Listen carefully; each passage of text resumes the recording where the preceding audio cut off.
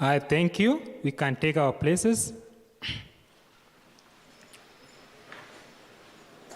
Now we enter into devotion and prayer by Reverend Justus Mtuku. Please welcome.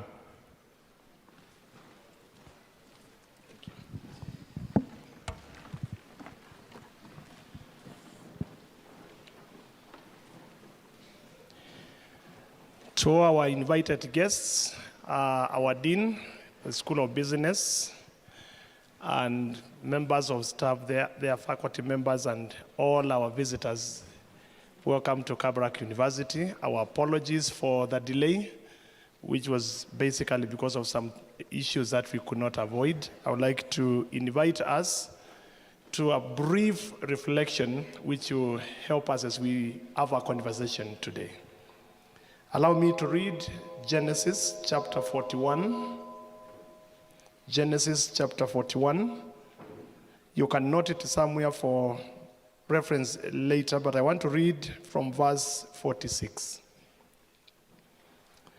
Genesis 41, beginning from verse 46 to 57.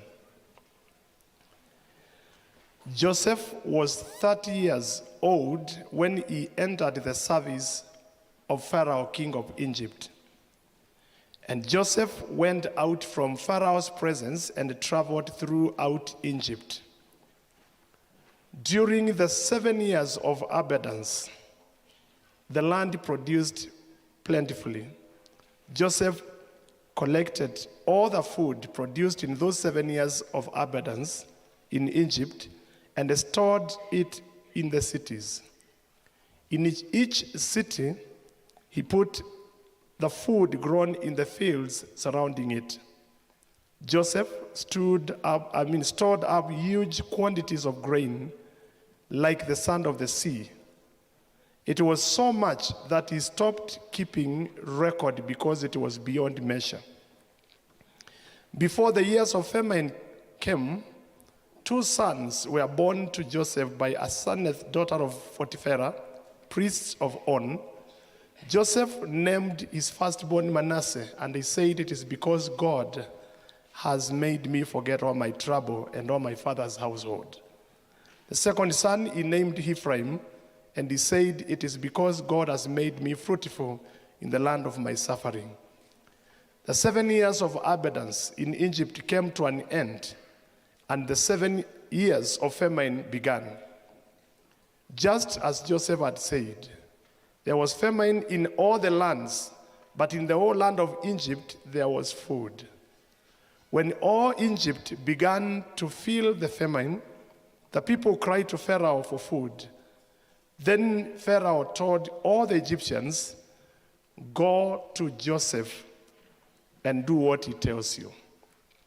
When the famine had spread over the whole land and country, Joseph opened the storehouses and sold grain to the Egyptians.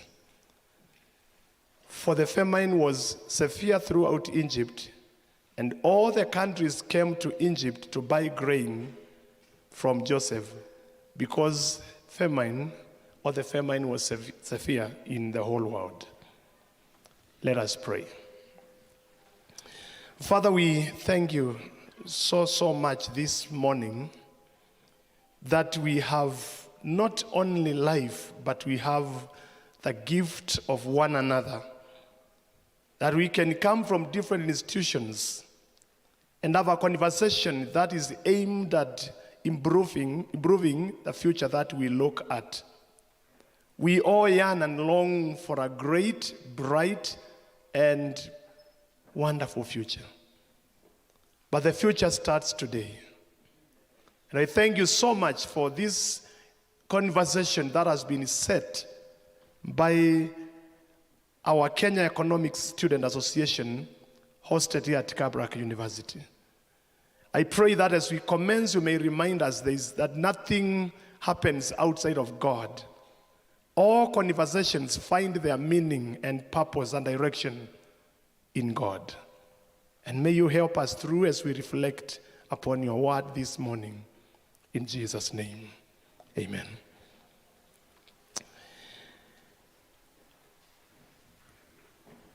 In his plan and design, God's given mandate to man was to work and care for creation with a better and improved future in mind. This would involve harnessing the available God-given resources, abilities, opportunities, as well as skills which would be utilized to better our future. Unfortunately, friends, for lack of vision and the capture of humanity by some prevailing misleading mindsets, among them materialism, consumerism, and many others, the world has continued to see people experience horrible and a frightening future without hope. This inter-university conversation today that brings us from different institutions is a great move and effort towards challenging the status quo and opening a new conversation paradigm that will spearhead our future, our entry into the future with bright hopes. The biblical narrative of the young Joseph in the foreign land and his contribution towards enhancing and making a better future for the Egyptians serves as a framework of our thinking in terms of economics and business. Joseph's mindset is so critical. The future that we all long for, whether we talk about 2030, Vision 2030, all of it requires a framework to enable us to think through. Joseph, a young man having been taken away from his familiar grounds, finds himself in a position of influence. And the moment in Genesis 41, the moment is given an opportunity to lead. At a very young age, he exposes us to 4 important pillars of shaping how we enter into a bright future. If you look at Genesis 41, you'll notice that Pharaoh has just had a disturbing dream. And when God wants to move a nation to a bright future, he begins by disturbing them. He disturbs the prevailing situations. He causes situations to happen. So Pharaoh is disturbed, and he needs someone to interpret the dream. And Joseph, in the wisdom of God, dives in the dream and declares that there will be 7 years of plenty, followed by seven years of famine. That enabled Joseph, therefore, once he got to the position of leadership, not to work with the present in mind, but to work with the future in mind. We see him take 4 steps upon his leadership position. The first step that he takes is moving out from Pharaoh. And I'm going to ask you, if you're going to engage with the future that awaits us, we must move out of the village and the common and social ideologies, but also the popular ideas that exist, and venture into new grounds and see the opportunities that are there. So Joseph, the Bible says, he moved out of Pharaoh, but the second thing he did was to familiarize himself with the facts on the ground. We read that he does not only move out of the palace, but he moves around entire Egypt to assess and to be able to understand what the situation was like. Thirdly, he had a wonderful strategy. During the plenty, he advises everybody that no wastage should be entertained. And he saved everything that was harvested. The Bible records it was so much to the level that he did not know how to store the rest. He could not record everything. But there is a 4th thing Joseph did, And this was the planning. Let me say the 4 words that made Joseph order the future. 1, moving out from. 2, familiarizing yourselves with the facts on the ground. 3, strategizing how you're going to engage that future. And 4, planning so that whatever comes is never wasted but saved. Friends, the future arrived. And let me tell you, our future is coming. And when it came with a big blow. In a nation where people are stealing, we need to be worried about our future. In a nation where people are using the little resources we have, we need to ask questions. What will our future be? My prayer is that this conversation will dive into looking at, like using Joseph's lenses to see whether we can move out of some convictions and ideologies and notions, to see whether we can familiarize ourselves as young people in the learning institution with what things are happening and what opportunities are there, to see whether we can lay strategies and begin a conversation that leads us to a future. I love the last words I said this morning. When the people came looking for food, there's one word Pharaoh told everybody. If you need help, go to Joseph. I'm praying that Kenya will be taught, go to Joseph. You are the Joseph generation. Out of 4 pillars of your life. And as we move in this conversation, I look forward to 2030. Kenya will have been told, you need food? Go to Joseph. Go to our graduates from the universities. Because they have strategized and they know what to do. And you can imagine the whole world was saved in that terrible future where famine was ravaging everything. I don't know that there are Kenyans in the house who can see what is happening with the drought and the famine in our country today. Who failed? What have we not done? Can we learn lessons from Joseph? Yes. We can move out of our familiar grounds and thinking politicians have the solutions. And as economics, or as a people who have a mindset of economics, we can begin to lay and harness the opportunities we have today. May this conversation find its root, not in philosophical ideologies, but in the anchoring of the Word of God, through looking at narratives of men, young men like Joseph, who saw into the future, prepared for that future, and saved many lives in the coming days. Let us pray.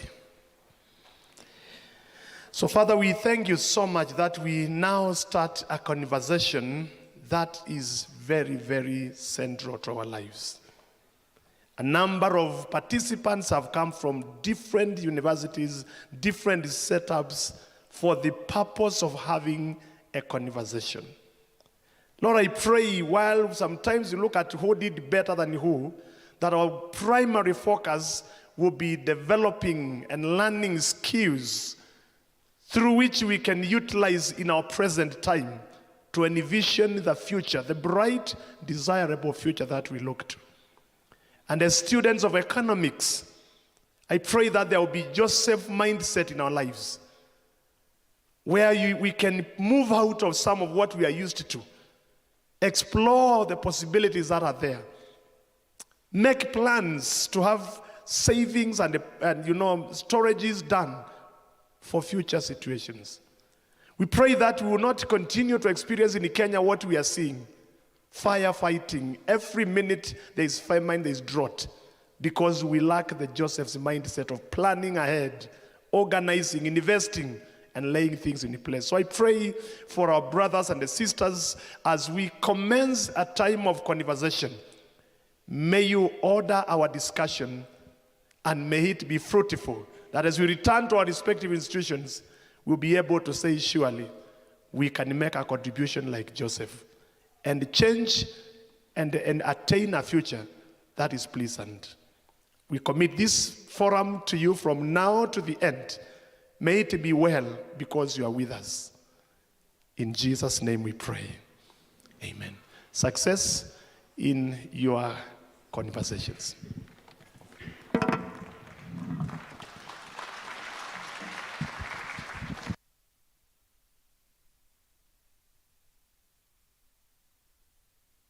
Thank you for that, Reverend. May God bless you. Now, before we just move to the next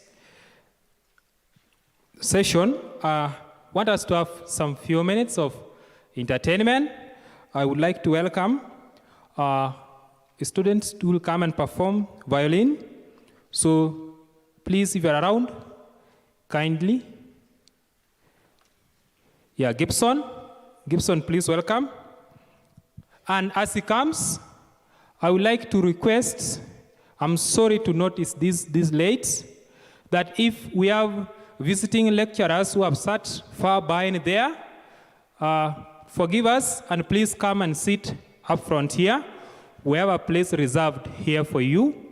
So please do that as he comes.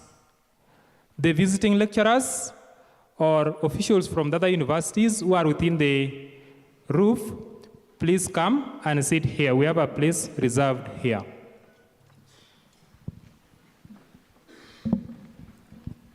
Good afternoon, everyone.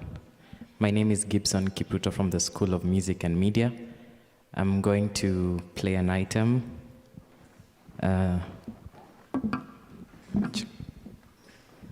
On the violin, sorry.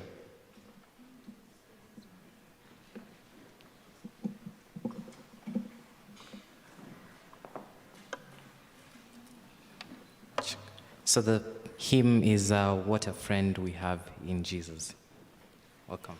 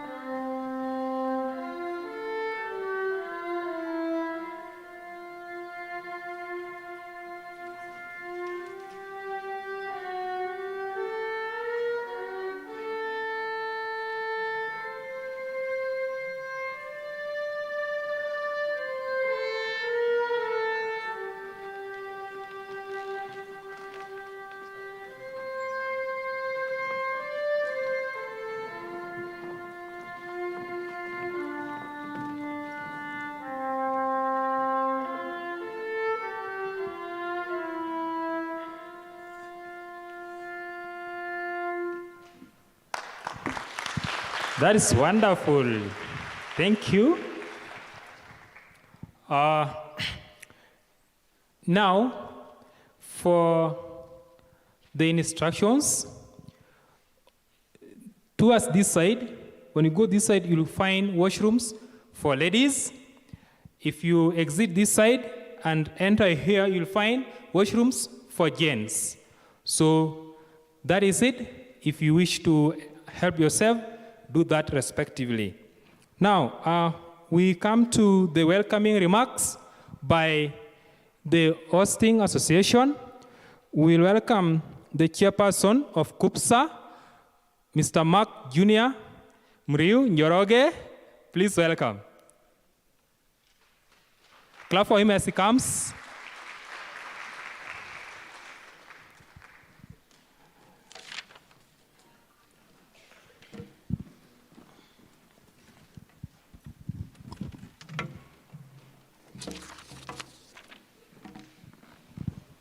Good morning, all.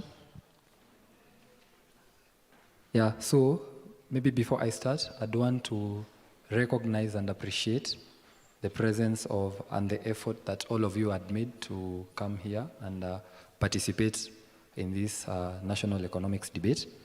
I'd also want to maybe, as I mentioned their name, my team that we've been working closely with as the host to make this event a success. Maybe we recognize them. As I state their name, they can maybe stand up and wave. I'll start with my vice, the vice president of KUBSA, the acting currently, Abigail Akinyi.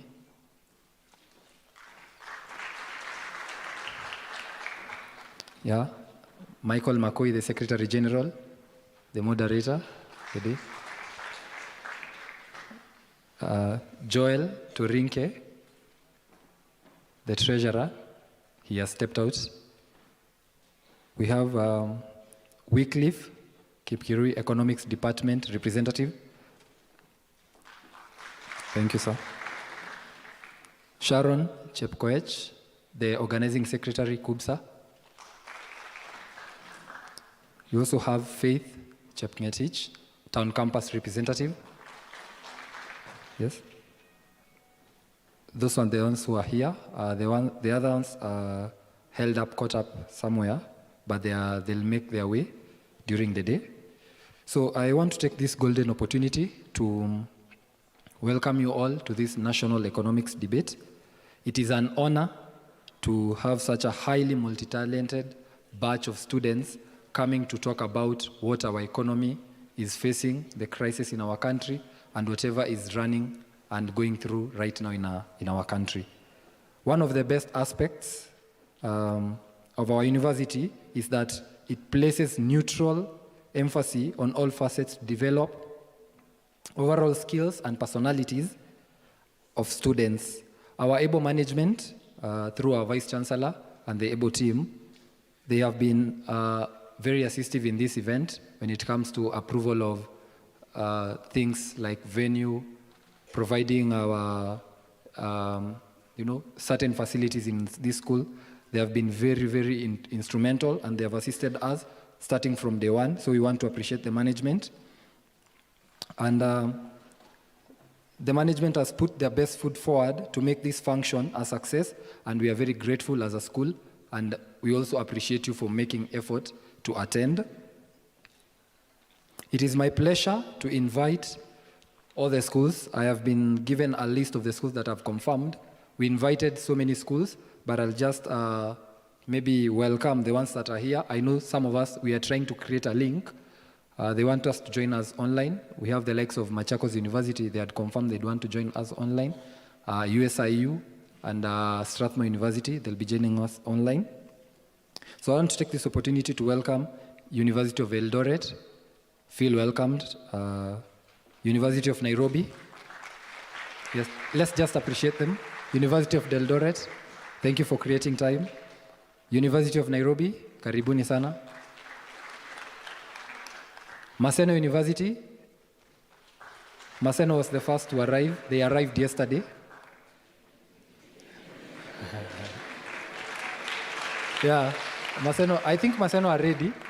They're ready to take it home. Moi University, welcome. Kenyatta University, we are working very closely with them.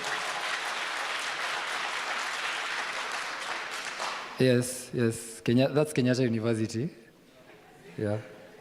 Catholic University of East Africa. Thank you so much. Kabianga University. Yes, thank you, Kabianga. Chuka University. Yeah, Chuka also here with us. And now, the host, Kabarak University. Yes, that's our school. So, thank you so much. without any much ado, I'd want to hand over back the program to the programmer so that we can kick off. I know we are all eagerly waiting and we are ready for this day. I've had some few students deliberating outside. We want to take this cup home, but I want to assure you that as Kabarak, we are well prepared. Yeah, be ready for us. We don't want to take it. These cups are not going anywhere. They are remaining in this school. So I'm just giving you a heads up. Yeah? We are ready as a school, and above all, we want to thank God for this opportunity. Such a platform, it is not by our grace, it is not by our mercies, it is by the strength of the Lord. So thank you so much, and welcome to Kabarak University. Thank you.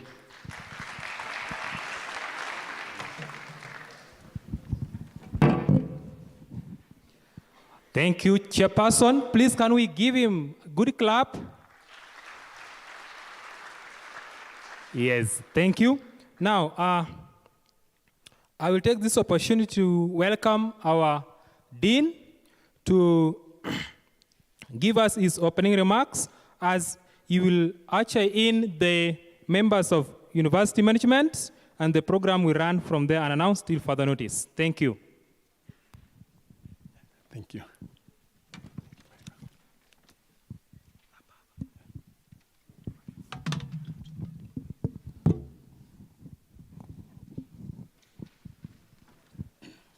Yeah, thank you. Thank you very much, Michael. Yeah, the guests who are here today, led by our keynote speaker, Mr. Eugene Mochai, members of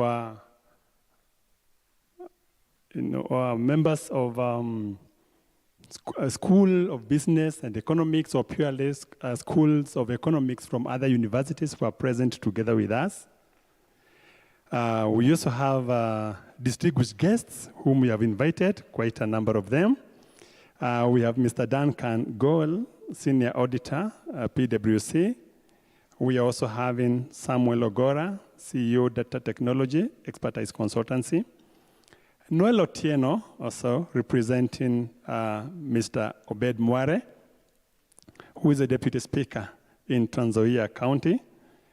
Mr. Edwin Gogo, Communications Lecturer, Strathmore University. Kenya National Debate Council, represented by Madam Waja Maina.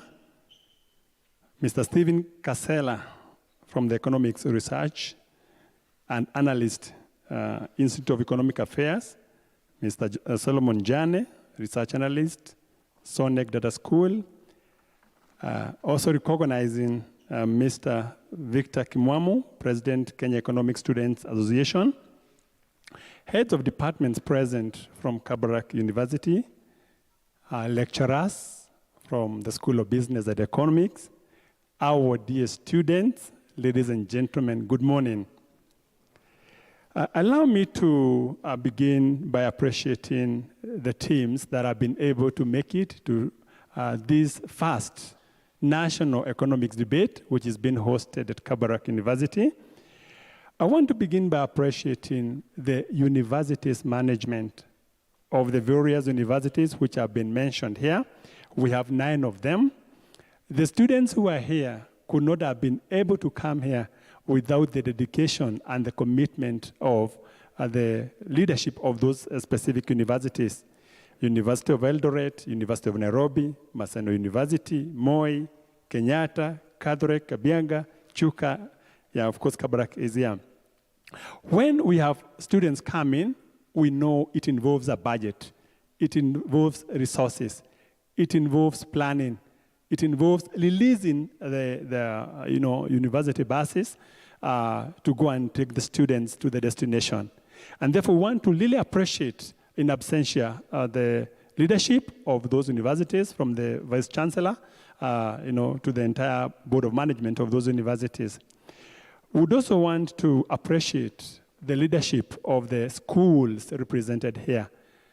We know you could have received such an invitation, but without a committed team of leadership at the school level, the deans of your schools, the HODs of your schools, it would also not have been possible for you to come here.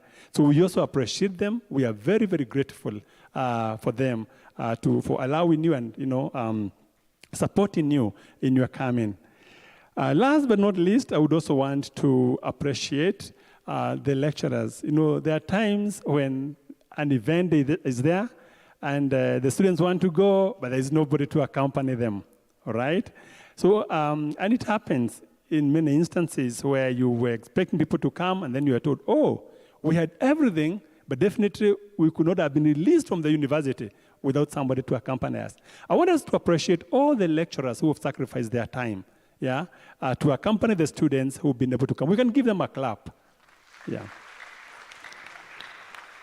So thank you very much. We really are very, very happy for the entire team, both of the panelists, every member that is in this hall today. We are very grateful for finding time to be part of this economics national debate. Now, members, I do not want really to take much time. Allow me to mention that we have a number of activities. We are supposed to begin earlier. Our schedule was already 9:30. But like Reverend mentioned, the things that happened that were beyond our control and our program delayed a bit. We expected the members of our university management. They're actually supposed to be here, but there were other events. So ours had been scheduled to begin around 9:30, and therefore when there was a delay, another event now had to start. And therefore that is why they are not present together with us. I'm sure as soon as they're done with the other event, they'll be able to join us. That is, it's good for me to explain it that way. So they're actually in a meeting which is going on, but I'm sure as they're done, they'll be here. But we have their full support. We really have their full support. Without their support, again, it would not have been possible also to have this event, because like you've just mentioned, any participation in any kind of an event calls for a budget, and that this only becomes possible with the top leadership support. Ladies and gentlemen, I want to mention a few things. It is my pleasure and privilege to welcome all of you to the first annual economics debate on the theme, Achievement of the Vision 2030 through Enabling a Sustainable Macroeconomic Environment.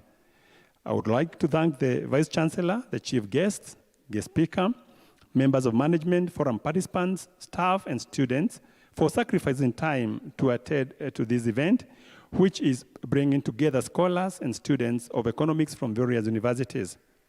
Your presence here is a testimony to express great support to Kenya Economic Students Association annual economics debate organized by KUPSA in liaison with the Kenya Economic Students Association, KESA. I want to mention that KESA has been very instrumental.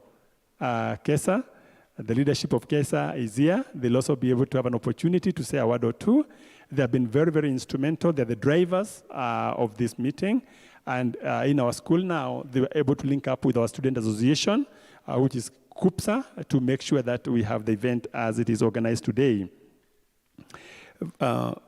Ladies and gentlemen, allow me to sincerely thank the guest speaker, all guests, chairs of economic student associations, participants of the National Annual Economics Debate from other universities, the entire teams involved in the planning of this event, all the staff and students of the School of Business and Economics, as well as all the relevant stakeholders for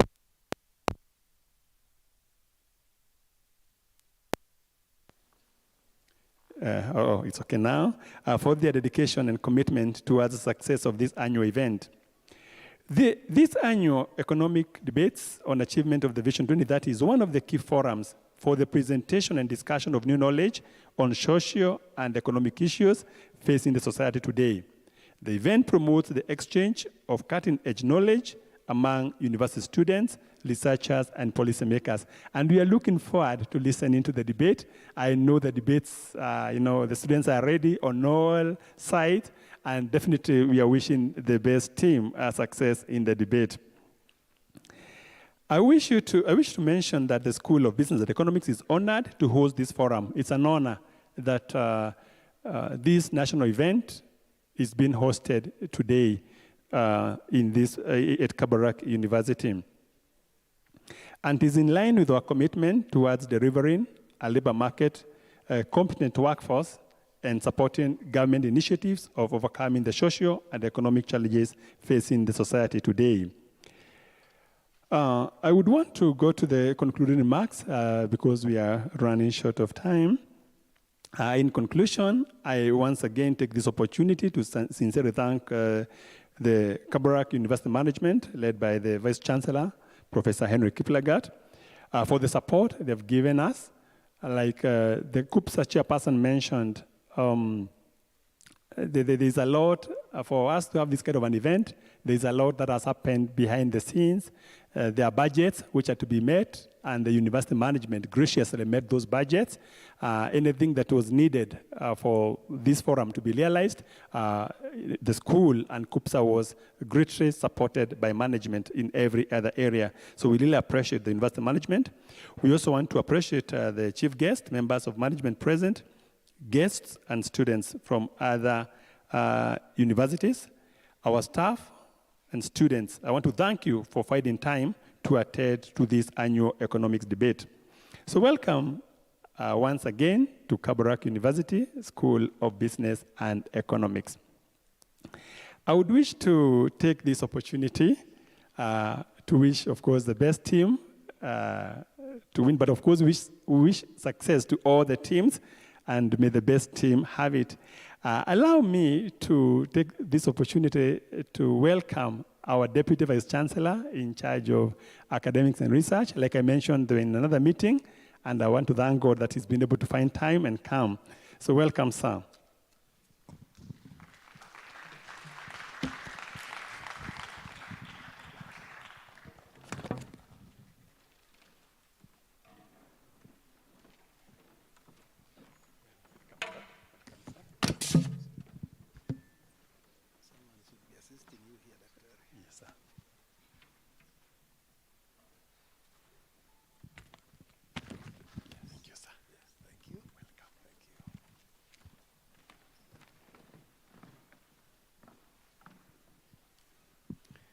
Thank you very much, Dr. Patrick Kibati, the Dean of School of Business and Economics, Kabarak University.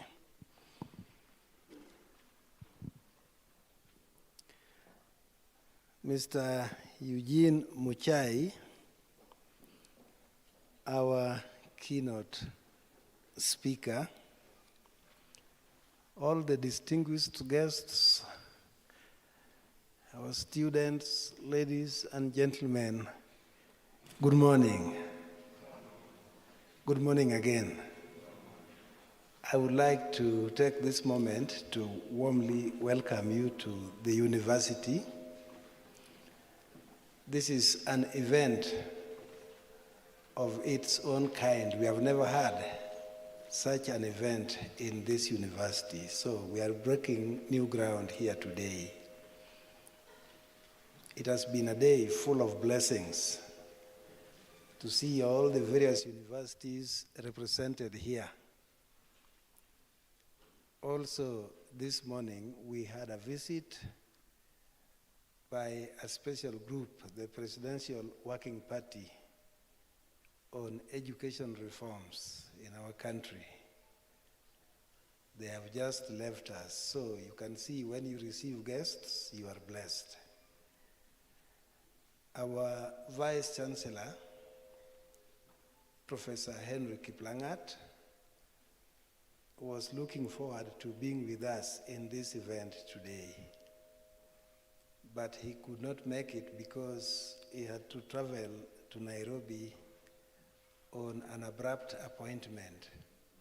In fact, he left the university last night for a meeting in Nairobi. Otherwise, he left us with the best of his wishes for this meeting to kick off, to proceed, and succeed. I have with me here the remarks from the Vice Chancellor, which, if you allow me, I will proceed to present it.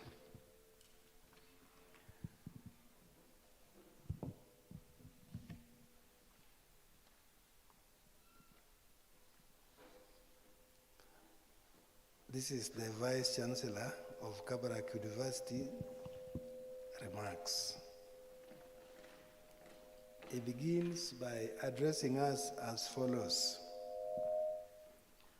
Mr. Eugene Muchai, Chief Executive Officer at Technology Innovation Entrepreneurship,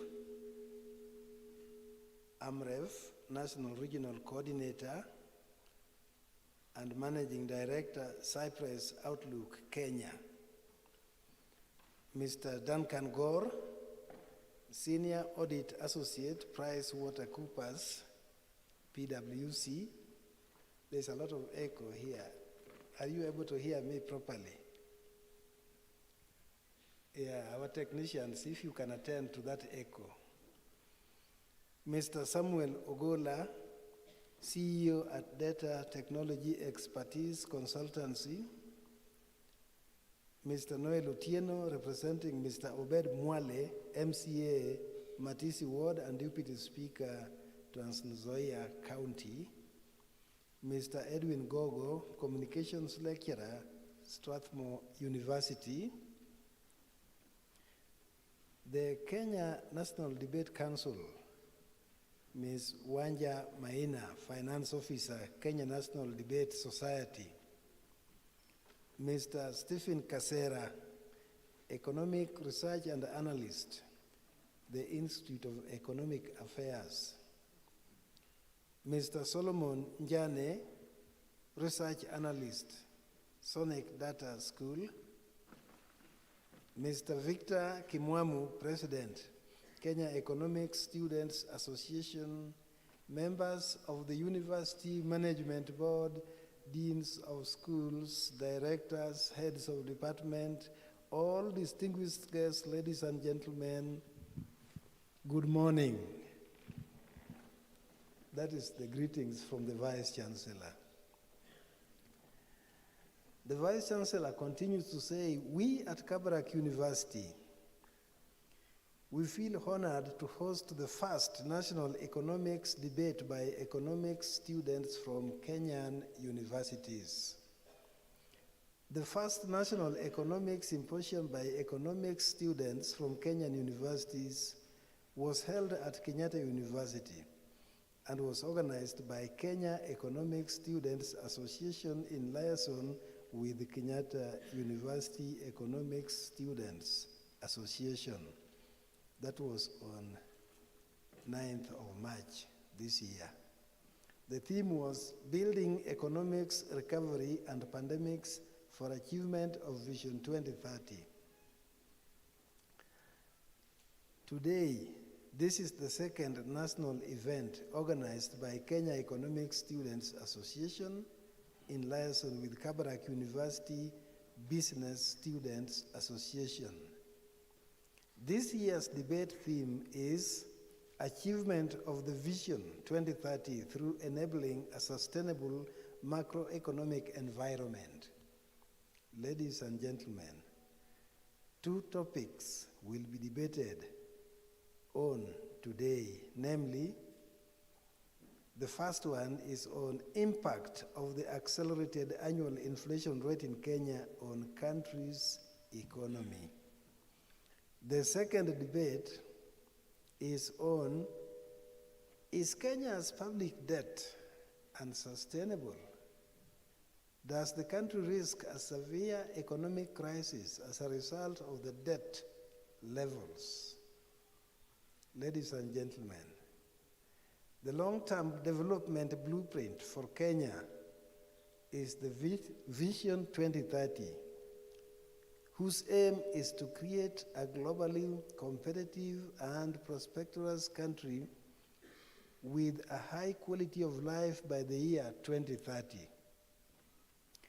The proponents of Vision 2030 aimed to transform Kenya into a newly industrialized middle-income country providing a high quality of life to all its citizens in a clean and secure environment.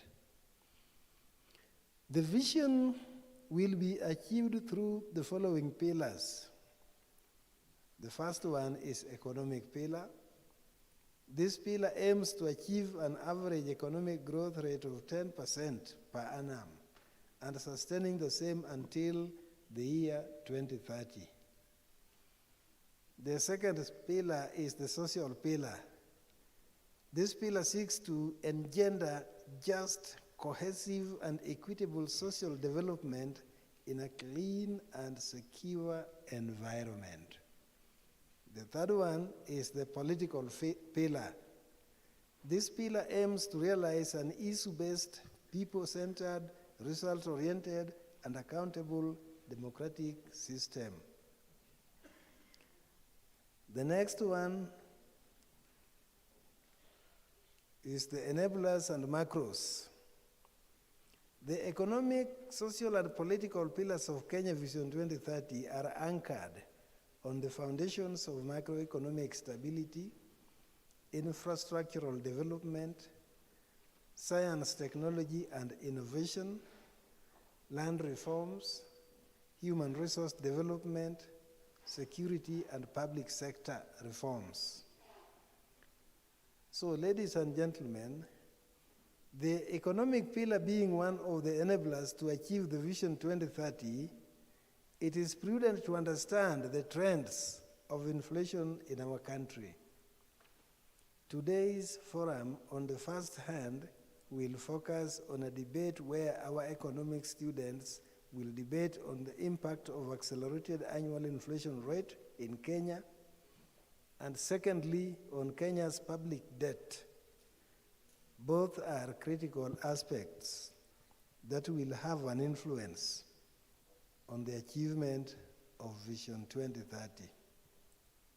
Ladies and gentlemen, the annual inflation rate in Kenya accelerated for the 8th straight month to 9.6 in October of 2022, from 9.2% in September and above market forecasts of 9.5%. It was the steepest inflation rate since May of 2017, breaching the upper limit of the central bank's target range of 2.5 to 7.5% for the 5th month. The overall inflation was largely driven by prices of food and non-alcoholic beverages, 15.8% versus 15.5% in September. Transportation, 11.6% versus 10.2%, and housing and utilities, 7.1% versus 7.3%. On a monthly basis, consumer prices were up by 0.9%, the same pace as in the previous month. This trend, ladies and gentlemen, has a significant impact on our public debt. Therefore, this debate is very relevant at this time and will assist our economists and to formulate policies that will control inflation and reduce the cost of living. Ladies and gentlemen, public debt encompasses all financial obligations arising from loans, raised or guaranteed, and securities issued or guaranteed by the national government. Governments need to borrow money to pay their bills when they cannot fund all their activities using its revenues. A public debt must have a ceiling, which is a legally imposed upper limit on the stock of public debt of a country. Ladies and gentlemen, Kenya has already broken through the proposed ceiling. The National Treasury estimates the present value of Kenya's public debt as a proportion of GDP for 2022 at 64.2%. This figure is higher than the proposed ceiling of 55%. The high debt usage has driven the cost of annual debt servicing to almost 54% of domestic revenues. This is an increment of 14% compared to 2020, when the ratio was about 40%. So, ladies and gentlemen, today our students will debate a motion on our public debt. And it is our hope that the outcome of the debate will provide insightful knowledge on how our public debt can be sustained. Ladies and gentlemen, with those few remarks, I now declare this Kenya National Economics Students Association Annual Economics Debate officially opened.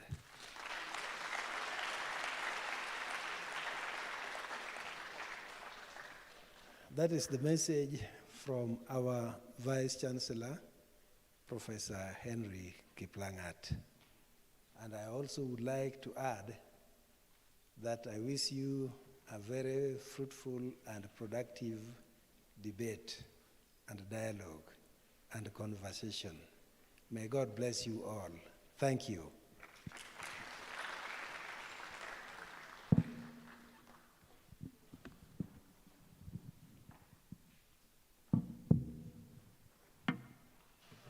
Oh, there is one more thing I'm forgetting. Dr. Kibati, if I am right, the Vice Chancellor is supposed to now welcome our keynote speaker, and that is what I'll do now on his behalf.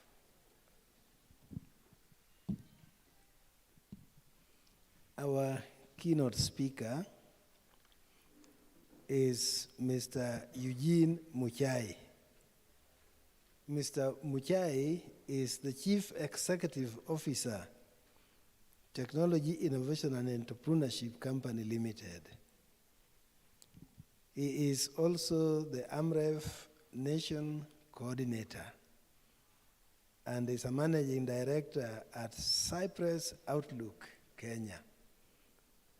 Mr. Muchai is a health innovations expert with a lot of experience spanning over 5 years. Mr. Muchai is a marketing director and human resource expert, again with a wealth of experience of over 10 years. Mr. Muchai holds a master's in economics from the University of Nairobi. Yes, go ahead and clap, shall we? And before that, he earned his bachelor's degree in economics from Moi University. Mr. Muchai is very passionate about inclusion people and culture, especially people with disabilities. So ladies and gentlemen, you will agree with me that we could not find a better speaker today. We have the right person in the house who will be our keynote speaker for the day. So let us put our hands together and welcome Mr. Muchai.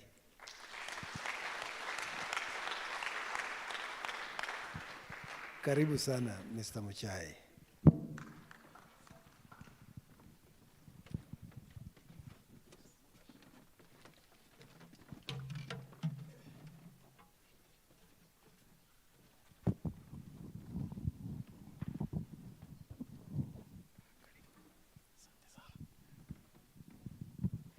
Right, thank you so much, DVC.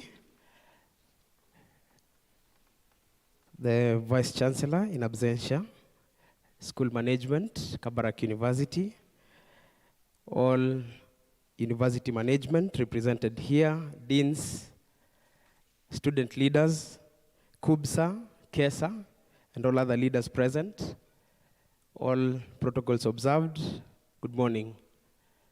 Today is a very wonderful day for me, not because I'm speaking here, but because I want to learn as much as possible from you.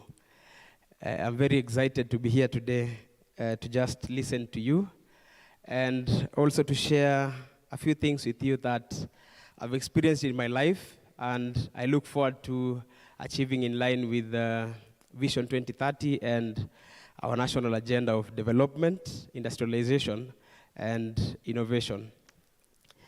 There are some things that I have wished, or I wished I will be told when I was in undergraduate. I wish someone told me, for example, that there is no job that is just waiting for you after campus. All right? So when you leave campus, more often than not, it is what you create out there that will work for you more than what you will find out there. I wish that someone told me while I was in campus that research and innovation does not require me to walk around the country to be able to come up with an innovation. That I could just sit, use free Wi-Fi that was provided by my alma mater, that is Moi University, or the University of Nairobi, and I could develop solutions from where I was seated. I wish someone told me that the personal skills that I develop on my own, the personal skills that I learn from school, from church, from even my social interactions, would pay a lot more than what I studied in class. I wish someone told me that the leadership opportunities that I took while I was a young child and while I was a student leader in school, that those things were molding me into what the world was waiting for out there. And so before I start, my challenge to you is take every word that you're told here seriously and make the maximum use of the opportunities that are available for you. I wish to appreciate the universities represented for being present here and also for dedicating your time to be part of the solution in the country and not part of the problem. I'm looking at some of the things that the world out there is looking for amongst us who are going through university education. The challenge that is placed on us, university students and universities, including management, lecturers, and innovators, is to create solutions to the current problems that we are facing in Kenya. I will not lie to you that the economy is performing so well. The DVC, Academics and Research, has told us about how poorly we are performing in terms of debt. That debt also translates to how badly we are performing in terms of inflation. Inflation is not just happening in Kenya, it is happening globally. But there is what we can do to mitigate the accelerated rate of inflation in Kenya. And that responsibility lies on us who are aware of how micro and macroeconomics works, because we are challenged to take solutions or to create solutions to the problems that we have. I want to tell you about some of the skills that we need before I tell you about the opportunities that exist in the country for you to take. You don't need to have finished campus for you to take some of these opportunities, but you can take or you can start creating solutions to the economic problems that we have in Kenya, even from this early age. So I'll talk about three things primarily. Your personal development, number two, leadership, and three, the opportunities that exist in the economy. Then I'll sit and listen to the wonderful debate as I wait for the best school to displace the hosting school, assuming that the best school is not the hosting school. I would have wanted to hear which school is the best by how you clap for yourself or how you shout, but I think we shall learn that as we go on.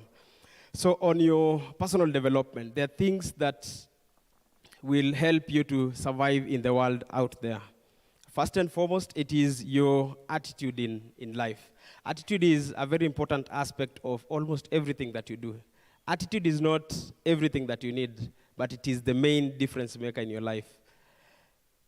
Imagine a situation where you just see things negatively, and so that translates to negative social relations, and by extension, also negative progress and negative development. That way, we can't grow.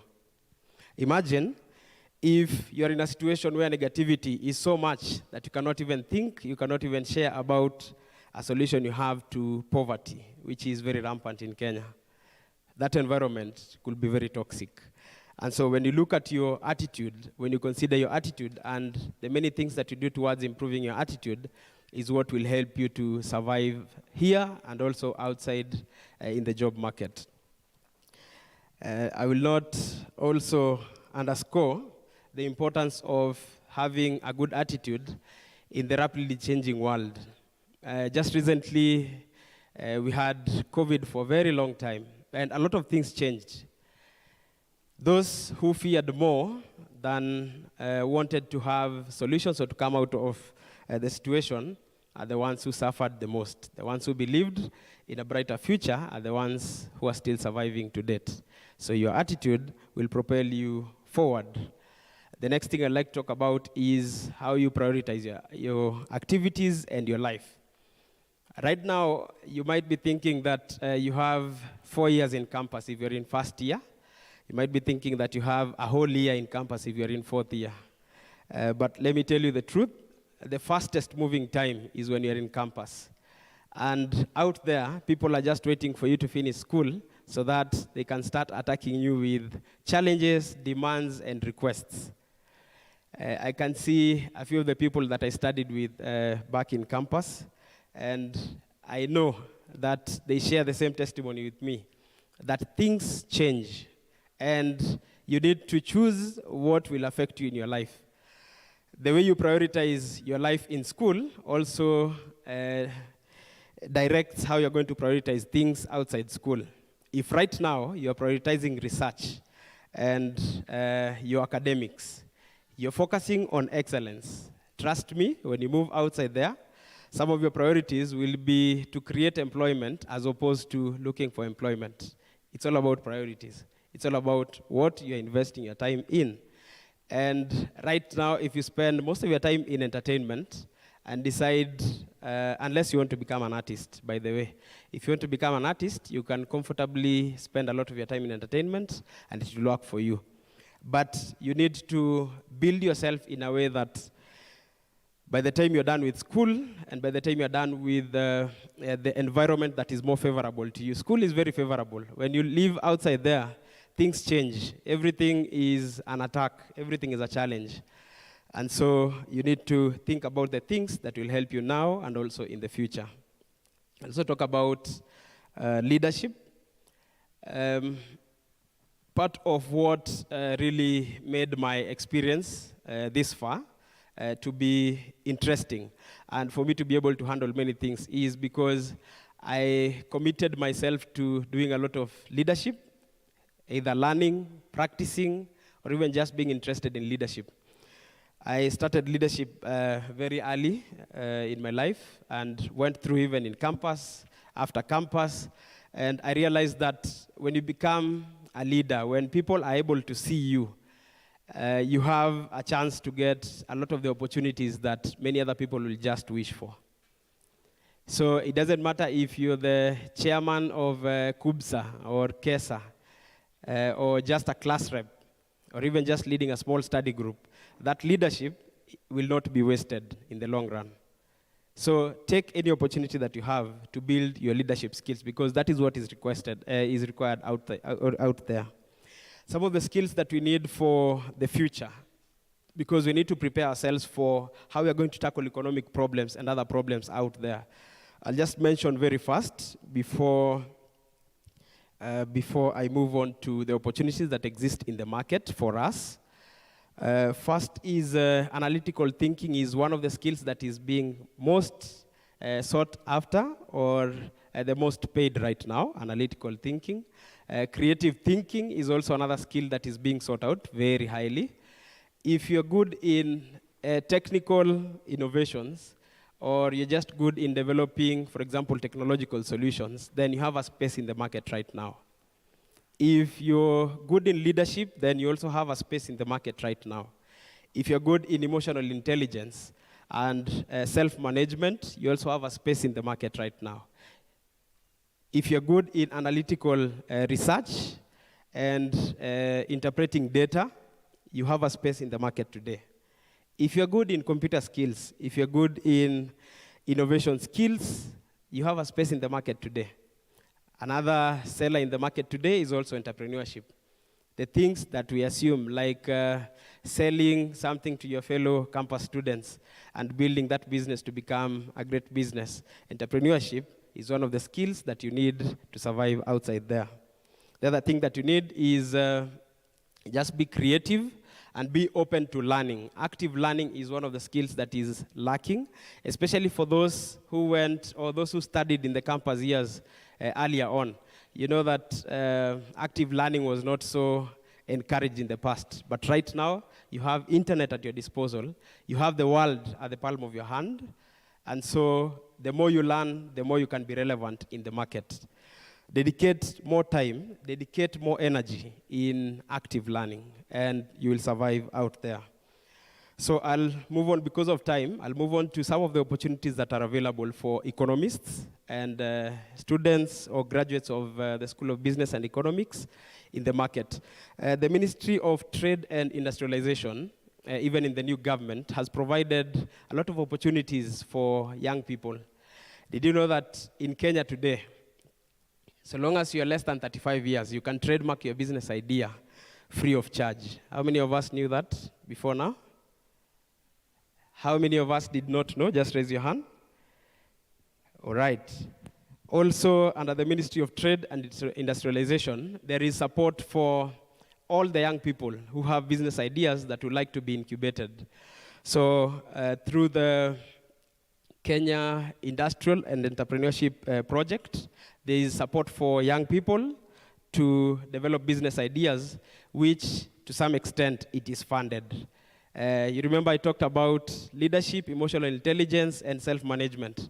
So the government is also looking at how you manage small business grants so that you can be supported for big business grants. And that is already happening. So far, I think for about 4 years, that department under the Ministry of Trade and Industrialization has been supporting the youth across the country to develop business ideas and support them. Also, in the space of manufacturing, which is now the biggest seller and the #1 priority for the current government. Now, I'd like to give a disclaimer. Whether you supported the current government or you did not, take the opportunities that exist in the current government. There is just a lot that is being supported in terms of manufacturing.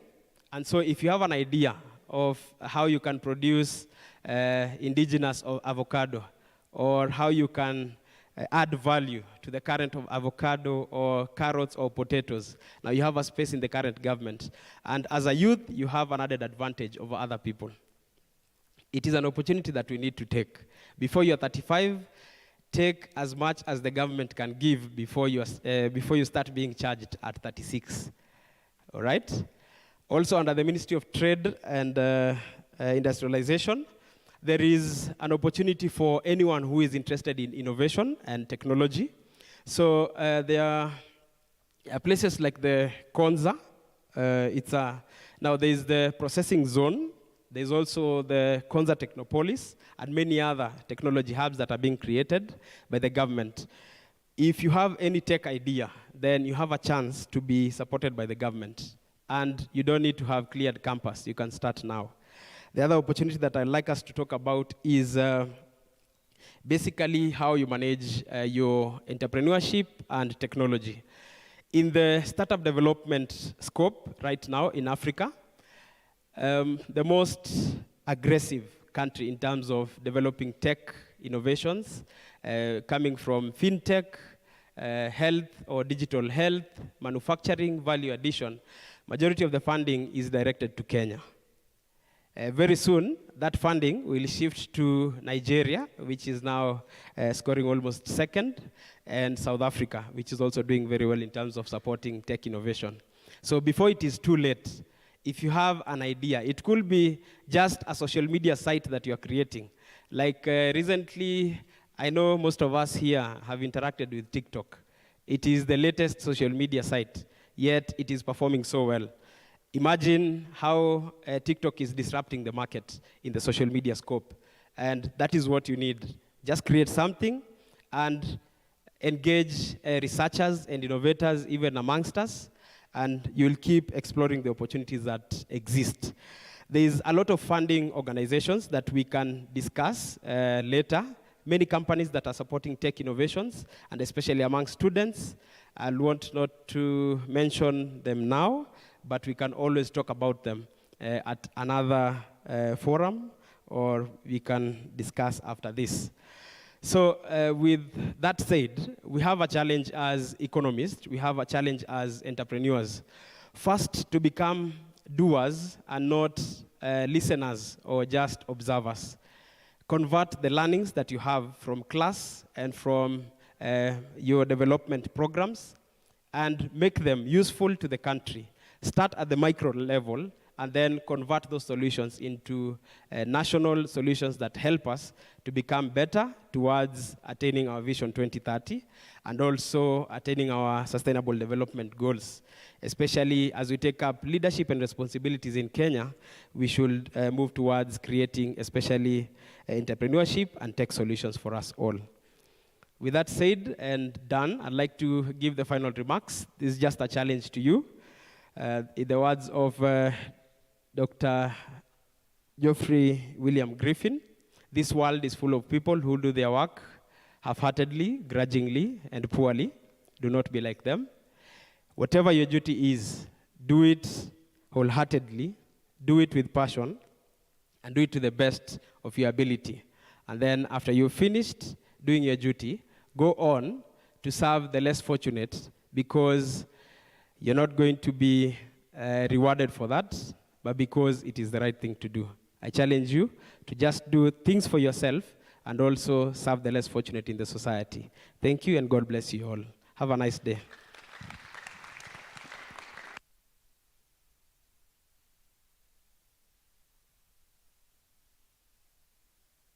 Thank you so much. Can we please give a big round of clap?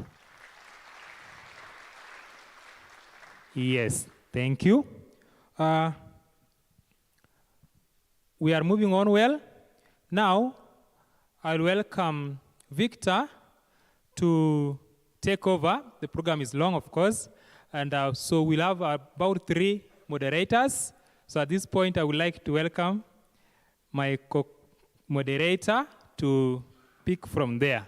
So welcome. Thank you. Thank you. Thank you, SG. Once again, I greet you all. Good morning. Trusting you're well. We'll move with speed. We know we are time bound, but at this point in time, I'd love to invite the lead of a panel who will greatly be instrumental in today's event, the chief adjudicator for the day. As I invite him, the 8 universities that are present with us, we acknowledge your presence. As the chief adjudicator walks in, the 6 debaters from the 8 universities, the 6 of you, please, immediately after the chief adjudicator puts a full stop to his last word, please let us meet on my right, just outside the auditorium, as the submotion carries on. Karibu sana, Mr. Steve Finn, who is our chief adjudicator. Let us give him a round of applause as he comes.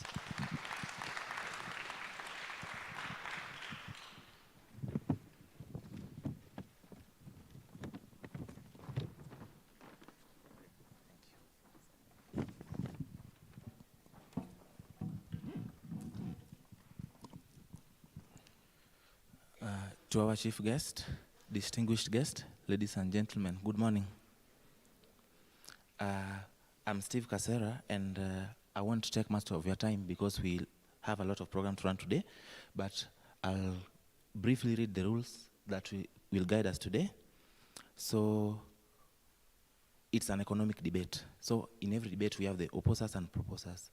So each participant will have a 3 minutes allocated to him or her, and they will have to present their points within the allocated time, and if they exceed the time allocated, we will deduct time because time is of essence today. Then after every presentation, 2 minutes will be allocated to the opposing team to comment or give, to ask question on the presenters, and the judges will give an overview of the presentation after the remarks. Then the decision by the moderators will be the final, and we request you to use utmost respectful language throughout the session. And lastly, no politics is allowed throughout the session. I wish you all the best as you present your points and ideas. Thank you.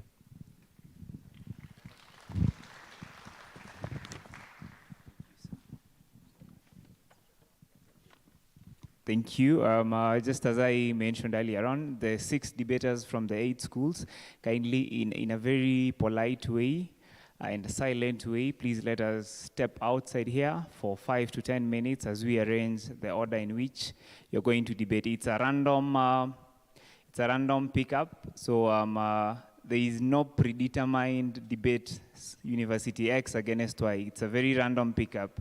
So please let us meet here as we begin. Kindly, in the meantime, I'd love to invite Wycliffe, if Wycliffe is in. As Wycliffe comes on board, let me invite Faith Bosire, sorry, to come and try and see what we have in accordance with the sub-motion that the economic students have. So, Bosire, karibu. Thank you as we walk out. Thank you very much. Thank you very, very much. Thank you. I'm also reminded to tell my executives from the various associations, executive members from the various associations, we request you to take the front seats because as our chief guest has mentioned, there is no leadership that is not worth it. So kindly proceed on. Thank you very much.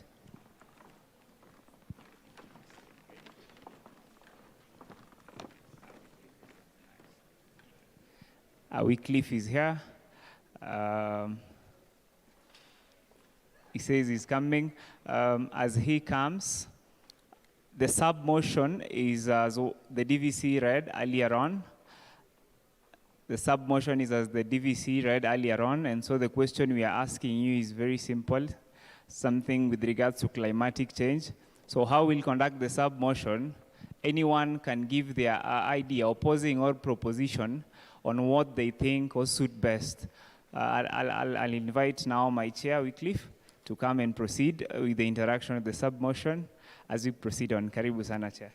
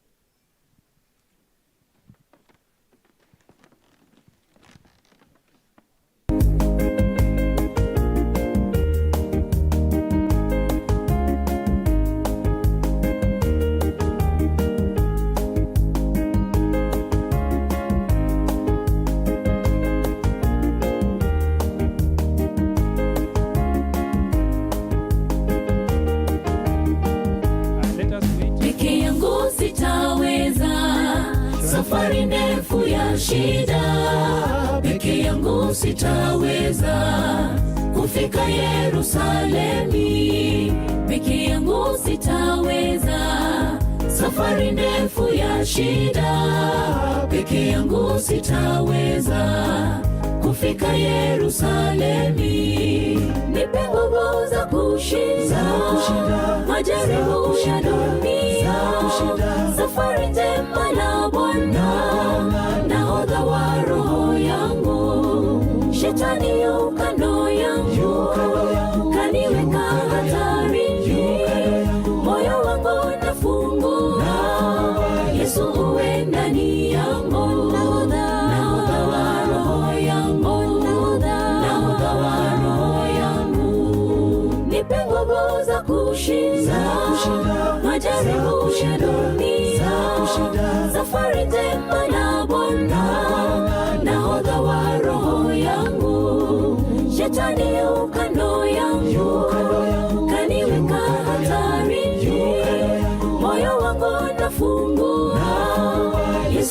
uwe ndani yangu, nahodha wa roho yangu, nahodha wa roho yangu.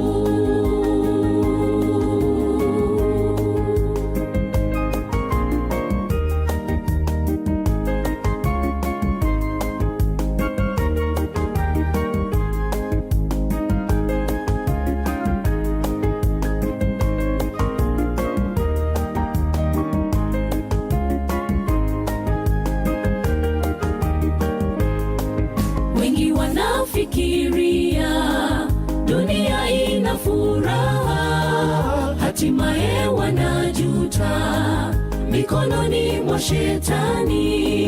Wengi wanafikiria dunia ina furaha, hatimaye wanajuta mikononi mwa shetani.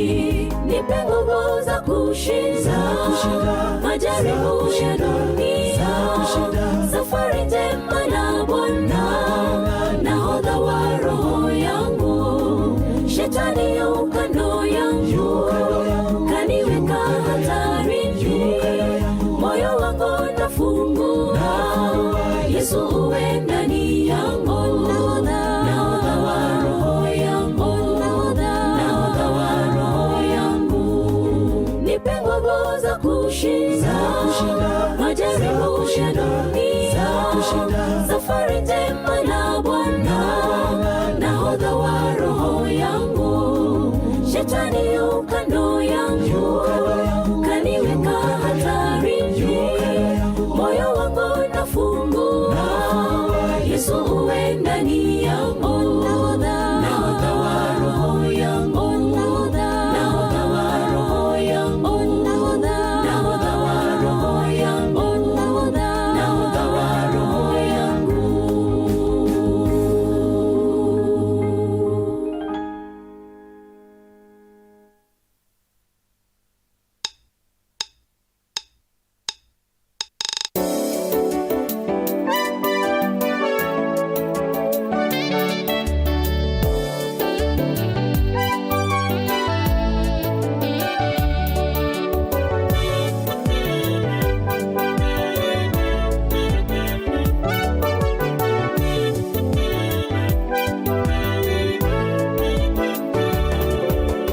Pengine milimani utanituma niende, pengine mabondeni wataka nipeleke neno, bali sitakata wito wake Bwana Mungu.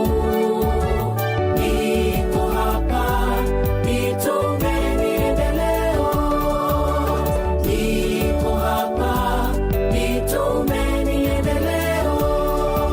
Good afternoon once again. Imani utanituma niende, pengine mabondeni watu. Do this exercise. We are all debaters here. We are all economists, isn't it? Isn't it? Yes, we are all debaters. We are all economists, isn't it? Yes, so what I want us to do, I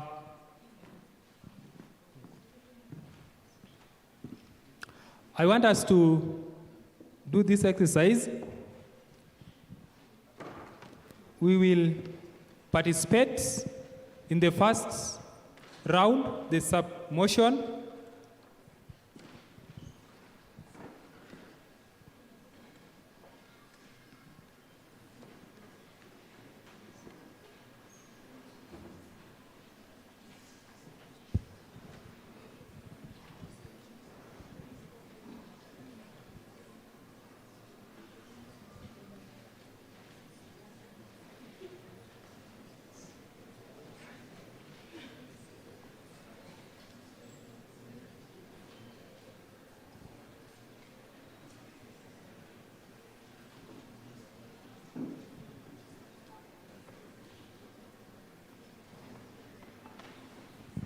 So I've said we will engage in the first motion that is about the inflation rates.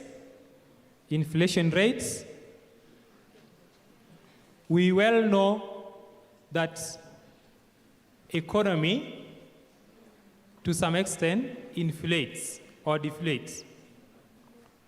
It depends on the prevailing economic conditions in the economy, and especially now, the Kenyan economy has been inflating a bit faster than it had been some 2-3 years back ago. So now,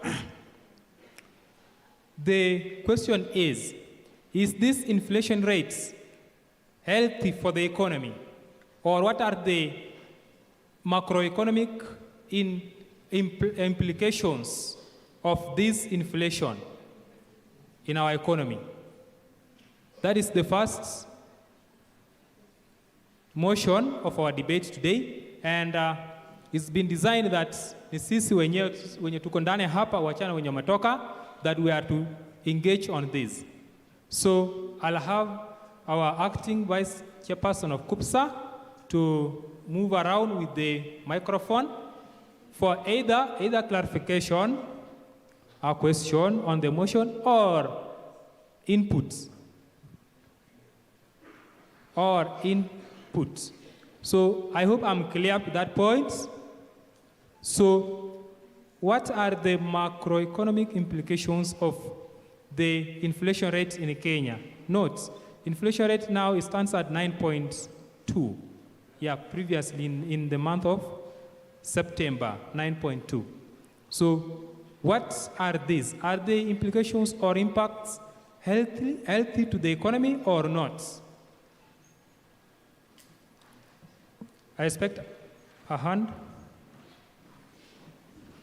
Yes, once you get the mic, tell us your name, the university you come from, and then comment. And you are given at most 1 minute. At most 1 minute to make your point across. All protocols observed. My name is Jerome from Kenyatta University. And I really think inflation is actually harmful to the economy. Could you stand? Okay. Yeah.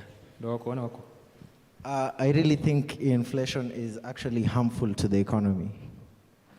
My thinking goes, because, okay, inflation basically happens when there is an influx of money supply within the economy.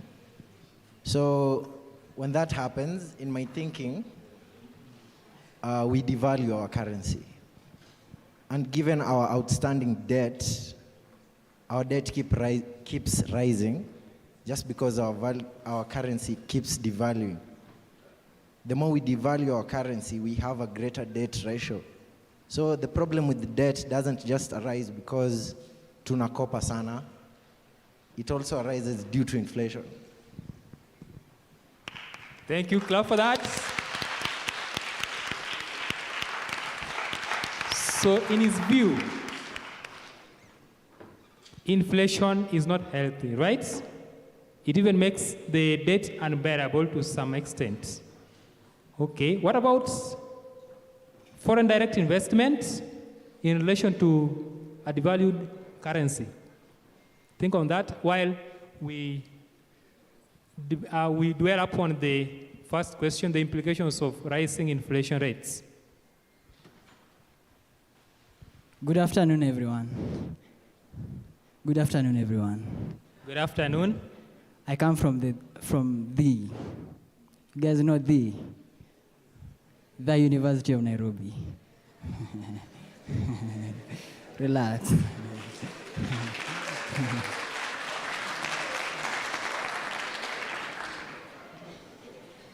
I am Boaz, and this is my view, that it depends on which situation or which economy you're talking about.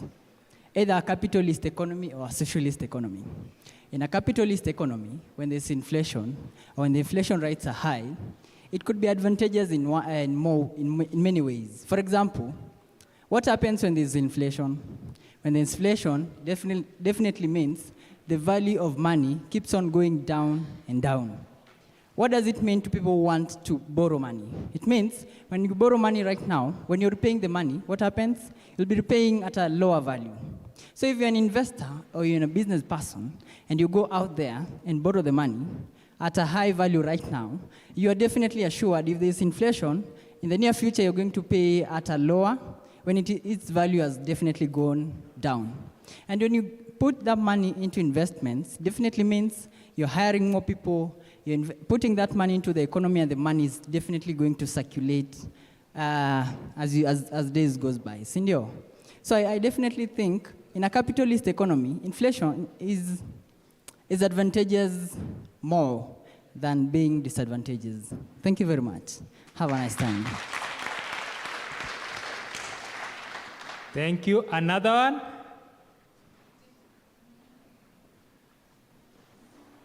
Do you have another hand?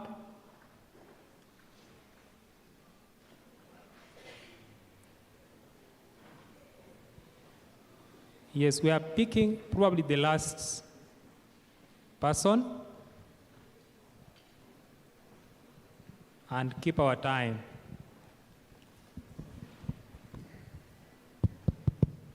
Good afternoon. Good afternoon. So I think inflation. Kindly stand. My name is David Wasike. I'm from Kabarak University. And I think inflation has effects, of course, but we have disadvantages and advantages. And we do have two parties, okay? So the first party, which I'll talk about, is the suppliers, or rather the sellers. And I'll talk about we customers or consumers. So inflation, it can be very advantageous to suppliers or rather sellers. Let's look at this way. Let's say I'm a seller or rather supplier who bought goods or stock at a very cheaper price today. And it happens that in the future there will be an inflation, okay?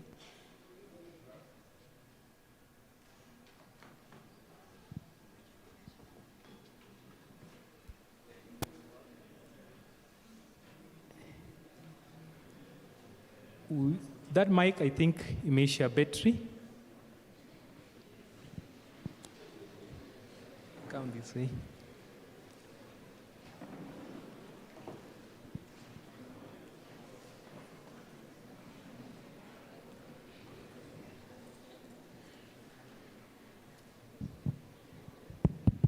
So I was talking about the suppliers. So if they bought these goods or stock at a very low price, and it happens that there will be an inflation, it will be very advantageous for them because they will be making huge profits. But let's look at the consumers, or rather customer side.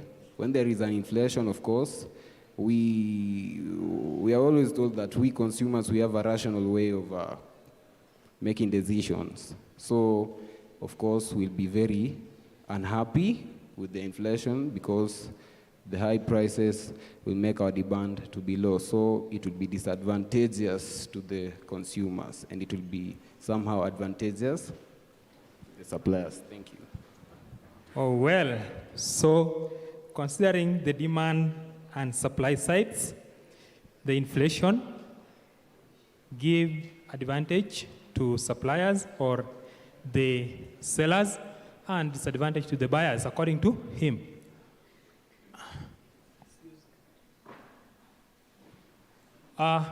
Well, I think we'll pause this discussion there, and we will usher in the other debate session for the second motion. And think on that inflation. In economy, there is no altogether evil scenario or altogether good scenario. Everything has its one side of goodness and one side of badness. So it's you economists to analyze and see the comparative advantage of that scenario and take a necessary move. And that's how policies are informed. You'll find, of course, inflation. There is working inflation, crawling, wallowing, and stagflation and many others. So we need to identify which stage are we in the Kenyan economy and take necessary advice or take necessary measures to curb if at all it's going wrong. If it is well, we keep in that. And also think, would it be healthy for the economy to remain stagnant for more than even 1 year without increase even in 1 shilling of buying water? Think on that. So I welcome Mr. Victor to usher in the next debate session, and we'll continue. Thank you. Just before SG goes, SG says there is a positive and negative side of inflation, which makes me think, if today I have a girlfriend and the inflation rates are high, that would mean that if I take her to a date, I'll be having an expensive date. Is that good for me? I don't know. So thank you very, very much. We are going to start. The debaters, if you can hear me out, we are starting. Again, as I mentioned, we've grouped the debaters into no particular order. We did not have a predetermined order. So without wasting any much time, I'm going to call the first teams. Team 1A, which are proposers. 1A, debaters 1A, please, you can come in. And debaters 8B, who are the opposers. Please come in, 8B and 1A. Please step into the stage. 1A, where are they? Debaters 1A. Debaters group 1A. Debaters group 1A.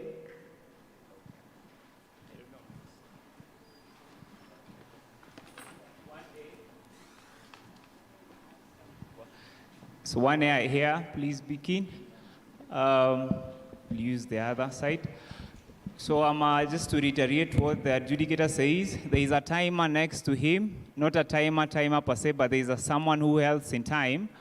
One mic I'll take to, please help me take one mic SG. Michael, help me take one mic to the chief adjudicator. So they'll introduce themselves from the university in which they come from. We also don't know which university they come from. We only know there is 1A to 8A, and there is 8B to 1B. So we don't know, they'll introduce themselves. Please stick to the guidelines. Unfortunately, we don't have much time. So we've agreed with the adjudicators that the 2 minutes that was for the rebuttal are scrapped. So use your 3 minutes well. And whenever the adjudicator is ready, we are ready. Mr. Adjudicator, Sir Chief Adjudicators, whenever you're ready, we are ready. Good afternoon. I don't know if you can. Can you hear me? Can you hear me over there? Okay. Maybe you'll introduce yourself. I don't know which is the opposing and the proposing side, but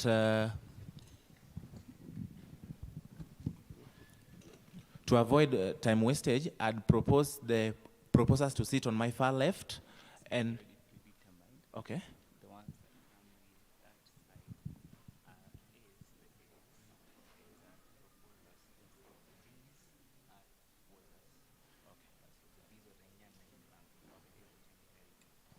Thank you. Now I'll start with the A's. Maybe you can quickly tell us your names and which university you come from.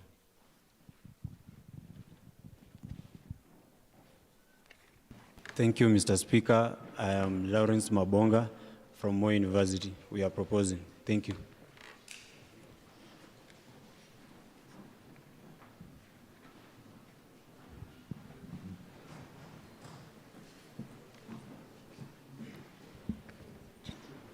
My name is Zuleka Harunani from Moi University. And maybe just to avoid much time wastage, I'd propose one of your team members to introduce the three of you so that you pick and save on time. So as you step forward, your time begins now, as you tell us your name. Thank you, Mr. Speaker. I'm Noah Langat from Moi University.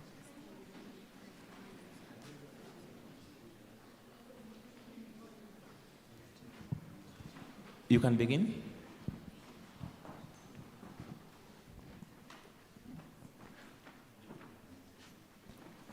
Thank you, Mr. Speaker, for giving me this opportunity. Judges, clerks, fellow able debaters, ladies and gentlemen, I am Lawrence Mabonga. I rise to propose the motion. Mr. Speaker, Kenya public debt has been on a rising spree in the last 10 years at a compound annual growth rate of 18.2%, accumulating to 8.6 trillion as of May 2022 from 1.6 trillion as of May 2012.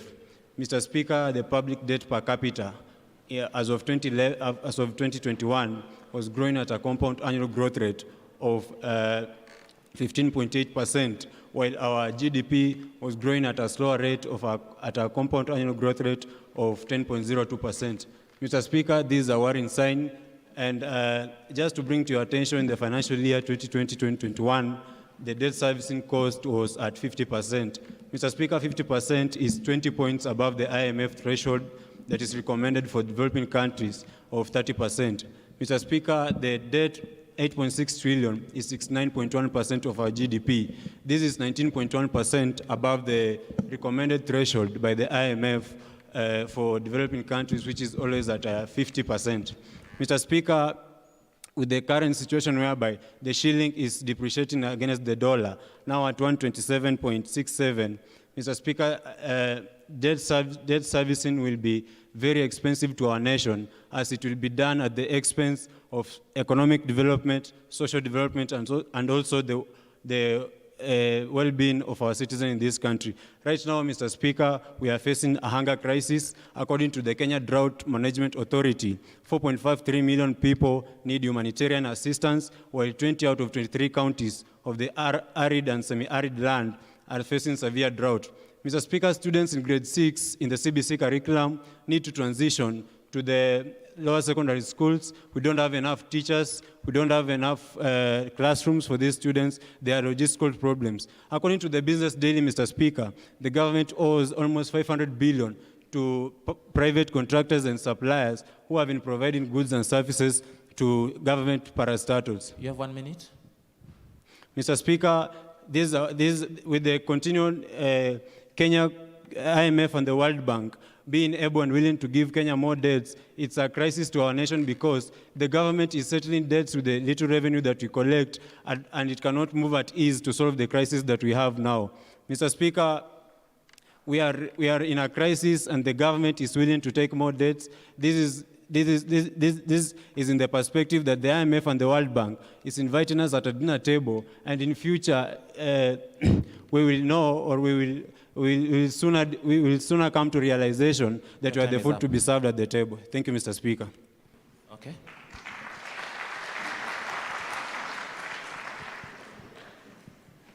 I invite members of the proposed side, opposite side, to take up and comment on the first speaker, Mr. Lawrence.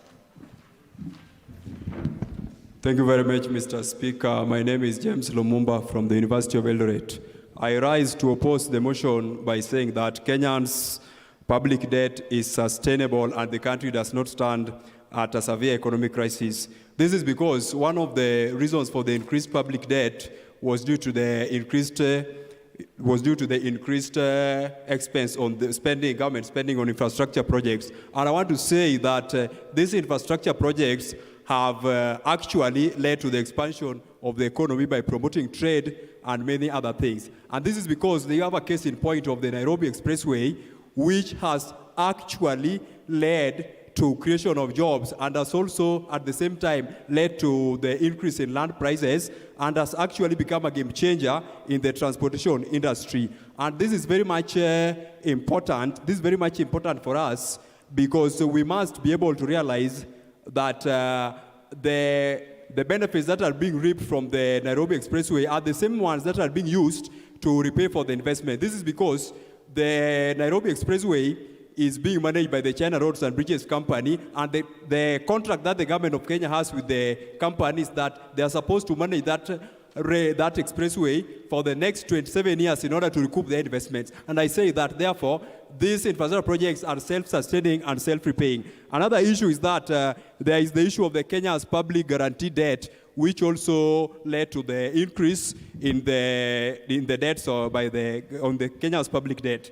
And as of June as of June 30, 2021, the Kenya's public guarantee debt had actually reduced from 165 billion to 157 billion, according to the report from the National Treasury. And this is attributed to the parastatal reforms initiated by the last regime under the Mwongozo Code of Conduct of State Corporations, a Code of Conduct and Governance for State Corporations. 1 minute. It has actually led to increased performance management of the parastatals. It has led to risk sustainability and analysis, and it has led to profitability. And international best practices have shown that there's a strong linkage between good governance and enterprise growth and profitability. And therefore, this has worked towards reducing the public debt. And because of that, we say that the public debt of Kenya is sustainable because it is reducing as time goes. Another point on the same note is that the IMF report of April 2021 stated clearly that rated Kenya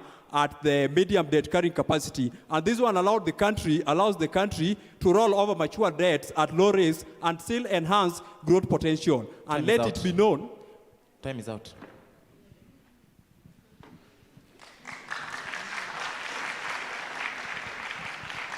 I invite the second presenter from Team A.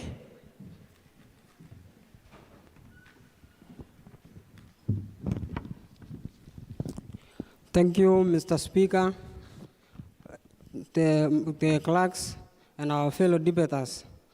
I rise to propose the motion which says the Kenyan's debt is currently unsustainable. What is your name, kindly? My name is Noah Langat from Moi University. Thank you. I rise to propose the motion which says the current Kenyan debt is unsustainable. This is due to the long-run economic effect. Due to the initial debt, Kenya has been exposed to paying various interest, which is very high as compared to our economy. The performance of our economy is low as compared to the interest rate in which Kenyan loans has been exposed to. So, at long run, Kenyan government will be unable to sustain the debt.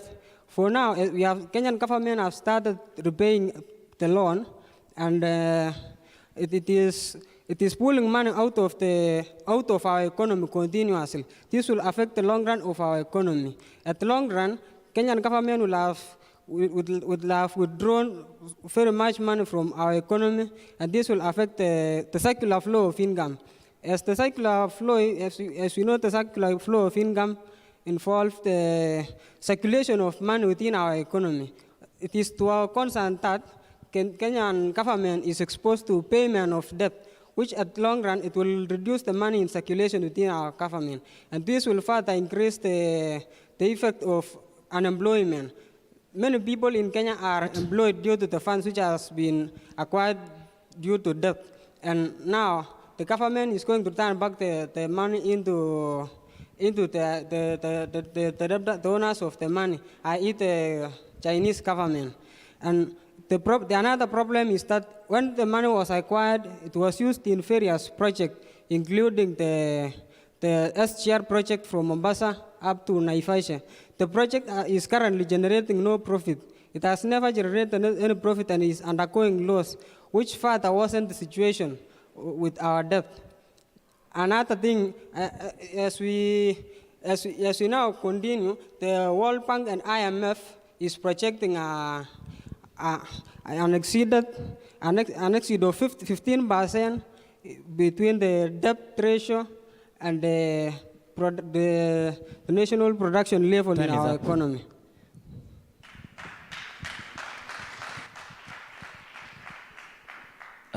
Second opposer.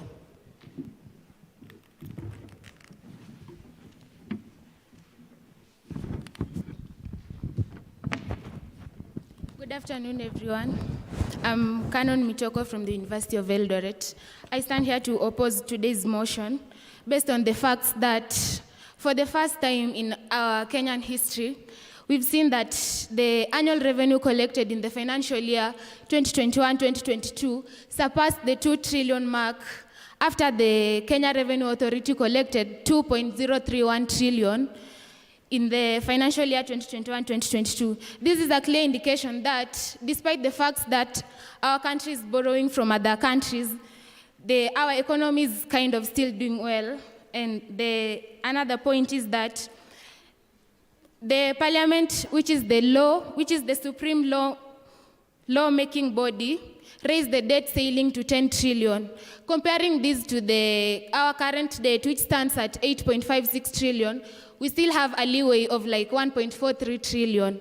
This is an indication that kind of the debt is sustainable, since the parliament couldn't raise the debt ceiling if they knew that they couldn't manage sustaining our debt.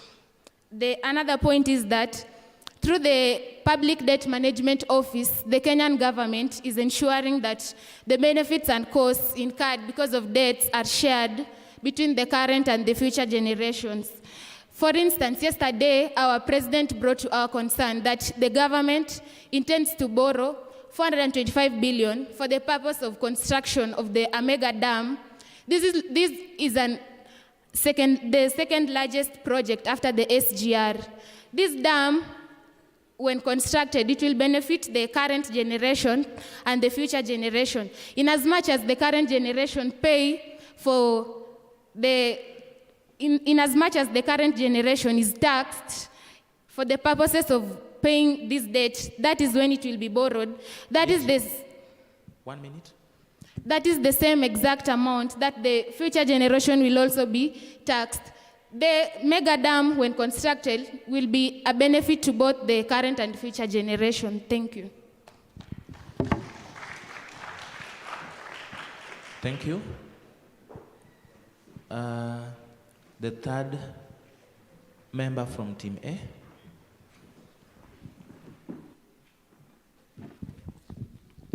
Thank you, Mr. Speaker, for giving me this chance to speak. All protocols observed. My name is Zuleka Harunani from Moi University, and I am here to propose the motion. Kenya's public debt began to swell at an alarming rate from 2013 due to increased government spending plans, forcing it to take loans to support the budget. As of 6th May 2022, banking institutions was the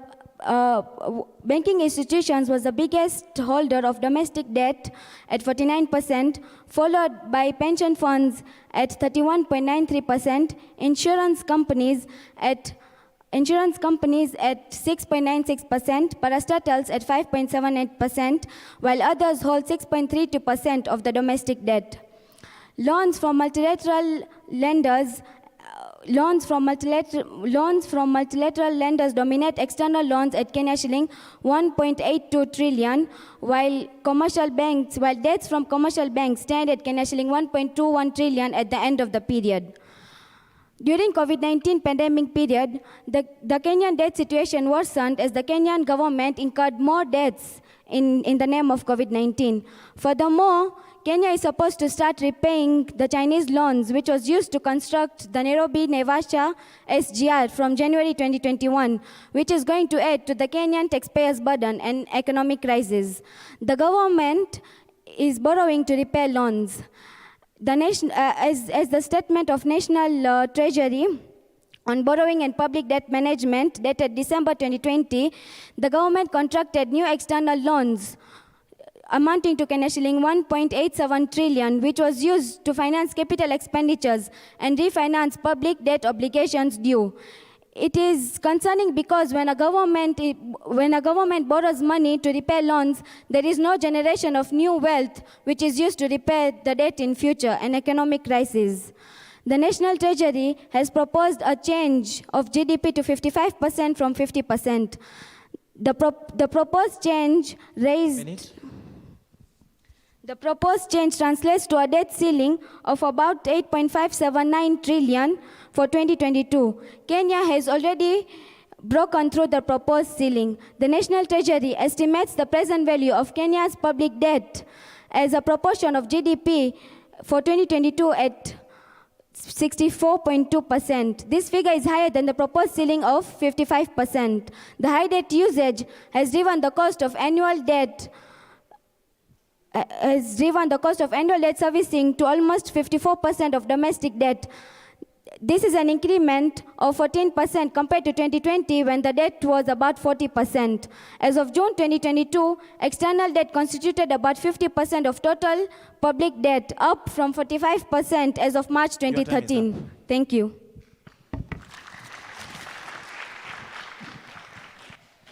And followed by the last member of Team B.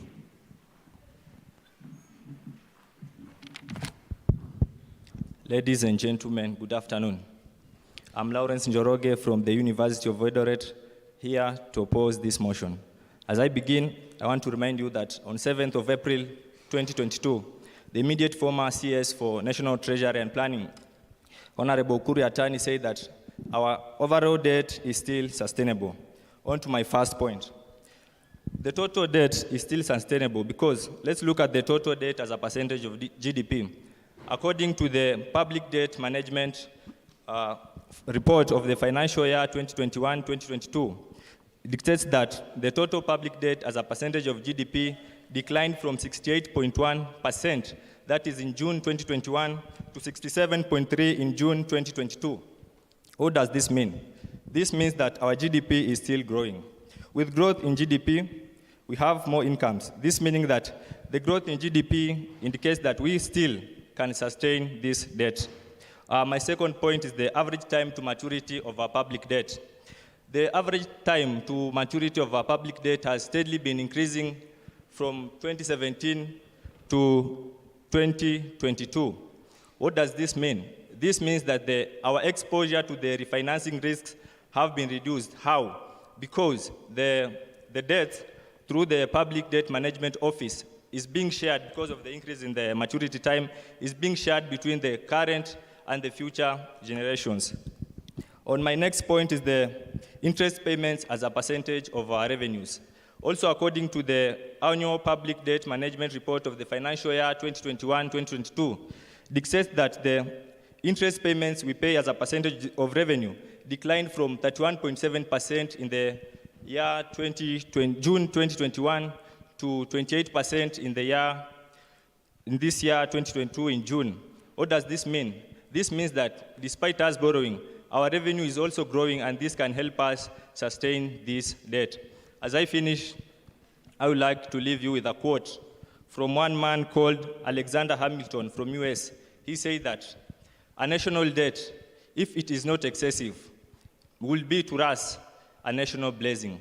Ladies and gentlemen, the debt is still sustainable and it's a national blessing to us. Thank you very much. God bless you.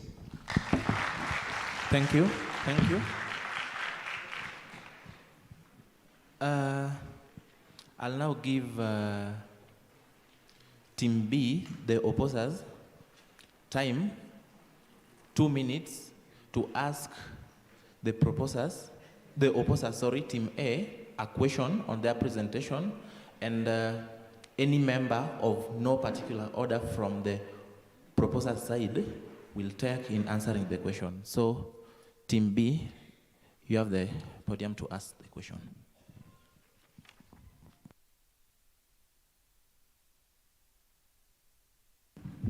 Thank you once again.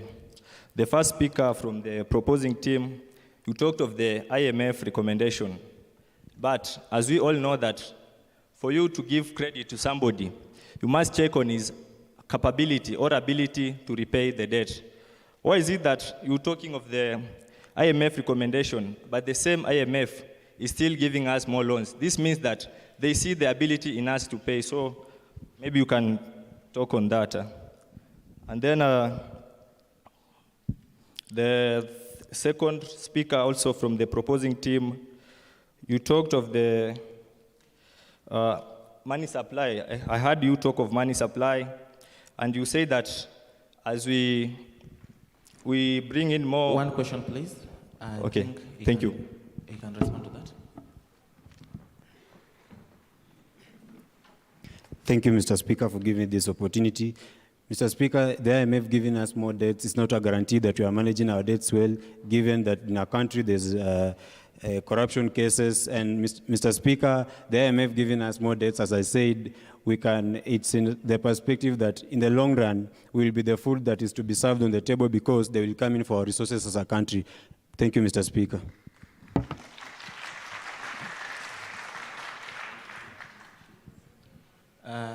Maybe I can take 1 minute to ask Prof if he has any comment on the general presentation before we move to the next category. Prof. Okay, thank you for your time and your presentation.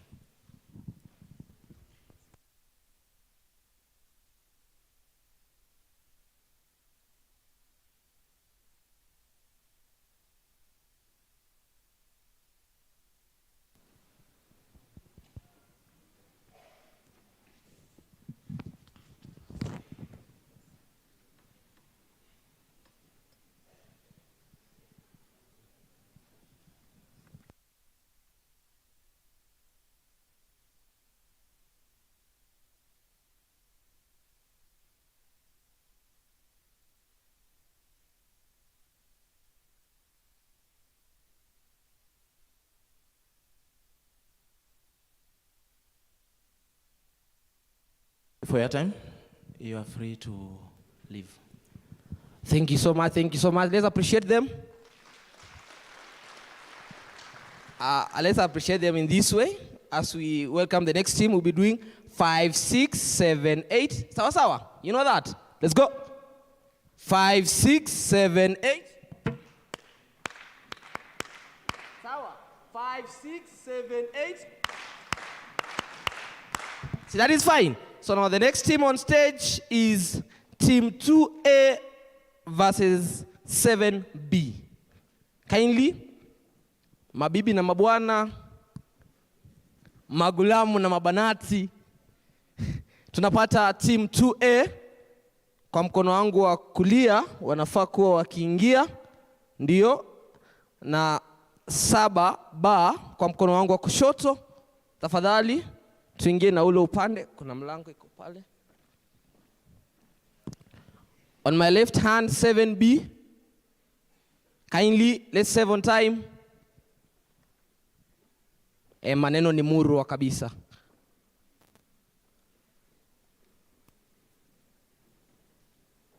Asanteni sana. Back to you, sir.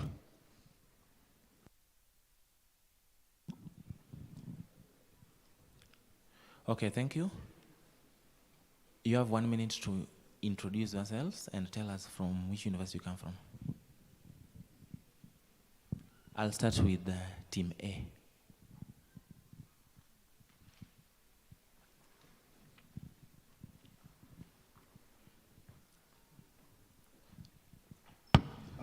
I'm Alex Kipkoech, and we're representing Kabarak University. With me, here's my team. Thank you. We'll be proposing the motion that the current public debt is unsustainable, and indeed, we risk a severe economic crisis out of the same. Yeah. So I didn't get the directive really. Wait, I had 1 minute to introduce myself. Yeah, tell us the names of your team members. Okay. Yeah. Alex Kipkoech, Alice Watano, and Masin Juguna Wanjiru. Thank you.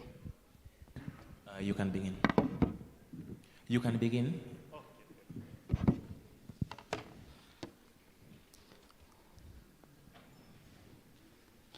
Okay, so we are here today proposing the motion that Kenya's public debt is unsustainable and the country risks a severe economic crisis as a result. I would like us to look at the definition of debt sustainability according to the International Monetary Fund. And the International Monetary Fund considers a debt sustainable if the government is able to meet all its current and future obligations without exceptional financial assistance or going into default. But what's happening in our country? Look at the options that the country is undertaking. As at now, the country is borrowing debts to service debts that are maturing. Is that meeting the definition by the IMF? Are we seeking exceptional financial assistance? Yes, we are. What are we creating? A vicious cycle of debts. My friends, I report to you today that we are indeed in a debt trap, and to get out of that, we are using more debts, which is not feasible. I report again that we risk going into a debt default. We have a Eurobond taken in 2014, maturing early next year, and part of the Eurobond, around 215 billion Kenya shillings, is unaccounted for. The Auditor General reported himself that around 215 billion shillings from the same bond is unaccounted. And are we servicing a debt whose money didn't get into the economy? Is that possible from an economist's point of view? What will happen if we fail to pay our debts when they fall due? Are we risking losing our sovereignty? Such are the questions we should be asking ourselves. What I foresee, my friends, is a debt default. The government tried to renegotiate the terms of the Eurobond, and it failed. The most recent debt was acquired yesterday. I'm sure you saw it. And that is the cycle I'm talking about. When a debt is almost maturing, the country goes into borrowing more, and we are just digging ourselves deeper. My friends, what we have currently is unsustainable. I foresee us losing our sovereignty and our creditors demanding what we used as collateral. Do we know what it was?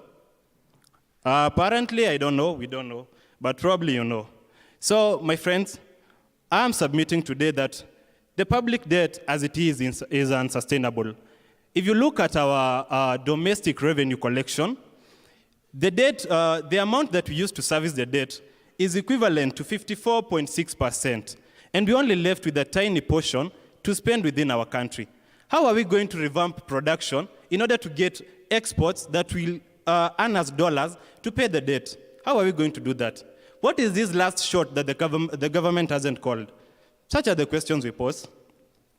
Again, I would like to submit that we've heavily indebted ourselves and we've focused on a consumption-based economy such that we consume more than we produce. And for us to service a debt, we need to produce more that we'll import. Sorry? Your time is up. Thank you.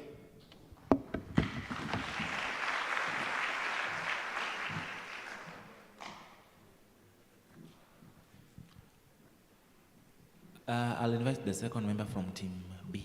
Sorry. The first presenter from Team B.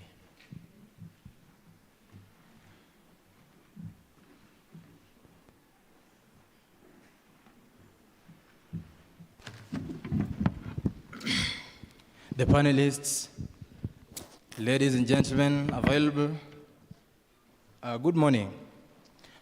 It is my humble time here to appreciate the school for having made this event successful. And first and foremost, my name's Peter Manyasi from Maseno University, the only university across the equator. My fellow men here, men of great nyadi and excellence, here is Emmanuel Hyrex, he'll be helping me. And also we have James, who will be taking us through the statistical analysis part in our presentation. Thank you. I want to direct this question before I proceed to my fellow argumentator, if I may call it so. Like, how can you justify unsustainability and statistically about a date that in your own words you say is unsustainable, fictitiously, and the threshold payment real time is not yet met, not forgetting the new administration in place? Thank you. You'll be addressing that as we proceed. Fine. Back to the business of the day, according to the debt analysis, sustainability analysis, IMF County Report number 2172, approved by Annelisa Federico, IMF, AFR, Martin Kaufman, IMF SPR, and Marcelo Estrado, IDA, prepared by the staffs of IMF and International Development Association, the Joint Bank Fund Debt Sustainability Analysis, the Kenya's debt is sustainable. To proceed, however, the Kenya's debt sustainable and its debt dynamics will be bolstered by the fiscal consolidation envisaged under the IMF support program, while planned fiscal consolidation will help address debt vulnerabilities exacerbated by the global unrest pandemic, such as COVID-19, that you've experienced in the recent past. It has hiked our economic progress, and also we have so many other factors that are hindering the progress. And also the recent works in Ukraine and Russia, which in any case have diverged the resource utilization to emergencies herein later mentioned. Ladies and gentlemen, I will not take much of your time. I think Any debt, however, if redressed in reasonable terms, ultimately is devoid of problems. These are government programs including pumping of more funds and resources to the agricultural sector, which is the base of infrastructure and also development. This is production. This will ensure that it meets its standards in terms of paying the debt. Ladies and gentlemen, I take my time to give back to the moderator so that you can proceed. Thank you. Thank you so much. Thank you.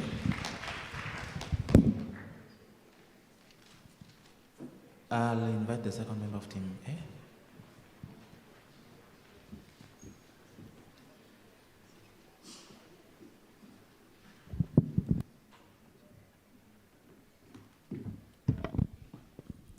Alice Watunu, proposing the motion that Kenya's debt is unsustainable and will lead to economic crisis. One of the reasons why I would like to argue that our debt is unsustainable is because of financial impropriety. This means that most of our funds and loans are being used to finance white elephant projects. I'll give an example. Ren Chemicals and Fertilizer, which summed up to about 6.3 billion Kenyan shillings, yet the company did not go through. Quick question, let me bring the point closer to home. Some time back, students in class 1 were provided with laptops. That was a government project.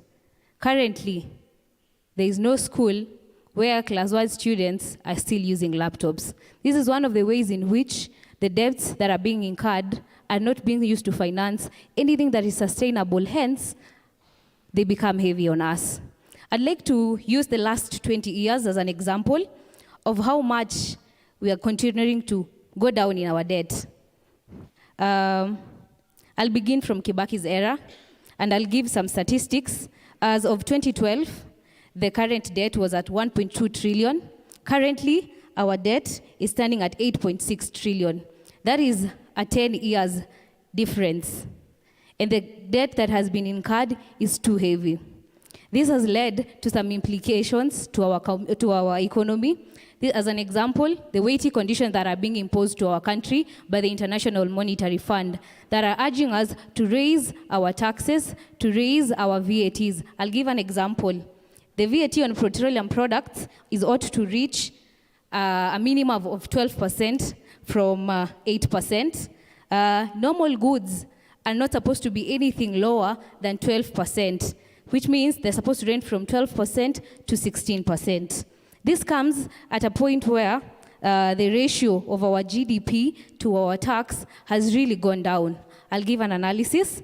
During the Kibaki era, our tax compared to the ratio of the tax compared to the GDP was at 22% versus 23%. Currently, we are working at 20.1% versus 14%. I'd like to clarify that. The higher the ratio of tax to GDP, the higher the rate at which we are going to refinance our debt. That means at 20.1% versus 14%, we are being unable to service and refinance our debts. Another indicator that our debt is unsustainable is the fact that we abandoned Kenyan shillings 115 billion euro bond this year. Reason being the interest rate at which it is being given at or is being offered at. Thank you.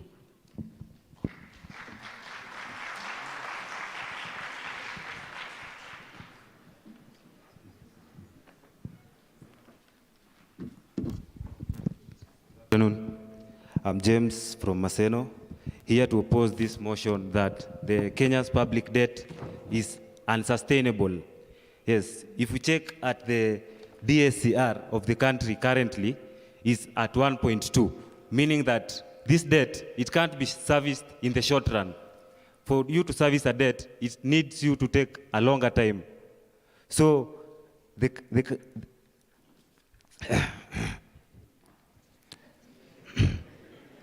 sorry. So if we look at this Kenya's debt, we compare it to the GDP, it is sustainable. For instance, the Kenya's debt at 2021 December, according to Kipra, was 110.35 billion.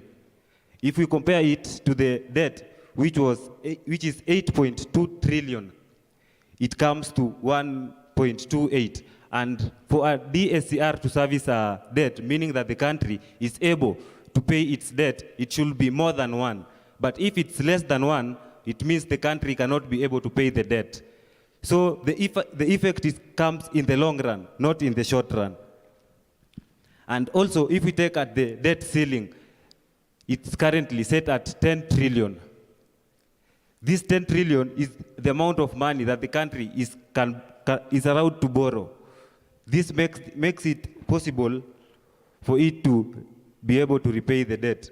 And if we check at the Kenya's Vision 2030 of attaining a 10%, a double-digit growth rate, it needs so much of this loan. Because we can check the previous time we have been faced by COVID-19. The country was not able to sustain itself. So within this debt is what we required for us to sustain. Thank you. Thank you very much.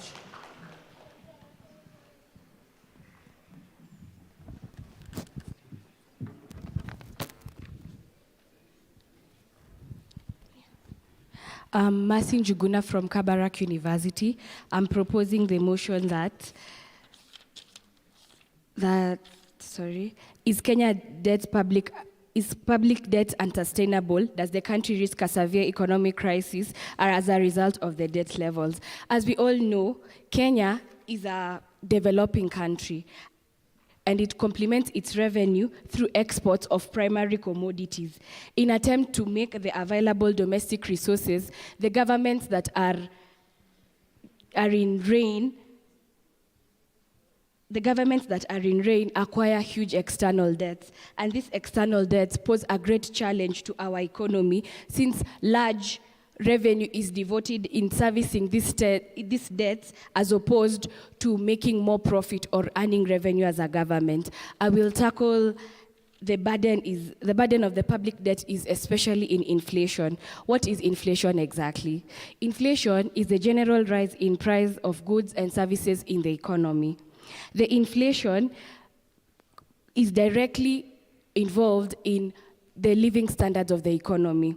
If these prices of goods and commodities rise, people will not have enough income, or it will increase faster than the normal income. Therefore, people will not be able to afford the normal goods and services. According to the Kenya National Bureau of Statistics, the living standards rose from 6.1 to 7.8. 6.1 was in 2021 and 7.48 in 2022. The annual inflation rate is at 5.39 and a monthly inflation rate at 9.37. Inflation also, as inflation also rises, it rises and makes the Kenyan shilling lose value against the dollar. And Kenya, we borrow our debts in US dollar shillings. This means we are exposed to external rates, external exchange rates. Hence, the loans will continue increasing, since we are going to cover the difference between the external exchange rates and the normal exchange rates. Also, inflation leads to uncertainty about the future profitability of investment projects, since when inflation is high, there is high price variability. Thank you. Thank you very much for giving your time.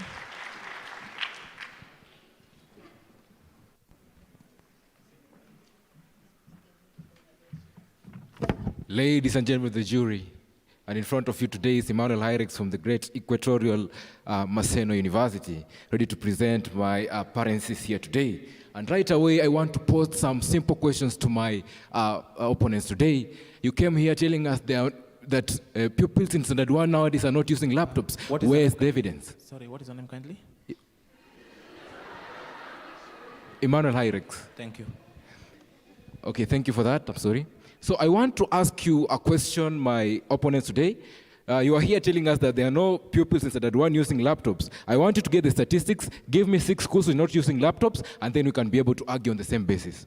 Now, in the next thing I want to bring here today, the proposals today have not given us an action plan. We need an action plan. We need to propel this economic status. Kenya is our country. If we really have to come up with a formidable action plan to guide the country. That is, the country has come up with the following. We need a small fiscal policy which minimizes the negative effect on output. We also need subsidies on employment. With this, we can be able to maneuver and get a way to get out of this big agenda of the debt. It means that it's indeed sustainable, ladies and gentlemen of the jury today. Now, when I proceed to my other presentations today, I want to remind you the words of the great Albert Einstein, who once said that you can never force a fish to climb a tree, but you can allow a fish to go miles and miles down the sea because it is prone to go down the sea. Whatever they're trying to tell us today here is trying to force this fish climb a tree because indeed it's our country. We cannot run away from this. We need to come up with a formidable action plan that can help us come up with a plan. It was my name, Emmanuel Hyrex, standing with the words of the humanitarian and philanthropic people. You can call me the young Martin Luther King Jr. I rest my case. Thank you very much.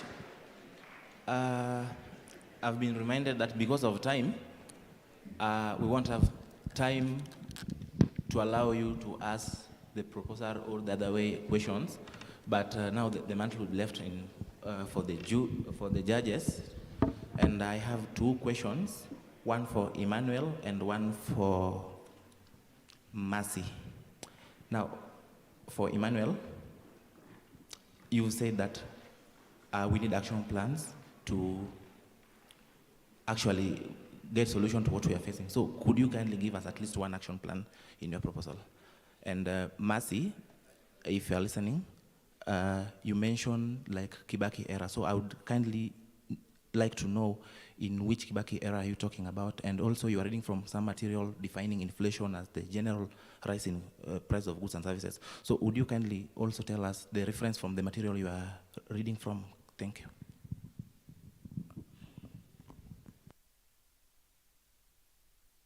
Emmanuel, you can go first.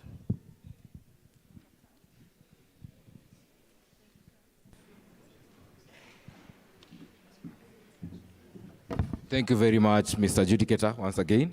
And we need the following action plans. I'll say only 2. We need, the government needs to come up with a contractionary monetary plan, or policy to reduce the money supply within an economy so that we can increase the interest rate, and this one can help us curb this debt. Another thing, we need to reduce consumption and oriented spending and focus on production more than consumption. Those are some of the things we want to talk about. With this, we can be able to manage this debt because we'll be producing, and production, we all know what production means because we're all economists. And the last one, we need to have, thank you very much for your time. Mercy?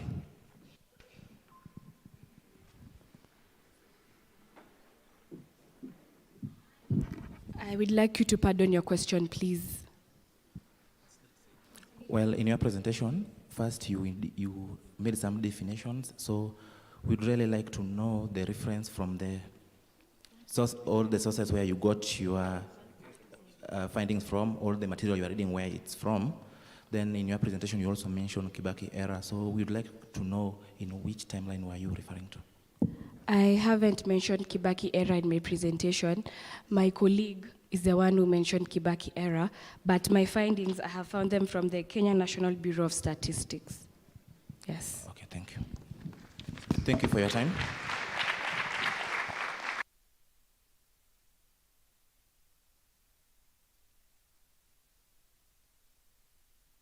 Thank you very much for your time. You are free to leave. Thank you so much. Let's appreciate them. Apana. 5, 6, 7, 8. Hii kitu ni rahisi. 5, 6, 7, 8. Tosha. Thank you so much. The next team on stage is 3A and 6B. 3A on my right and 6B on my left. Kindly. 3A. Ndio wale wanafika magulamu wakiwa na mabagi kuwa na matumaini kwamba ile ni wisdom ama hekima imejaa pale kuja kutupanga sisi. Sijui kama 3A wamefika, 3A wamefika. Safi zaidi. Back to you, sir.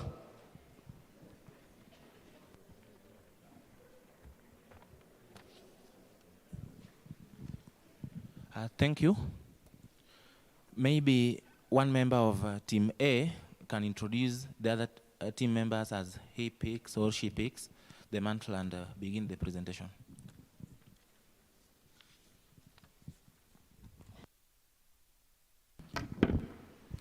All the protocol observed.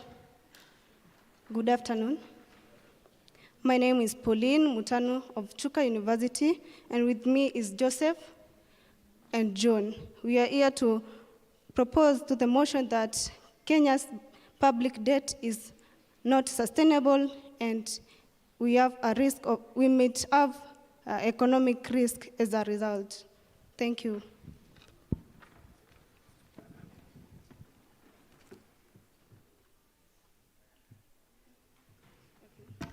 To the main presentation, I'll start by defining what is debt sustainability, which is the ability of a country to its obligation to finance the debt once it's due. Kenya has been borrowing to finance long-term infrastructure whose return on investment will come after a long time, and is also prone to corruption. It has also been borrowing to finance the recurrent expenditure. As per 2012, the Kenyan debt was at 1.48 trillion, and as per 2022 is at 8.6 trillion Kenya shillings. This has led to the IMF flagging Kenya as a risk borrower. The Kenya debt to GDP is at 69.1%, which economists has projected to rise to 70% at the end of the year 2022. Although some countries like Japan and USA, whose debt to GDP is at 200 and 100% respectively, has also been borrowing, but the Kenyan does not know that those countries borrow on their own currency, and they may print a way out at their worst point. Whereas Kenya borrows in the foreign currency, it's exposing itself to interest rate risk. There is a belief that the dollar will remain at the stable point, which is a lie, because the Kenyan shilling has been depreciating day in, day out. As per now, is at 121 shilling is equivalent to $1 US. This belief makes the servicing of the debt to become more expensive than the amount which we borrowed. Stating that the debt is sustainable means that we are generating enough export dollar to finance our debt, yet we import more than we export. Just like Sri Lanka, which has been exposed to economic crisis, has similar characteristics like Kenya, which is spending more than it earns. It has a budget deficit and a trade deficit, and imports more than it exports, and also has been investing in the long-term projects. Those similar characteristics may tell us more that if Kenya's debt is not capped at this point, it may lead to economic crisis, just like the Sri Lanka case, where Sri Lanka, compared to Kenya in 2019, the GDP of Sri Lanka was at 80 billion, Kenya was at 110 billion. The corruption rate of Sri Lanka is 102%, while Kenyan corruption rate is at 128%. The debt to GDP is Your time is up. 80%, and Kenya... Your time is up. Thank you.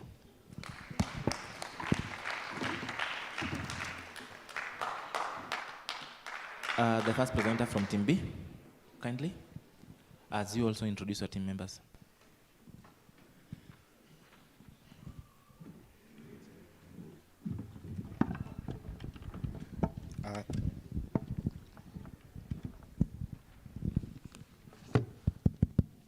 Good afternoon. All protocols observed. I'm Joseph Maina from Kabarak University. With me is my team, Elvis Kalama and Chimera Elijah, and we are opposing the motion that Kenya's debt is Kenya's debt unsustainable, and as the country risks a severe economic crisis. A debt is considered unsustainable if the government is unable to meet the current and future payment obligations and it acquires exceptional financial assistance and goes into default. As per the IMF report of 2021, Kenya's debt manageability is medium and the debt is sustainable.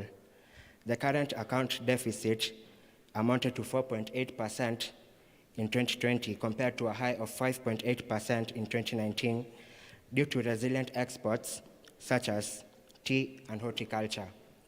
That same year, exports of goods and services increased by value to 53 million, up from 51 million. The value of imports declined from 159 million to 145 million, according to the Kipra report on exchange rate and its implications on debt flows. Further, with the government putting up policies to ensure production, our exports are expected to rise to 13% by the year 2025, IMF report 2021. This further reduces the current account deficit, essentially earning the country more income to finance its debts and improve its economic welfare, as investors are impressed with the country's overall outlook. Concerning the ratio of debt to GDP, it is projected to reach 70%, yes, but this is due to external conditions beyond our control, such as the global 2019 COVID-19 shock and the ongoing Ukraine war that disrupts supply chains in the world.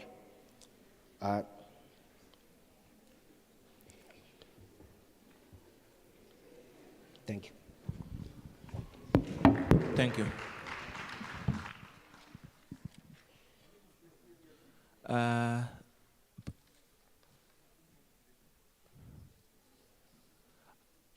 you. Thank you for your time.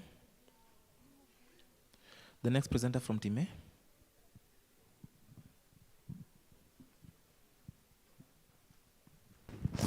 So all protocols observed, good afternoon. So I'm here to propose the motion that Kenya's debt is unsustainable. And I give an affirmation of yes, and here are my reasons. Kenya debt stands at 8.6 trillion as per June reading. Excuse? What is your name kindly? Joseph. I'm Joseph. Thank you. So I'll continue. Kenya debt stands at 8.6 trillion as per June reading. Kenya was fined 1.3 billion for the failure of payment of some amount in the debt. So let us break down accordance to the tax collected each day. So there is a tax collection of 5 billion collected on a daily basis. 60% goes to the clear some debts and 50% goes in paying some of the civil servant. Hence you are realizing that there's a 10% discrepancy where we are not understanding where it's paid from. So we get to understand that some of the debt that we take is used to pay the civil servant, other of the amount is taken to finance our debt. So we get to realize that our government is not taking taking the debt to developing, but rather it's taking to the recurrent expenditure. So the crisis that we might undergo, one of it is unemployment. Less money in the circulation has led to some business closure. We can prove this through some statistical evidence. 5.7% Kenya labor force was out of work in 2021, up from 2.8%. 63% of Kenyans are in abroad in search of jobs. A lot of bills, some from commercial bank and staff, are yet to even be settled. Sorry, but the World Bank warns a global recession in 2023 amid of the economic slowdown.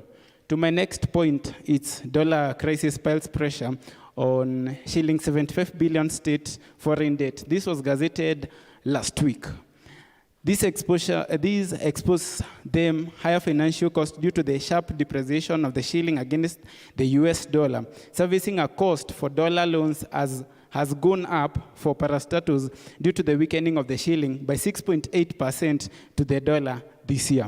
So a good example is one of the commercial director of Pwani Oil was called and asked the reason of the shutdown, and this was the reason he had to give. He said that due to lack of foreign reserves, we have no funds to go and buy the sunflower all the way to Malaysia to help us in our production. So it led to their closure. Another country that has undergone the economic crisis is the Sri Lanka. We get to realize that it stopped the exporting of fertilizer due to lack of foreign reserves for their country. Thank you. Thank you very much for your time. Next, from Team B.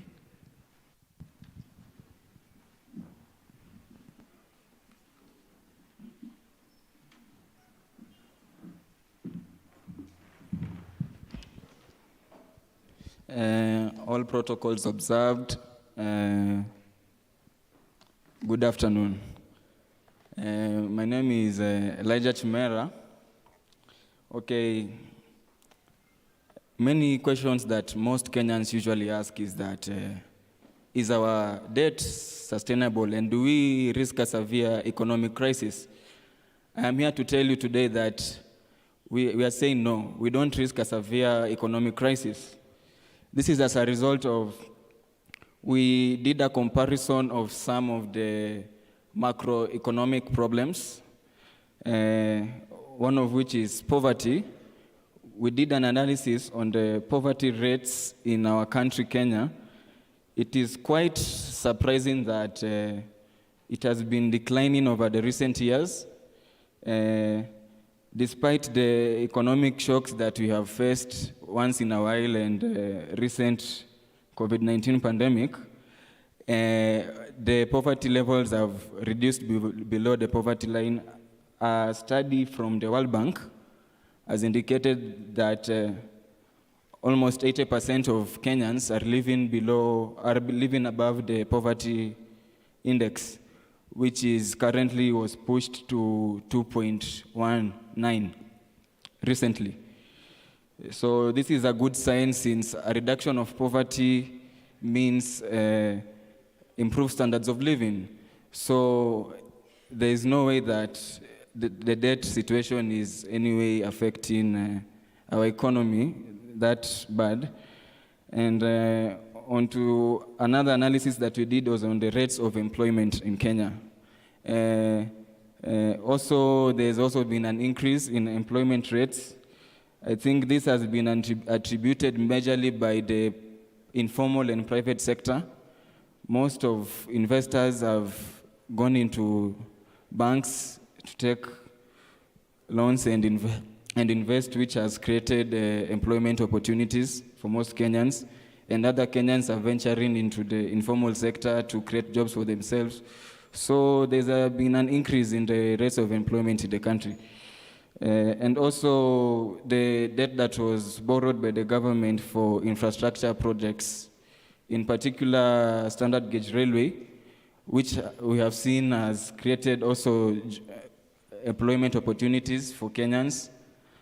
Many people have got jobs. So from that we can clearly see that the debt is not in any way affecting economic growth. Thank you. Thank you for your time. The next presenter from Team A.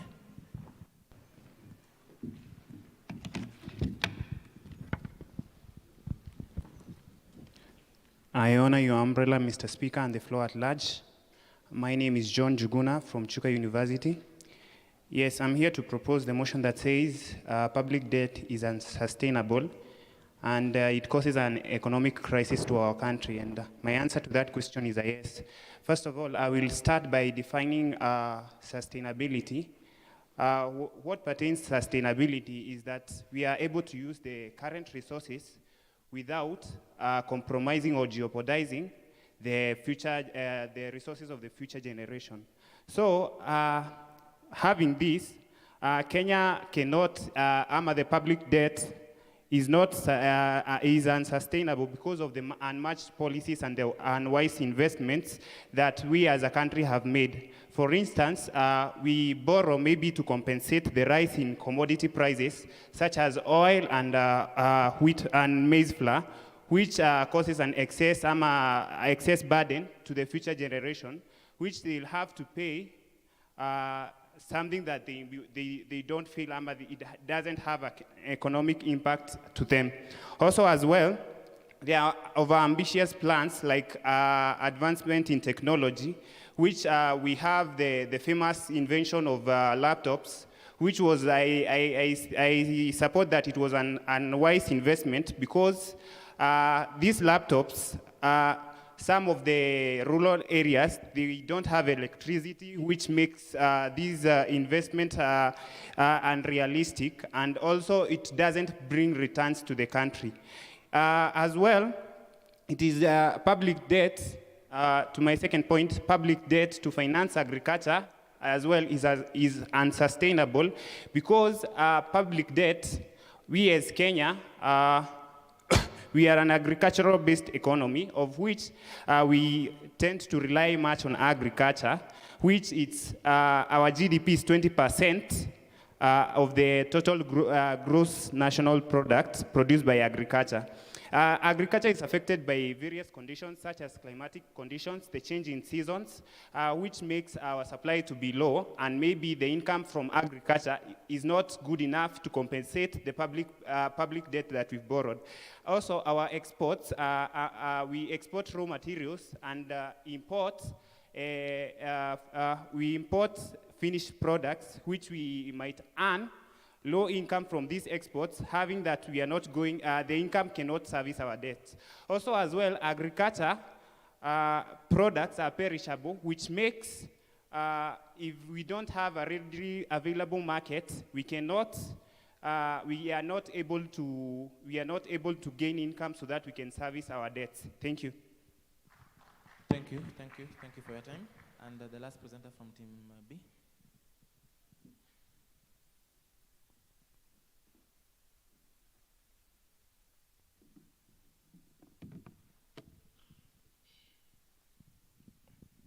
Good afternoon. All protocols observed, and my names are Elvis Kalama. I'm from the Kabarak team opposing that is public debt unsustainable. Now, from what we gathered, and from the recent analysis which we did, is that there's this aspect of the debt to GDP ratio. Now, what I mean by debt to the GDP ratio, this is the ratio of a country's public debt to its gross domestic product. Now, as we can see, as per the analysis of the economic survey, recent economic survey of the Kenya National Bureau of Statistics, it has shown that despite these economic crises that we're facing, the shocks and the COVID-19 pandemic, which we recently experienced in the year 2020, it shows that the public debt is indeed sustainable. And as per my statistics, it shows that from the current public debt, which is at 58.4%, there's a projection that it will indeed increase by the end of the year 2022 to 70%. But this isn't a worry, because despite all the public debt increasing, but the debt to GDP ratio will be our way out. Now, why do I say is our way out? Now, the predictions, as what I've gathered, is estimated that by the year 2027, our debt to GDP ratio will go up to 60.4%. Now, as Kenya as a country, maybe if you can compare with Japan, it has a debt to GDP ratio of 200%, but the debt is the debt actually has really impact on the economy. So with that impact, it shows that the public debt is indeed sustainable. Now, when we come back to Kenya, as per the statistics,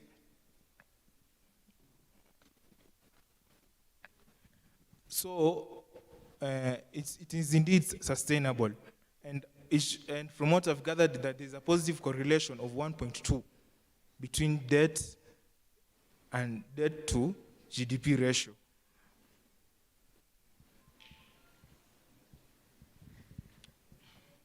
Now, from that, what can we have a view of? Time is up. Your time is up. Thank you.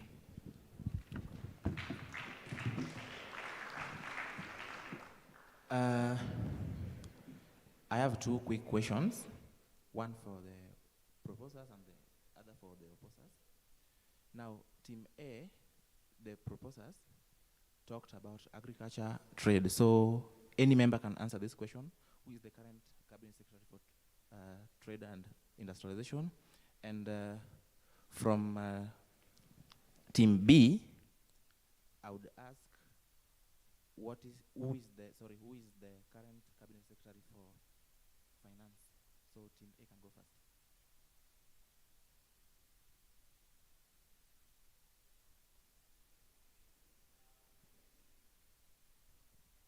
The current Cabinet Secretary for Trade is Honorable Moses Kuria. Thank you. Team B. Thank you for your time. You are free to leave now. Thank you for your time. Asante sana. Thank you for your time. Inamaanisha tunashukuru sana kwa sababu ya muda. Asante sana. Thank you. We appreciate. Tunasema shukran kabisa. After the next team coming to stage, tunaenda kupata a presentation from one of us, at least to freshen up kidogo, watu wa dance kidogo, watu wanajua moves. So tufurahikie pamoja. Meanwhile, let's appreciate them. Watu wa economics wanajuanga hii maneno bwana. 5, 6, 7, 8. Hii tutaona kama ni School of Education ama ni gani. Lakini meanwhile, we appreciate. Thank you so much. The next team on stage, 4A and 5B. This will be the last team before we have a short break. 5A, ndio hao wanafika pale, hiyo ni 5B, sorry, 5B, ndio hao wakiwa na mwanadada katikati yao. Asante sana. Na 4A wako kweli? Naona kuna magulamu wanafika uwanjani. Tafadhali tuchukue muda unaofaa ndio ili tupate kujivinjari kidogo. 4A wako pale, tunaona wako wawili pale. Sijui mipango ikoje, watatu wamefika. Karibuni.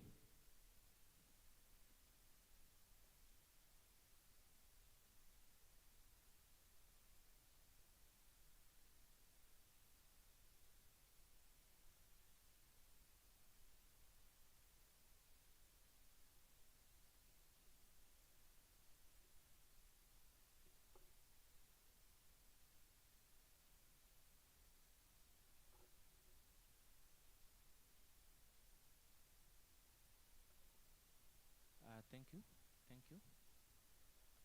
Maybe we can begin. Any member from Team A can introduce the other team members as he or she begins the presentation. Members present, good afternoon. My name is Silas Obari from the University of Eldoret. Hereby standing to propose the motion that the Kenyan debt is unsustainable. It is very true that the Kenyan debt is unsustainable in relation to what we have in various sources. In a normal way, you cannot consume more than what you have. In Kenya, the Kenya debt, with the ratio of the Kenya debt to the GDP it is at 69.1 of the GDP, that which surpasses the IMF threshold of 50% for the developing countries. So the GDP per capita in Kenya, it is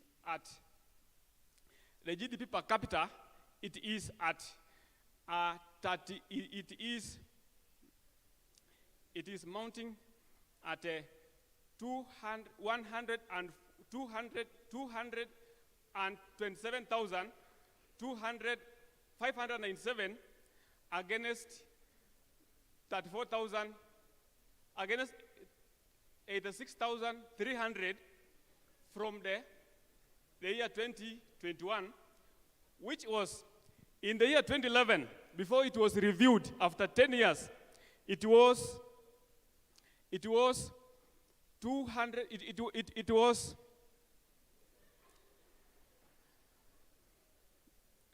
the GDP per. Excuse me? The GDP per capita. Sorry. We kindly ask the audience to remain calm, kindly, and let him present. I'm not shaken, I'm just, that's my nature.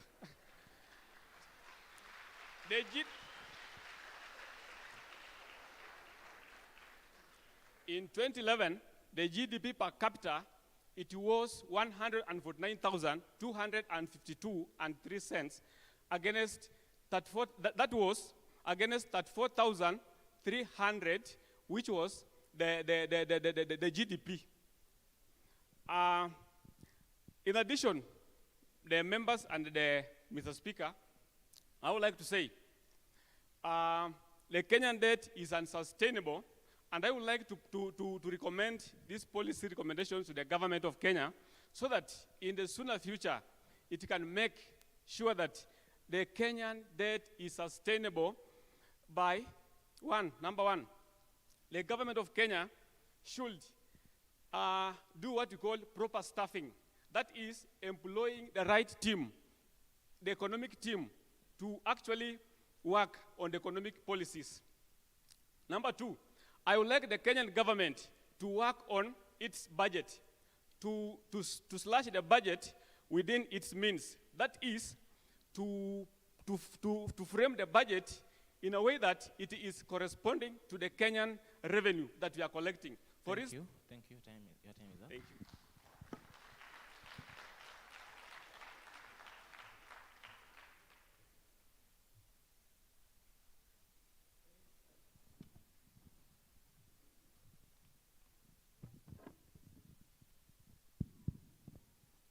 Charles Carlton, the renowned preacher of the English, that is the England, and also a writer, in his book, Too Many Words, Too Many Things in Few Words, say that public debt is an anchor which is derived to guide a nation in a storm.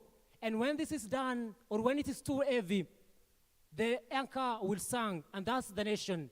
I'm Hilary Serem, Moi University, opposing this motion vehemently. First and foremost, the International Monetary Fund, the IMF, and the World Bank recommended an increase of 1.6 trillion Kenyan shilling to 1.9 trillion Kenyan shilling debt in the year 2021, that is the year ended June.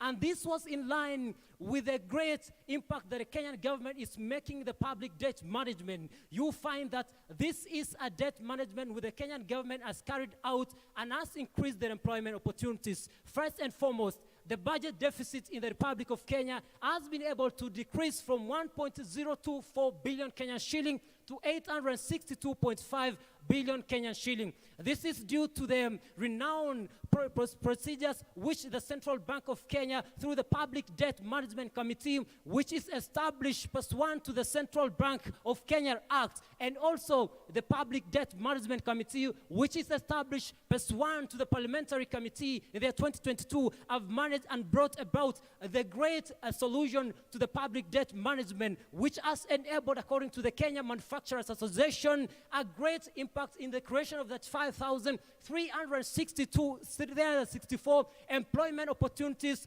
due to the great adjustment which the Central Bank of Kenya has made. Remember that the Kenyan government has not reached the threshold of the 70% nominal GDP cap, which the International Monetary Fund and the financial sectors has capped to be enabled the low middle income countries, which the Kenyan government or the Kenyan country acquired in the 2021. Therefore, the Kenyan government is in line with the debt management, and therefore the debt is sustainable. And I therefore vehemently and also vehemently oppose with the debt and sustainability. The debt is sustainable and can be able to help the Kenyan government carry the projects, e.g. the Kenyan Expressway, the SGR, also the Southern Bypass, also the Great 425, the Rakanidi Dam, which the Kenyan government will carry through the PPP with the England government. Therefore, Mr. Speaker, sir, I vehemently oppose this motion and stand to say that the Kenyan public debt is sustainable and can be able to sustain the Kenya to be able to achieve a 10% growth per annum as per the Kenyan Vision 2030. Thank you, and God bless you.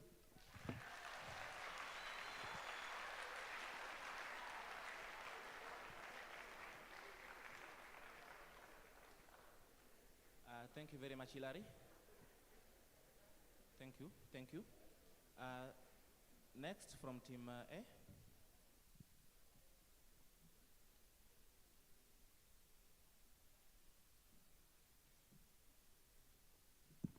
Good afternoon. Lusulai Daisy from the University of Eldoret proposing the motion. Yes, the date is unsustainable. And this is a fact to justify that indeed is unsustainable. Unsustainable.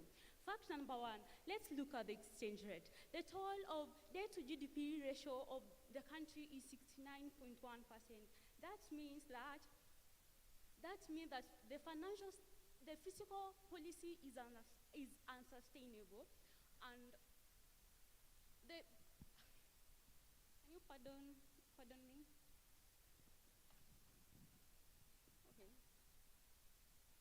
Okay, you can restart. Lusulai Daisy from the University of Eldoret proposing the motion. There are three facts to justify that indeed the debt is unsustainable. Fact number one, the exchange rate. 52% of our debt is anchored on foreign debt. That means that we as a country, we borrow in dollars compared to USA, which borrow in their own dollars. We as a country are exposed to risk of exchange rate. And let me ask you, increase in borrowing of the debt, that will mean that increase of exchange rate, and this is why it trigger the inflation. That's why we are witnessing high inflation day in, day out. My question is, how will we reach Vision 2030 if indeed inflation is accelerating day in, day out? Point number two, the IMF in 2020 downgraded the debt risk of the country from moderate to high, and this is expensive for the country to borrow. That means that the interest rate will be high and has economic consequences on the country. That consequence number one, the country cannot stimulate its economic activity like lowering of the taxation. And to my surprise, that taxation mostly are imposed highly on essential commodities like fuel products, which is the backbone of the economy and generates the revenue for the government. Point number three, balance of payment deficit. If we say that the debt is sustainable, it means that indeed our country can export more dollars compared to importing. But currently we are importing more dollars. This is affecting the foreign exchange deficit. And to that, we need to come up with policies to cater the unsustainability of debt. First policy Your time is up. Pardon? Your time is up. Thank you. Next.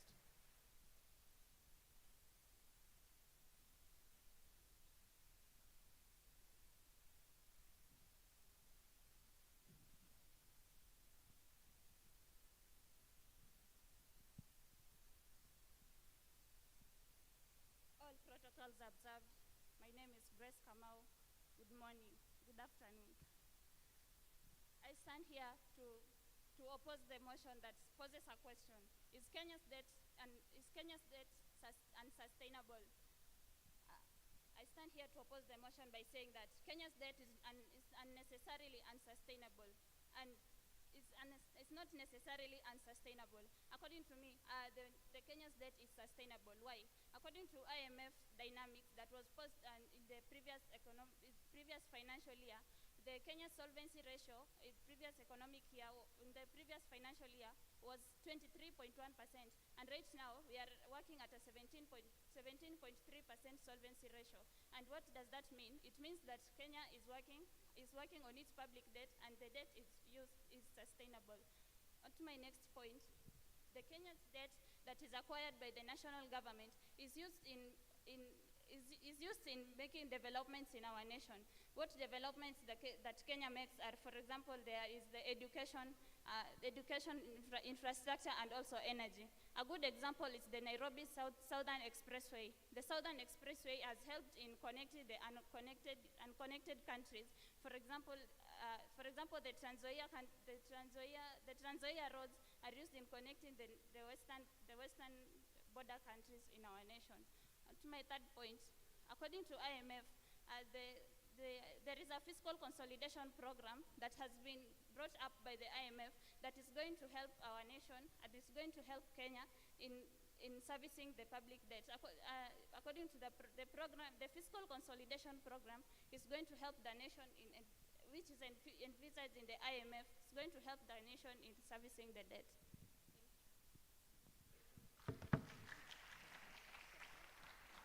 Thank you very much.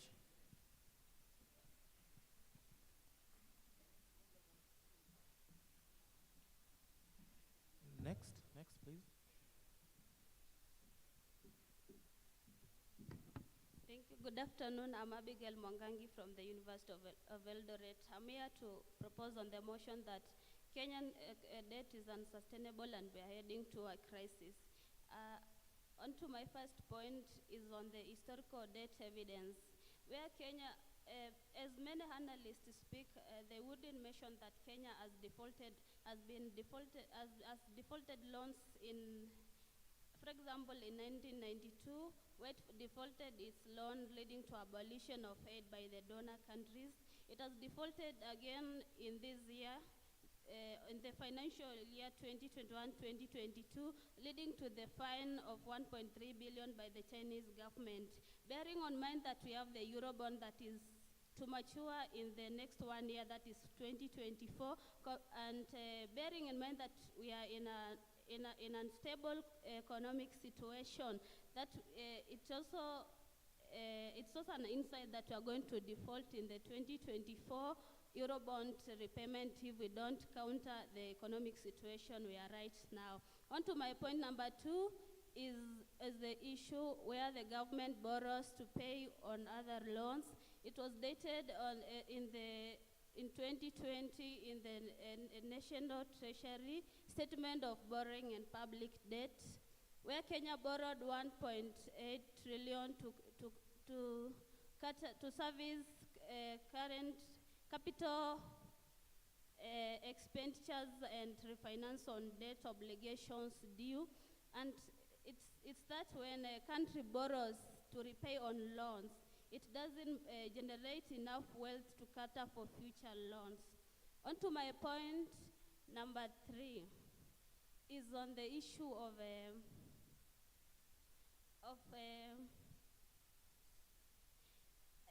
the economic assessment on the 50 developing countries, where the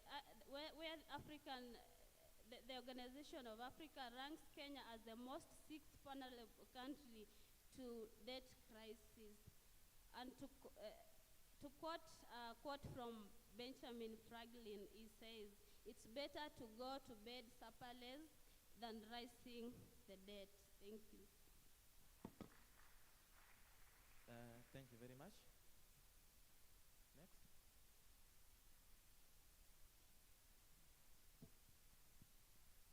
Thank you very much, the House at large. Good afternoon. I go by the name Emmanuel Otieno from Moi University, and to prelude my submission to the House, I'll start by my own statement, and this goes like the assertion that Kenyan debt is unsustainable is a pessimistic prelusion that only aims at bringing distress and vexation among the fellow determined countrymen.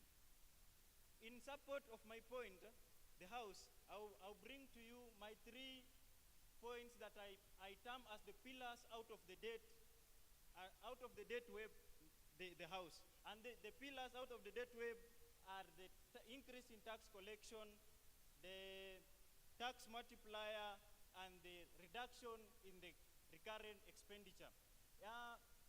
My first point, the increase in tax collection. It is in the last financial year at June, the country for the first time surpassed the 2 trillion mark in tax collection. That shows conformity and respect to the tax system of the country, and this brings the country at a better position to service our debts, Mr. Speaker, and the House at large. My second point on the cutting of the recurrent expenditure. Our current administration, Mr. Speaker, and the House at large promised to reduce 300 billion on the current expenditure of the country, so that the country will be running at a manageable cost, Mr. Speaker, and the House at large. And this will put us in a better position to service the debt of the country. Mr. Speaker, to close my remark with utmost verity and accuracy, I'll bring to you my third point, and the point is on the multiplier effect, Mr. Speaker. You see, the debt comes with increased government spending. The increased government spending increases the output of the economy and helps in economic growth. This is a concept by the Keynesian economist, the John Maynard and Keynes, and I'll prove this by telling you that this has been applied in America, this has been applied in Japan, and this has been applied in many other countries. As an example, Mr. Speaker, in America, the debt to the GDP ratio is at 137%. And this is even above 100%. We are arguing about 50%, we are arguing about 60%. What is that? That is not anything, not anything considering the fact that this will aid in economic development and will bring more good to our country than harm. Thank you, Mr. Speaker, and the House at large. I rest my case. Thank you very much for your time. 2 quick questions. I'll begin with the Team A. Would you kindly list 2 domestic lenders to the government and 2 international financial institutions which Kenya has a facility with? And to Team B, Mr. Emmanuel has mentioned about tax multiplier, and perhaps the House is wondering what is tax multiplier. So any member of your team can respond to that. Thank you.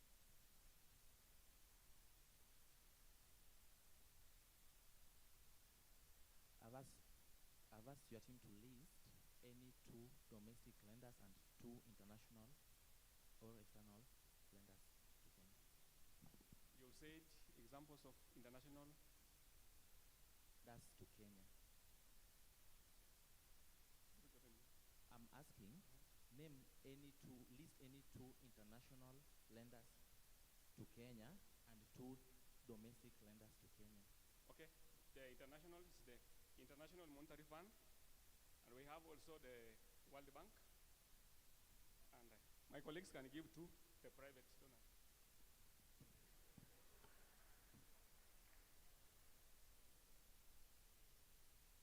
You have 30 seconds.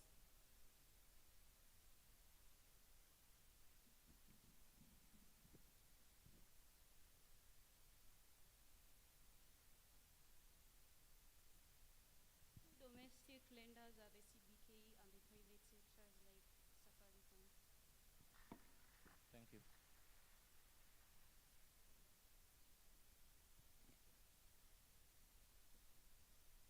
I asked any member of your team to explain to the House what you meant by tax multiplier.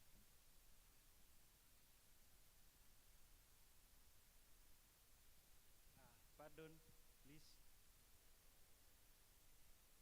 You have 30 seconds to answer this question, and I believe I'm audible enough. your team member mentioned tax multiplier. So the House is interested in knowing or understanding what you meant by tax multiplier. Yeah, I explained my point, and the tax multiplier, this is a concept by the Keynesian economists, which argues that with increased government spending, there comes economic growth. As in, when we increase government spending, the economy grows with a certain percentage, and this has been applied. This is a concept by the Keynesian economists, and this has been applied in many countries and has worked out. Thank you. Thank you. Thank you very much for your time. You are free to leave. 5, 6, 7, 8. Hey, wow. So before we have the next team, tunaenda kuwa na Moses Ogoti. I'm not sure if I'm right. Moses Ogoti is here with us. Ngoja. Moses, ngoja. Au unajua unaletwa mkubwa, wewe ni mkubwa. So unajua mkubwa akikanyaga hivi, pia crowd inakanyaga, si ndio? Si kila mtu amekaa sana, si pia tusimame basi. Let's be on our feet kindly. Moses, are you ready? So we can be on our feet kindly. Yes, everybody's tired. So now, let's appreciate Moses as he comes to stage. Let's go. 5, 6, 7, 8. 5, 6, 7, 8. Shukran.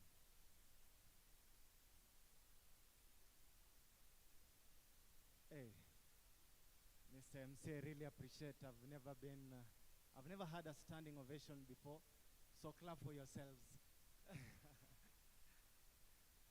You guys look amazing from up here.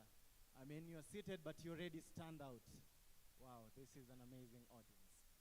So today, I'll be giving you a performance, and it will be a spoken word piece.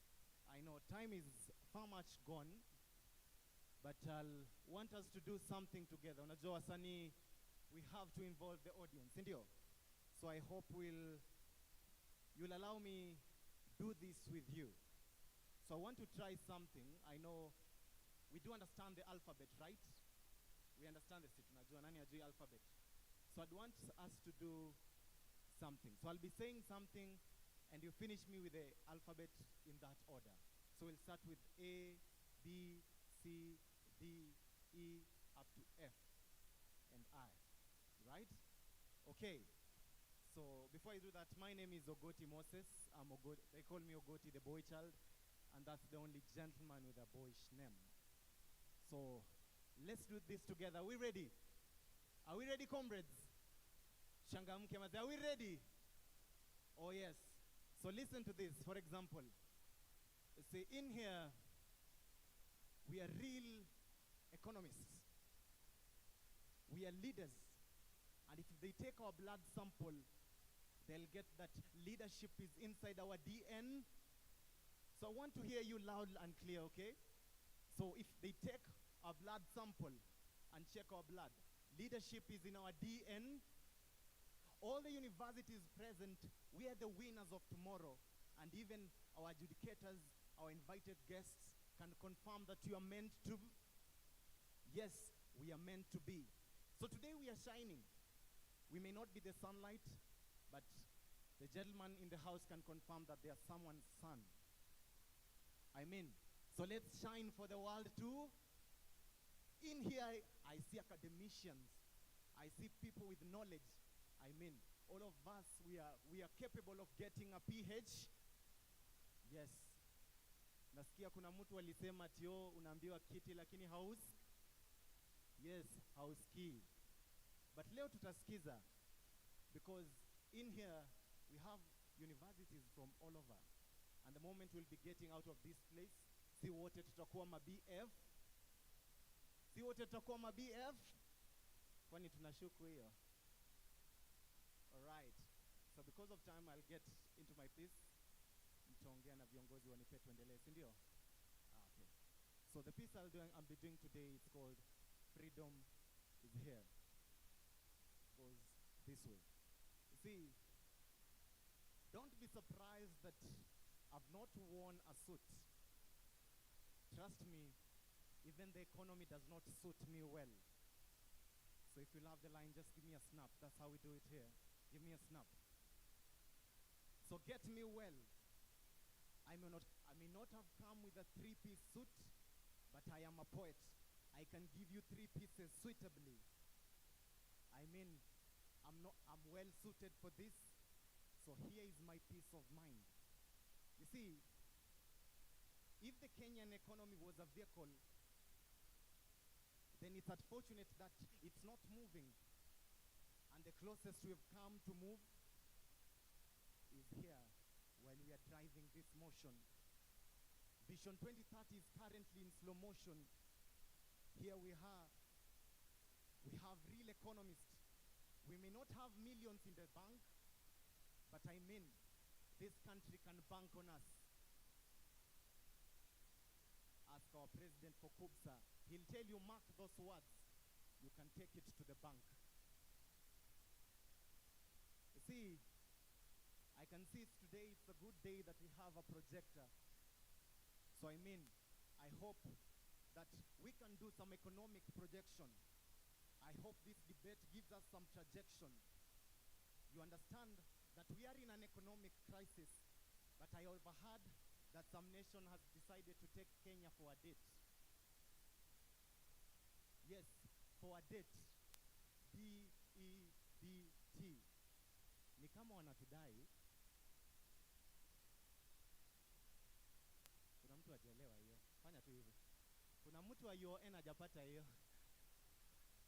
Okay, you know, I get, eh? All right. So listen. Yes, ni kama wanatudai. Yes, wanatudai pesa. But bado tunajifanya na kujidai. You see, our national budget is surviving through loans. Even foreign countries can't leave us alone. Apparently, Kenya is like a calendar, and our days are numbered. They told me numbers don't lie. Every scripture is inspired by God, so numbers don't lie.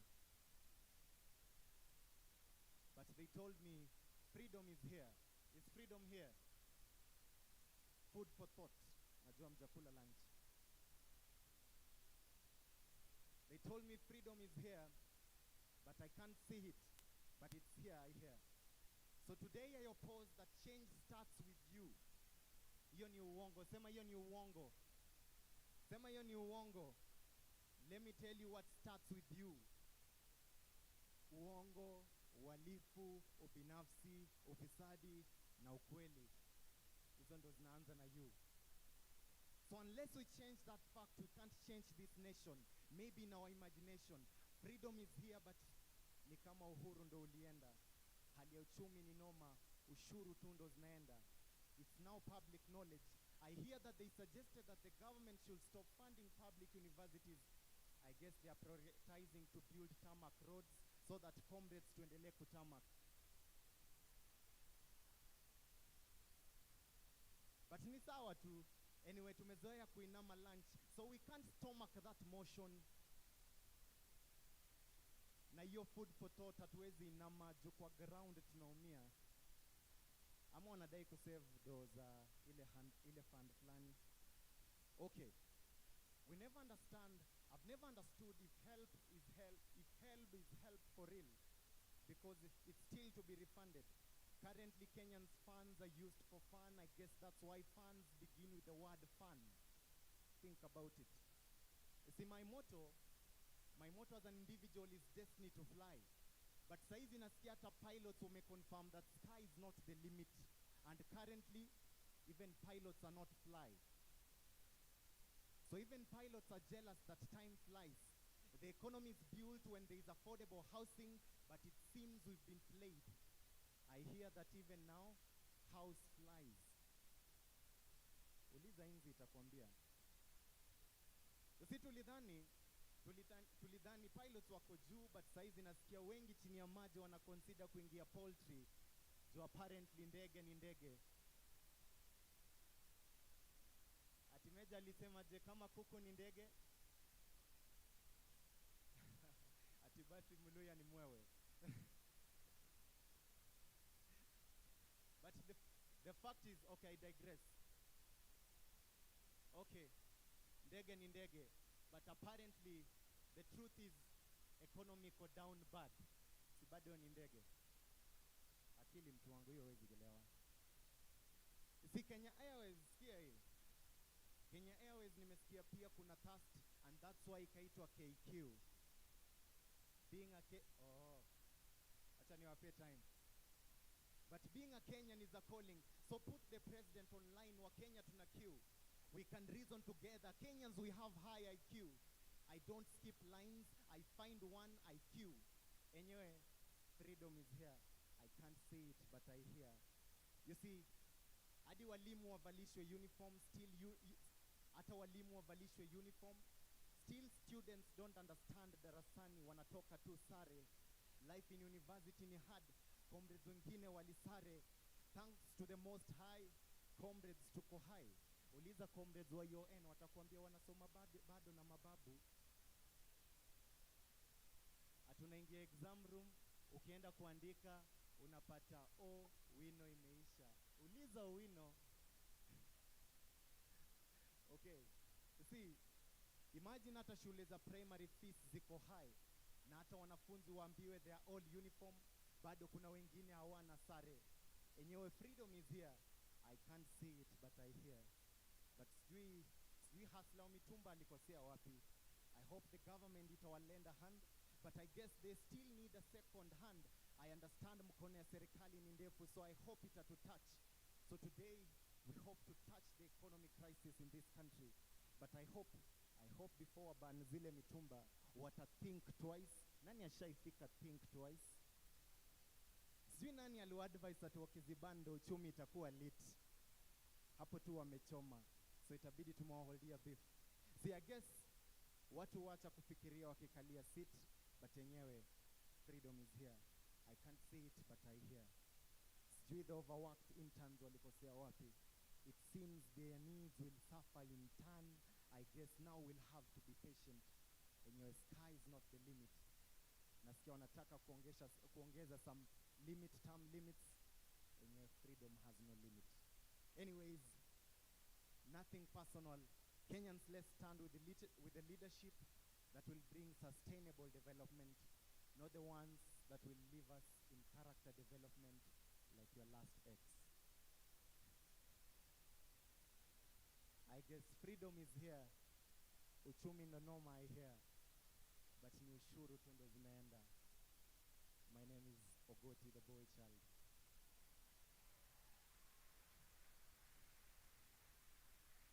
Thank you.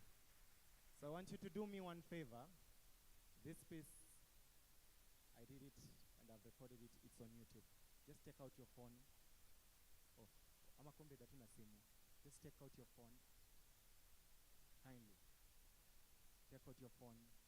Go to YouTube. Search Ogoti the Boy Child and subscribe. That will mean everything from Sunny. Thank you so much. You've been an amazing audience. Thank you, Kupsa, for giving this opportunity. Peace. So munifanye tu hiyo kitu tafadhali. Thank you so much, Mr. MC. Ngoja. Bro, hii height, Mungu unataka kushindana na yeye huko juu. Heaven is the goal, bro. Lakini anafaa kujua uume si height, si ndio? Thank you so much. It was a nice presentation. This was a nice note. Tafadhali ukiniona kule nje usinipige mawe, mimi ni mfupi sana. So we want to call the next team on stage. Hope kila mtu had enough time to at least rest. Si ndio? Energy levels. Hiyo tunashughulikia sasa hivi. Wycliffe is here to ensure you are happy. Dear judges, are you fine? I can bring the next team.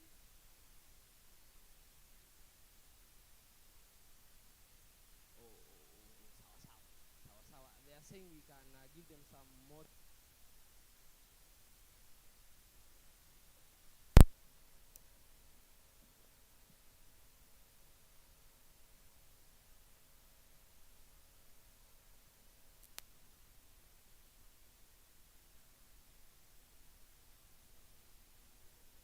Okay. Sawa. We kindly request Team 8A, representative to meet Victor Kimwamu. Team 8A, kindly. If Team 8A representative is here, I am not sure the campus. Tafadhali kama unatoka kundi la 8A. Kama hicho ni Kiswahili sanifu, sijui. Lakini iko sawa sasa. So I'm going to have the next team on stage is 5A and 4B. 5A.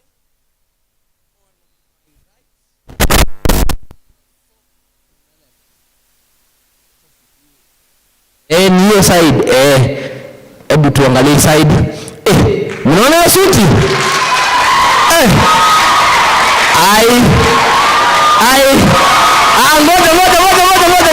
Ngoja. Tutawatolea max. Hii side gani? Hii ndio watolea max. Hiyo kuna kelele. Ngoja. One next team on stage. Kwani hii timu nyingine inaitwa 5A. Kwani ndio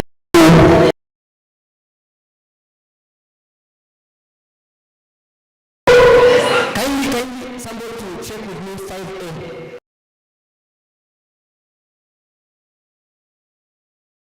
Yes, I think it's square. Yeah. 5A kindly.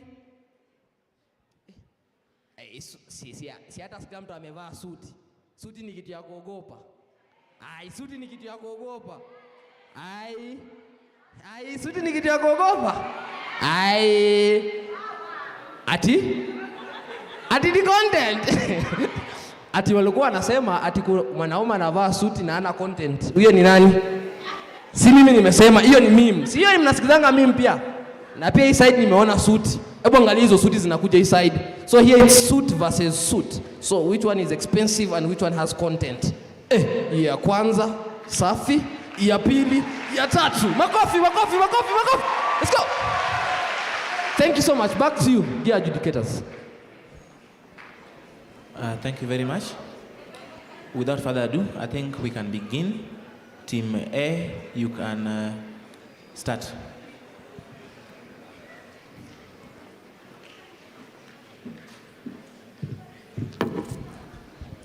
Thank you, honorable judges. Prevention is better than cure.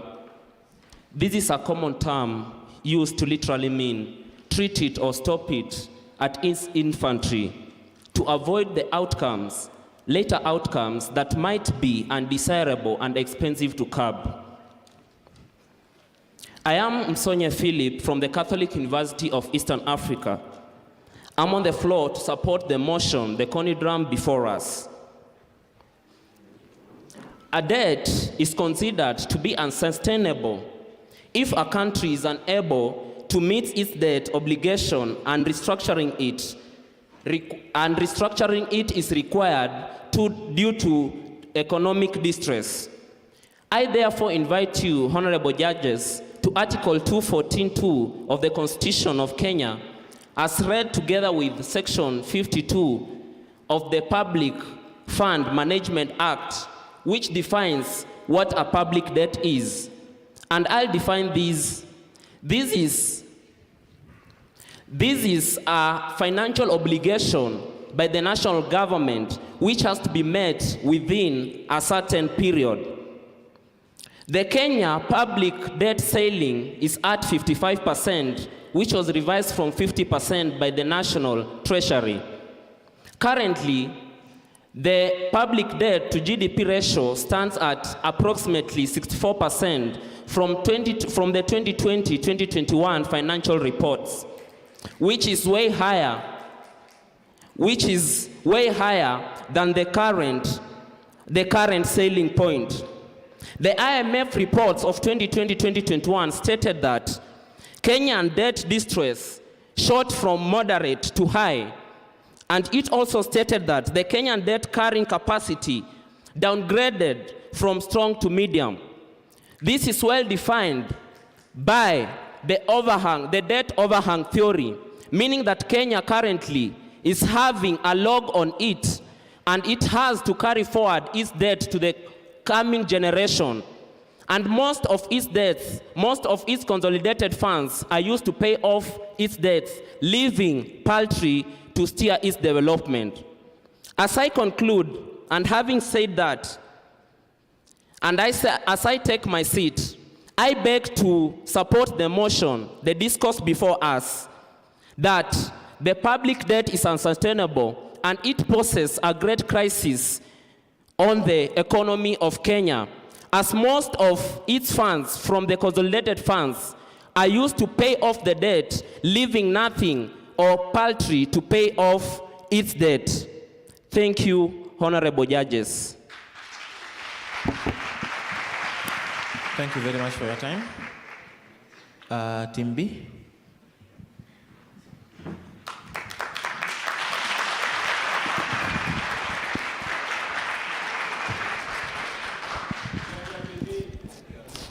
Panel, I've just discovered one thing. I came here as a student, but I'm being forced to play two roles at one time.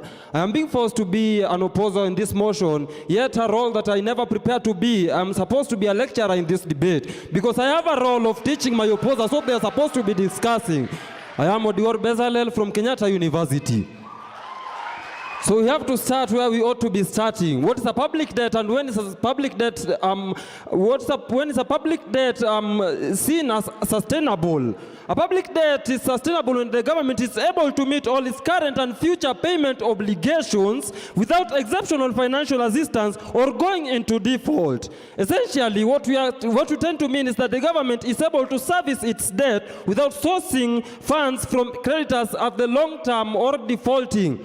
Well, panel, as the opposition, we are here to prove to you that Kenya as a nation has been able to finance its expenditures and has been able to grow without having the risk of defaulting in borrowing these loans and these debts, or rather. And Kenya has been able to go on and to flourish without having to source for external funds and these kinds of exceptional financial assistance. So what do we mean first, panel, when we say that the government has been unable to default? Defaulting means that the government is unable to pay its interest payment together with the principal of its loan in the operations of itself. And thank you, panel, because we have a very simple role here that the proposition has refused to play.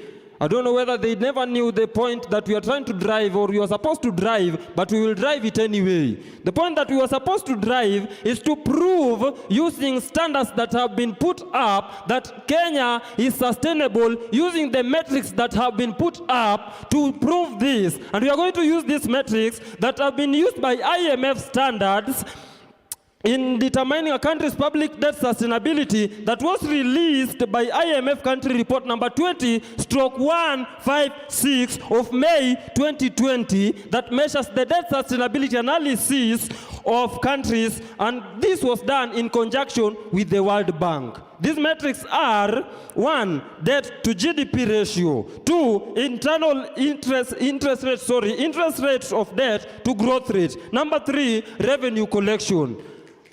Panel, as I start, I will go straight to our first point, debt to GDP ratio. A high debt to GDP ratio, panel, indicates a higher risk of default. And in a study conducted by the IMF and published consequently in the World Economic Outlook of the year 2019 for developing and emerging nations, panel, and not this, developing and emerging nations, is considered that a ratio that exceeds 77% of the debt to GDP ratio means that the country has an unsustainable debt.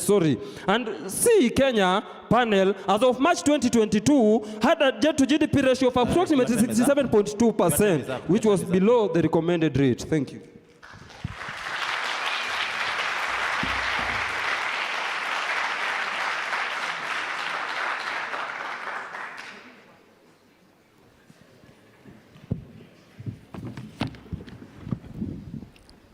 How much is too much? I'm Obed Lijodi from the Catholic University of Eastern Africa, and I'm here to propose the motion that our debt is unsustainable and we risk a severe economic result as a result. First of all, I'll begin my argument by basing my argument on what my friend has just said. My friend is trying to compare our GDP ratio to others. And when you compare a GDP ratio of a country like Kenya, let's say supposedly now we are doing at 62.4%. And a country like Japan is doing at around 234.1%.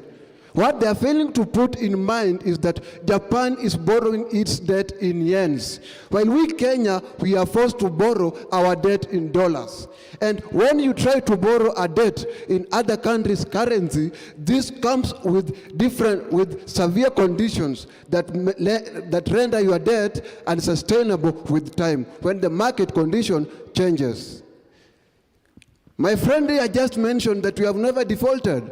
I was shocked, because in the financial report of the Auditor General in the financial year 2020-21, Auditor General outlined clearly that Kenya defaulted in payment of interest and principal that was meant to finance the debt that was taken to cater for Aror, Kimarer, and Itare Dam.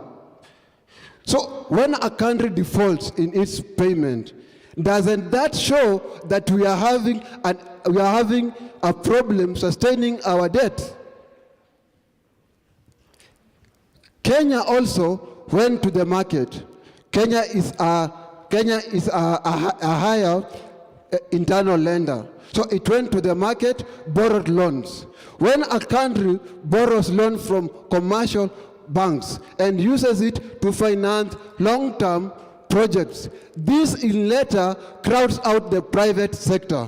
And when the private sector is crowded out, this leads to macroeconomic issues such as inflation, balance of trade deficit, and unemployment, which we are currently suffering as a country.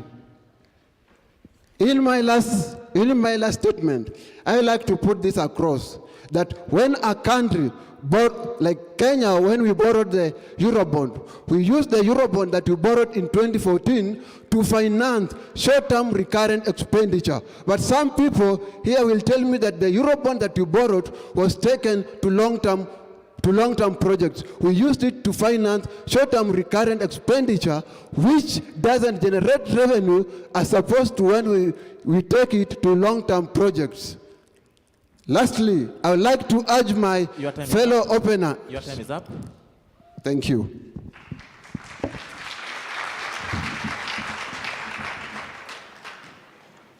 Next.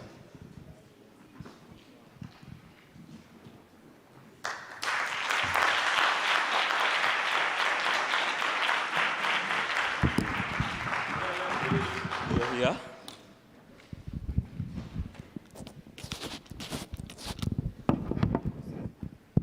So my time will begin in just a minute. I time myself. So I'll begin my speech in 3, 2, 1, go. Panel, realize from the onset, the opposition ranks fourth because, number one, they failed to engage our metrics on debt sustainability. Number two, even if they fail to engage our metrics, they fail to give their own metrics that they've used to tell us that this debt, Kenyan debt, is unsustainable. That is why they rank fourth or they rank last in today's debate. Because how have they reached the conclusion that Kenya's debt is unsustainable? What metrics have they used? What do we get from our side? Panel, we give you our metrics that have been put forth by IMF and World Bank that has been used to determine or to really determine if a country's debt is sustainable. And our first proposer gave you 3 metrics. He touched on, number one, our internal debt internal debt and external debt to GDP ratio, and he told us that our debt to GDP ratio is within the recommended range. Number two, he talked about the interest rates being below the growth rate, and number four, the last point he touched on, on revenue collection, and that is why we take today's motion home. Panel, let me provide an extension on revenue collection. Panel, realize upon revenue collection, the National Treasury prioritizes using this revenue on debt settlement, meaning that the higher revenue collection, the higher the revenue we collect, the higher the ability to repay the debts with ease and comfortability. In status quo, Kenya is collecting more and more revenue. And quoting the KRA Commissioner, General Gideon Mburu, KRA expects to beat its initial revenue collection target for the current fiscal year of 1.8 trillion by 140 billion. As of June 2022, the country had surpassed this target by 126 billion. May I point to this honorable house that last fiscal year, they also targeted to achieve 1.8 trillion, but they ended up collecting 2.01 trillion. What point am I driving home? The point I'm driving home is we are collecting more and more revenue, and this is increasing our ability as a country to pay this debt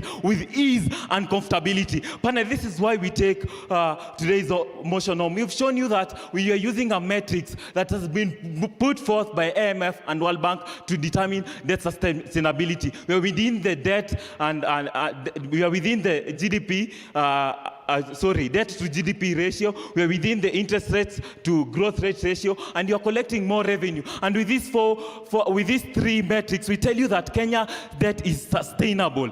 Moving on, may I point to this house a minute point, but very critical to this debate, is that IMF yesterday lent Kenya more money. And may I point to this house, no lender will lend you money if he or she knows that you will default. Our lender will only give you money if he sees or he sees that you have the ability to repay the loans. And with that, we rest our case. Your time is up. What is your name, kindly? Remind us your name. Remind us your name. Kindly remind us your name. Pardon? Crispin Momanyi from Kenyatta University. Thank you. Next.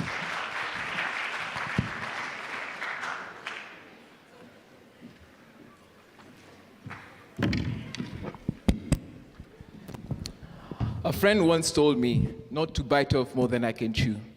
My name is Haman Peshu, a student from the Catholic University of Eastern Africa, and I will be strongly proposing the motion that states, is Kenya's public debt unsustainable, and does the country risk a severe economic crisis? The difference between sustainability and unsustainability is the ability to either fulfill or not fulfill current or future obligations. Recently, Kenya has paid over 4.2 trillion, an increase of 500 billion. This is due for public debt, and this is solely due to the fact that Kenya's shilling is weak and has depreciated against foreign currencies such as the dollar. This depreciation was from 107 to 117 between the year 2021 to 2022 June. In terms of external debt, when Kenya acquires external debt, this debt is paid back in foreign currency. However, when the shilling depreciates against foreign currencies, then the debt becomes more expensive to pay back, hence bringing about the aspect of unsustainability. As the dollar appreciates against the Kenya shilling, hence making it more expensive. In addition, in 2021, multilateral debt accounted for 41% of external loans, while bilateral debt accounted for 28%. Data released by the central bank shows that out of every dollar of the taxpayers' money, 57 cents goes to debt servicing. And through this, you can see the amount of taxpayers' money that goes to debt servicing and doesn't contribute to economic growth. As a result of unsustainable public debt, fewer goods and services are available to future generations, hence indicating the aspect of unsustainability.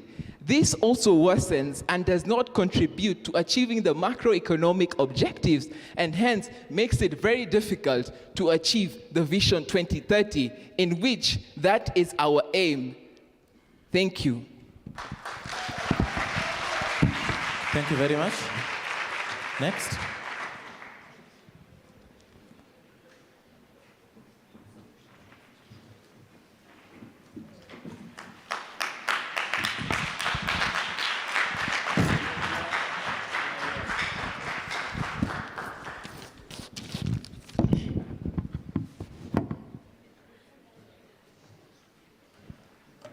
Panel, opposition was supposed to argue one key thing, and we brought to you the metrics that you're going to argue to prove to you that indeed the debt is sustainable for Kenya as a country. We pointed to you debt to GDP ratio. We have shown to you all through facts that we are indeed in this threshold. As of right now, the debt to GDP ratio of Kenya is at 64%. A warning alarming rate is at 77%. We are yet far below to get to that warning rate. Therefore, we are still sustainable. Number two, my member talked about revenue collection. We are collecting more and more revenue as of now. Therefore, this revenue that you're collecting is going to be used to service all these debts. For us to characterize a debt to be unsustainable, it means that all these three metrics are working against our favor. So far, none of them has worked against our favor. Interest rate of debt to growth rate is the point number 3. We need to compare initial rates of debt year on year, GDP growth rate, and somehow get an average of the last 18 years. That is 2004 to 2002, showing that we are actually at a growth rate of 4.41%, which is lower than the actual limited range of 4.83%. Panel, notice that all these three metrics are working in our favor. What do we get from the other side? IMF report shows that Kenya was downgraded from low to moderate. Panel, notice that the IMF is still giving loans to Kenya right as of now. As of 8th November 2022, through the 4th review by the IMF, they gave Kenya a loan of 52.8 billion Kenyan shillings after actually analyzing and showing that, you know what, Kenya's economy is resilient and they face a challenge of environment prompting it to give it more and more. Therefore, the IMF constantly reviews Kenya's economy and shows that, you know what, Kenya is actually able to sustain its debt, works against their favor. They talk about how much is too much, wild goose chase. We are not about to talk about how much is too much. We're talking about the much that you are getting. Are we able to pay it? Are we able to offset it?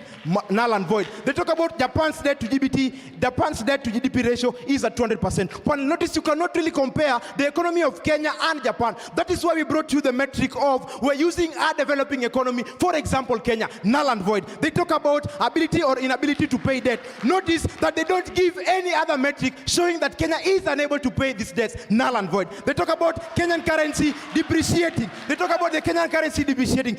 This is not new to the debt. It is due to the economic shock that was experienced globally.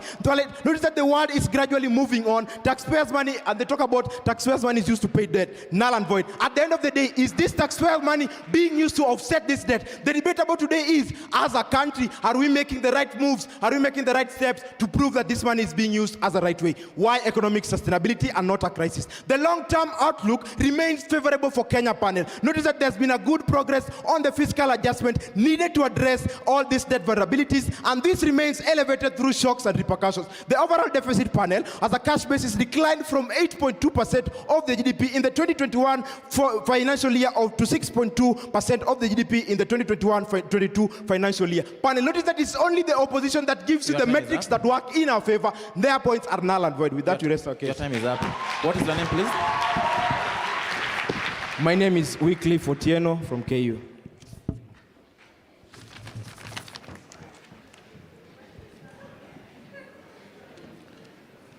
Thank you. Maybe just one question to Team B, Kenyatta University, I think, yeah? Any member of your team can answer? Can you kindly name the Committee of Parliament which is responsible for budget review and allocation? Thank you.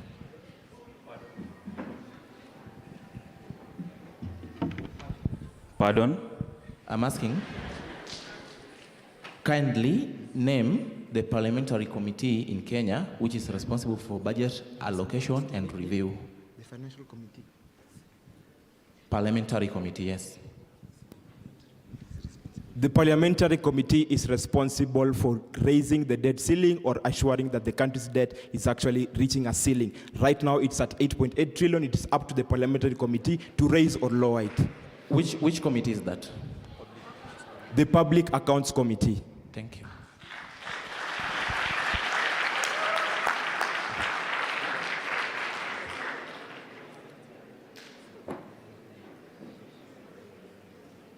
Thank you very much for your time. You can leave. Shukran kabisa. Eti mmesema ni suti? Let's appreciate them. 5, 6, 7, 8. Ini huku ni KU, lakini amjaleta msichana. Sasa at least siku moja mvalishe msichana suti, mlete hapa mbele. Wako wapi? Si mimi nimesema msinipige, msinigonge mawe. Mimi ni mtu yenu, si ndio? Mimi ni mtu yenu. Hata muongeze makofi. Muongeze makofi basi. Haya nitoshe. Na next time kama ni campus nyingine tukiwaambia muongeze makofi mnaongeza. Si ni namna hiyo? Amtaki. Hata Biblia inakataa hiyo na mmeombewa na pastor. So the next team on stage is 6A and 2B. 6A and 2B. 6A on my... Wapi? Hata ujui. Right, 6A and 2B on my left. Kindly somebody to check with them. Pengine njai mewalemea sana. Oh, we can have, this is 2B coming in. Pamba safi, shukran kabisa. Na pia wako na escort. Umeona hiyo mkono venye imenyoshwa? Na unaleta wanaume wote stage, si mimi nimesema. Aya 6A inside. 6A, somebody to check with them kindly. 6A.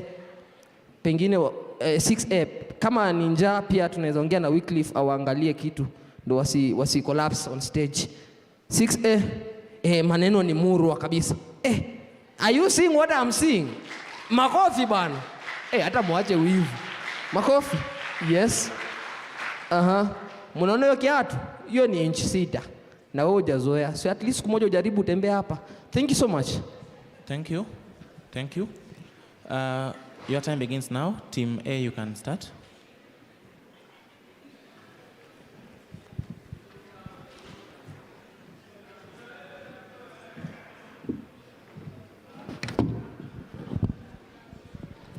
All protocol observed. Good afternoon. My name is Charlotte Omira from the University of Nairobi, and I'm here. I team my team. We have Sarabel and we have Tobiko.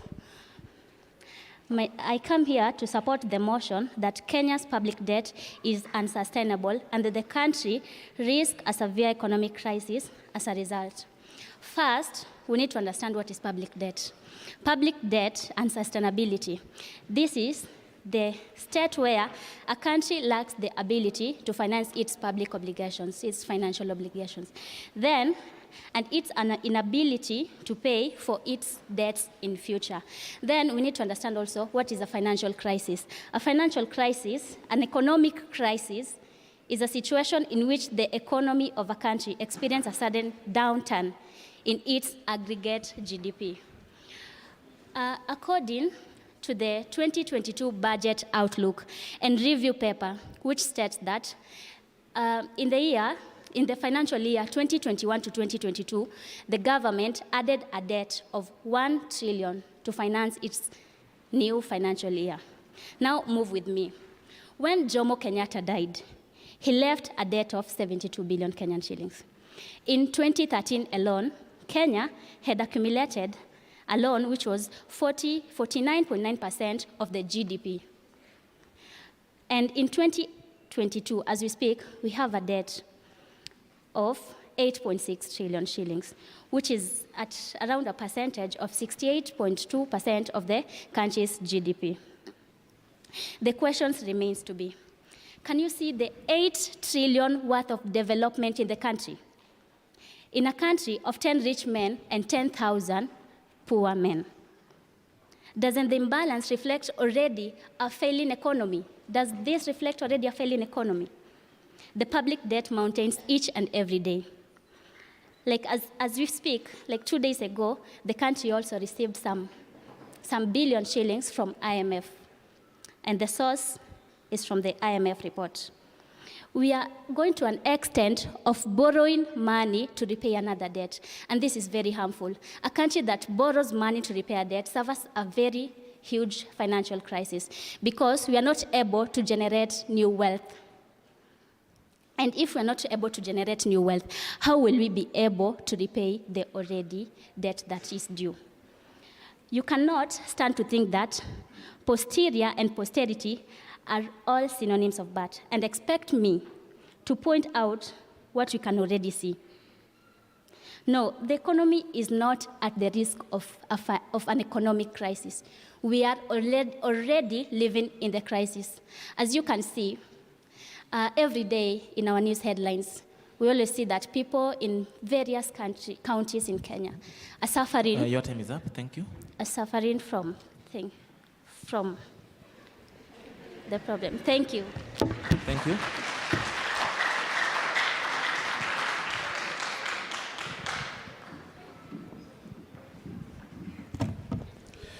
Ladies and gentlemen, I would like you to think and create an image of a country without the current infrastructure.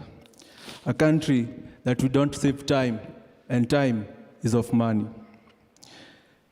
I'm Peter Gishamba, and I'm here to oppose the motion that Kenya's public debt is unsustainable. The private partnership in Kenya, which is from the debt that the establishment of the expressway, which is majorly from the debt, has led to Kenya growing and saving time and saving transport. Excuse me? Which university are you from? Yes? Which university are you from? The Catholic University. Thank you.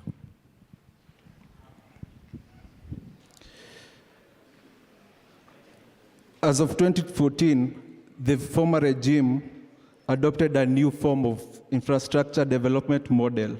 This model brought the building and improvement of SMEs, which result to 80% of the current population employment. Therefore, this has led to the increment of revenues collected by the KRA to our people. This has led also to the development of infrastructure, and therefore we are able to pay our debts. Kenya has been able to borrow domestically, which has led to the reduction of money supply in the country, and hence control of inflation as from 2017 to 2019 before the COVID-19. And therefore, ladies and gentlemen, I close my case and say debt is sustainable in our country. Thank you. Thank you very much. Next.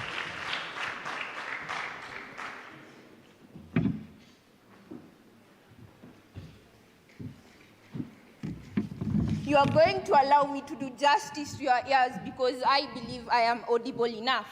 So cynics believe idealism is poverty, but we at the economics department do not have the pleasures of oversimplification. I am therefore going to ask the opposers to sit down so that I can educate them. Sarabella Kinyodero, the University of Nairobi.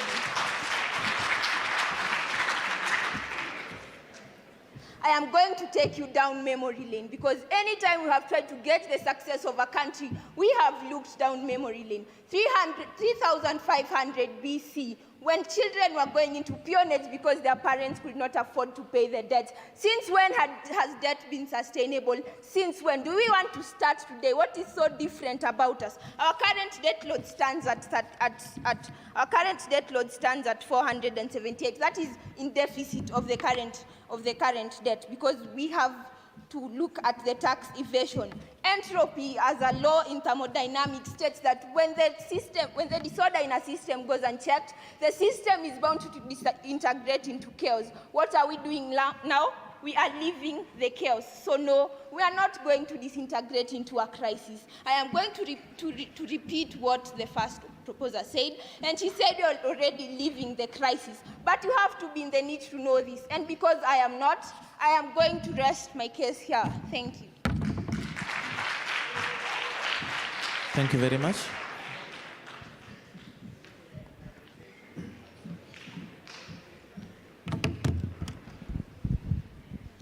Thank you so much, our worthy educator, proposer, and our honorable judges. Thank you for the opportunity. Is there an underlying weakness of the public finance? Is there an underlying weakness of the public finance?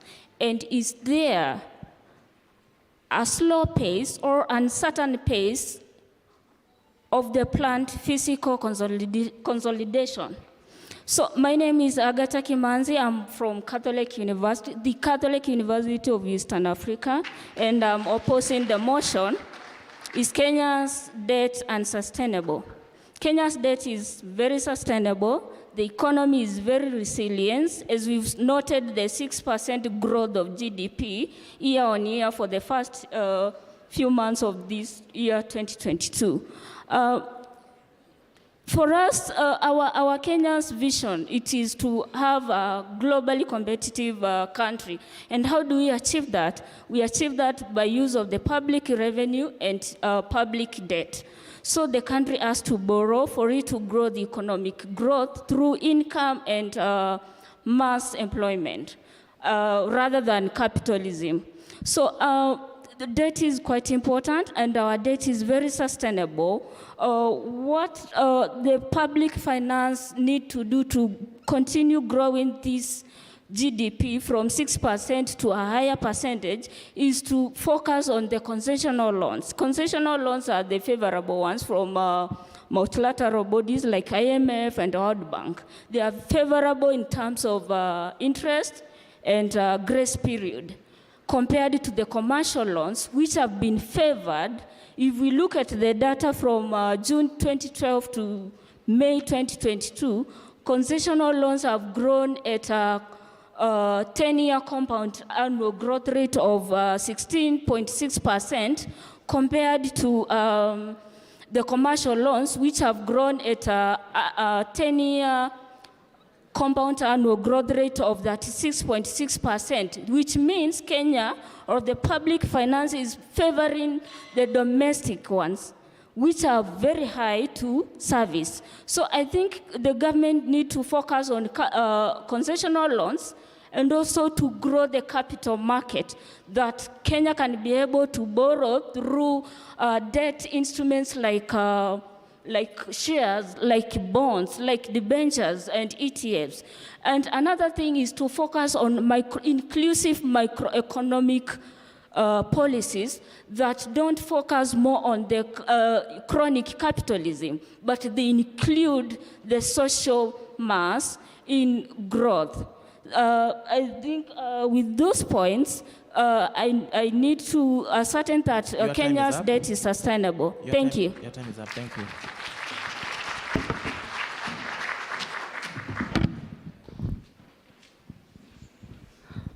Respected members of the juries, good afternoon. My name is Newton Tobiko. I'm just going to pick right from where the government has left, because I don't see sense in engaging an opposition which is telling us now, because the government is failing to provide the funds, now we should go back to the people and tax them a lot more so that we get money to pay the debts. I don't think that is really reasonable, because when I talk of the country Kenya, what comes to mind is the sovereignty of the people. What comes to mind is the Wanjiku. And anybody who thinks of a policy should have in mind the people, should have in mind those particular persons who are even in other instances not having the capacity to raise food. So coming back to tell us that we need to impose taxes or even the increased taxes to pay the debts, I don't think is really reasonable, and that is why I don't want to engage them in this conversation. It is the same people who are telling us, we haven't enacted provisions. We have the Public Management Finance Act. And then when you again go to those provisions, when you go again to those legal frameworks, they are problematic in themselves. Look at Section 44 of the Public Management Finance Act. They have made in such a nature that they will not consult the public at a point when they want to make policies with which they will show us how they are going to implement even those particular policies that they want to use the public debt that they have borrowed from those sovereign states or whichever state they've collected. So the conversation that we have to engage in today is not one that is going to harm the citizen. It's not one that is going to be detrimental to the people. And I want to convince the bench that what we are having right now is a crisis that the earlier presenter have told us that it is not today, it is not yesterday, it is a crisis that we've been seeing it coming. And I want to commend you that you have a sword to kill this monster. Please, bench, kill this monster. We are already in a crisis, and not anybody who can persuade us that we can pay these debts. We cannot, and we cannot sustain it anymore. Thank you very much. Thank you, thank you, thank you. Next.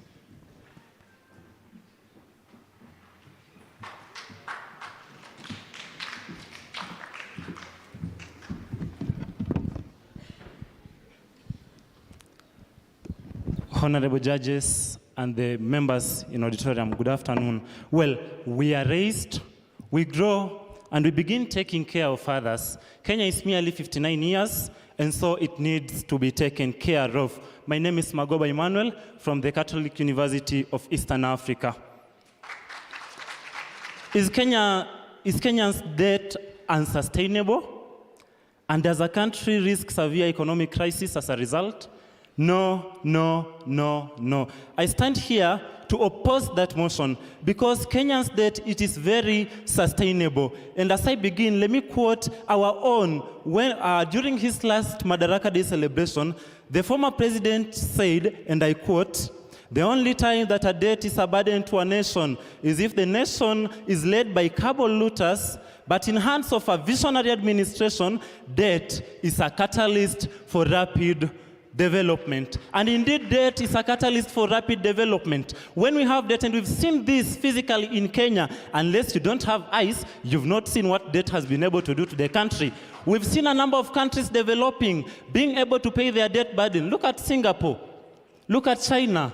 Leave alone Singapore and China. India is currently beating Britain economically. And this is because India was able to get this debt, and not small debts. India has been getting debts in huge amounts, and they are now growing economically. So for you to grow, you need debt. Debt is a catalyst for development, and it is sustainable in the following aspects. When we get these debts, they help in accelerating the nation's development. Once the nation has developed, it is from this development that members are able to get jobs. From these jobs, members are able to produce taxes. And from these taxes, the debt, it is very sustainable. There are many tax deductions we've seen in the recent past, whereby Kenya being a capitalist state, we are able to reduce the gap between rich and the poor. And of course, all of us want to one day appear on the same level.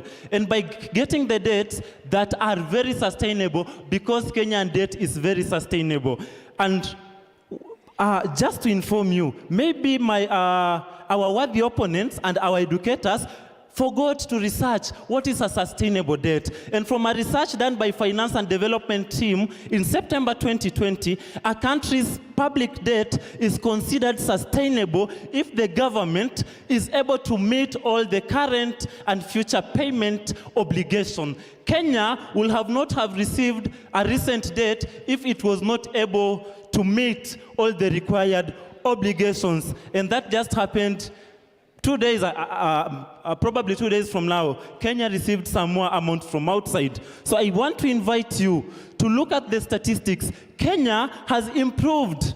In the recent past, we've seen Kenya improving her GDP has grown from 5.2% in the second quarter of 2022. And from this, the improvement of GDP, the improvement of infrastructure, the improvement in economic and agriculture, we are seeing Kenya develop in its vision towards the Vision 2030. Because infrastructurally, agriculturally, and in trade, Kenya is growing. And I close by saying Kenyan debt, it is very sustainable. Thank you.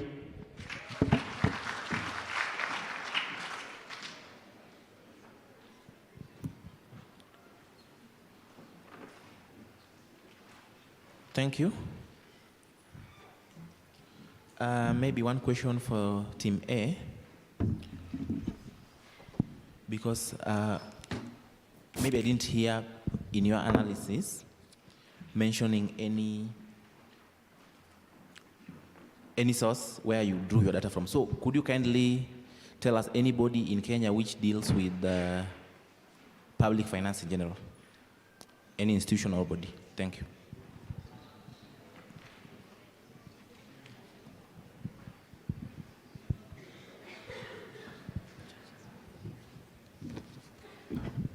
Maybe before you go forward, Lillian also has a question. Okay, I have a question for Team Choir, for the lady. maybe you can just give me one essential feature of a capitalist economy. And maybe you can also tell me what kind of an economy system do you think Kenya has? Okay, give me one essential feature of a capitalist economy, and then you can tell me what type of economy system do you think Kenya has?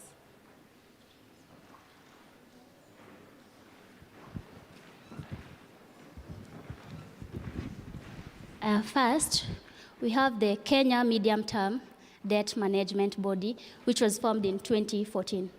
Thank you. Thank you.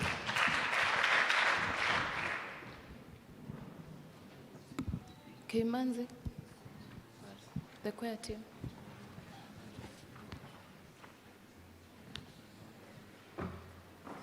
$15 seconds.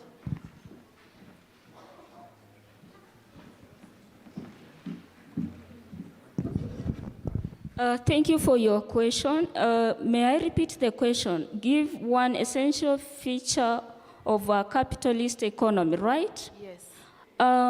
For example, a business is there to maximize profit.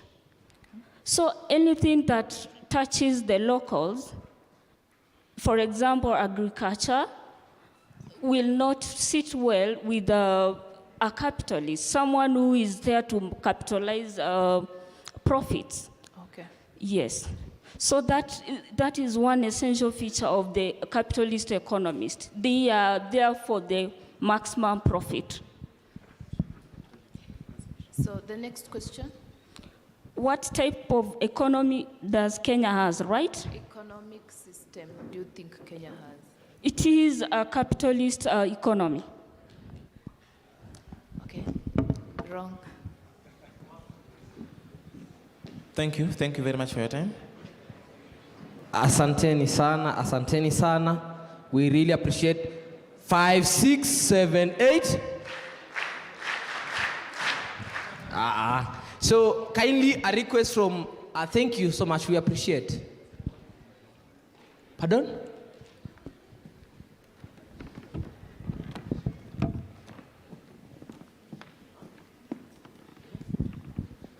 Yeah, you can go. Hii maneno imekuwa moto. Bado. So kindly, the media team is requesting, we are going live now. It's giving them a challenge kwa sababu we are scattered. So they are kindly requesting wenye tumekaa huko juu, kindly tushuke huku chini. We cover these seats zenye ziko huku chini so that our media coverage can look presentable. Tafadhali. Starting from wenye wamekaa kule juu kabisa. Yeah, tushuke. Let's fill in these seats huku chini. Tafadhali. From my father's left, huko juu, tukishuka hivi. Let's fill in these seats zenye ziko hapa katikati as we continue tafadhali, so that our live coverage inakaa ni ya watu wameenda shule. Now bringing to you on stage, allow me mention the names. Is it wrong? If I mention the campuses zenye zinakuja, is it wrong? Okay, it is wrong. Oh, okay, because you say it is wrong, so bring on stage 7A on my right and 3B on my left. So 7A on my right and 3B on my left. 3B, yes, we can have, are we having 3 gentlemen coming on stage? Pamba safi. Makofi kwao. Yes.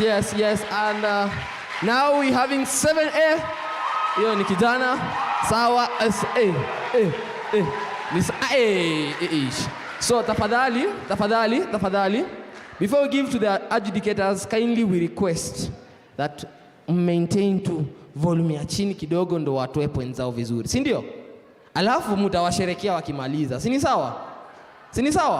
Msiwa confuse. Thank you so much.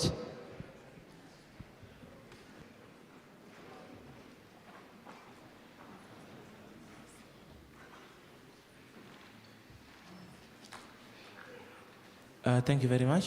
Maybe Time can begin.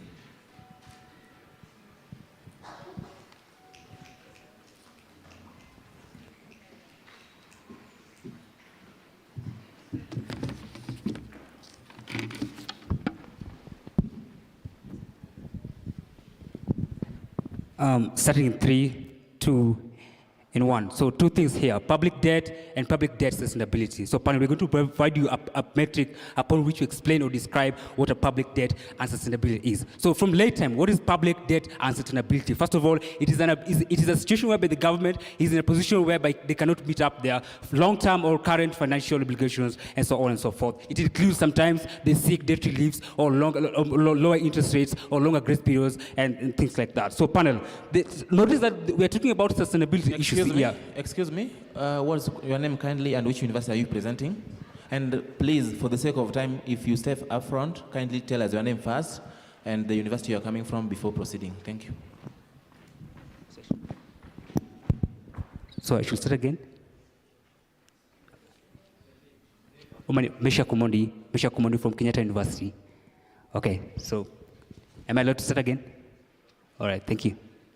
Okay, so panel, two things here, public debt and public debt sustainability. So from our bench, we're going to tell you what exactly is public debt and sustainability so that we avoid confusion from the from the opposition. So public debt and sustainability simply means that a county is in a state whereby they are unable to pay up for their long-term or current financial obligations against their internal lenders or external lenders. So panel, we have a matrix upon which we as the proposing side believe that when these things happen, it simply means that the government or the country cannot be able to meet up this kind of, to pay this kind of debt and things like that. So panel, 1, we have exchange rate. 2nd, we have debt GDP ratio. 3rd, we have the economic growth of a country. And 4thly, we have the level of debt distress of a certain country. Exchange rates. Panel, you do realize that right now the Kenyan shillings have been increasingly and highly depreciating. It simply means that when we borrow these kind of loans, we borrow them at a stable exchange rate. But as of now, it means that when the Kenyan shillings is depreciating at this alarming rate, it simply means that we will be required to pay expensively. We believe that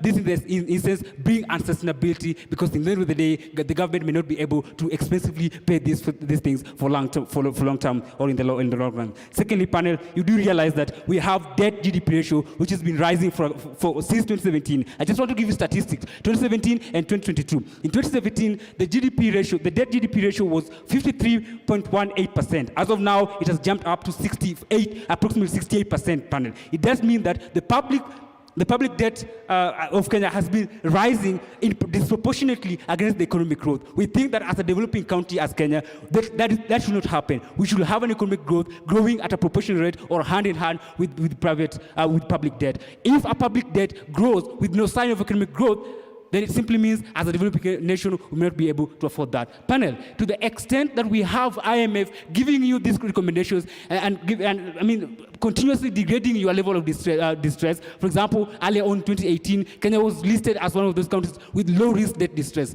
2018, they were actually moved up to moderate level of debt distress. As of now, panel, when IMF was giving us $2.34 billion as per 2021, they degraded us to high-risk level of debt distress. This shows you that these international lenders, including IMF, really they are telling you that we have worries about you and that you guys need to fix out your humanity. Your time is up. Thank you. Thank you.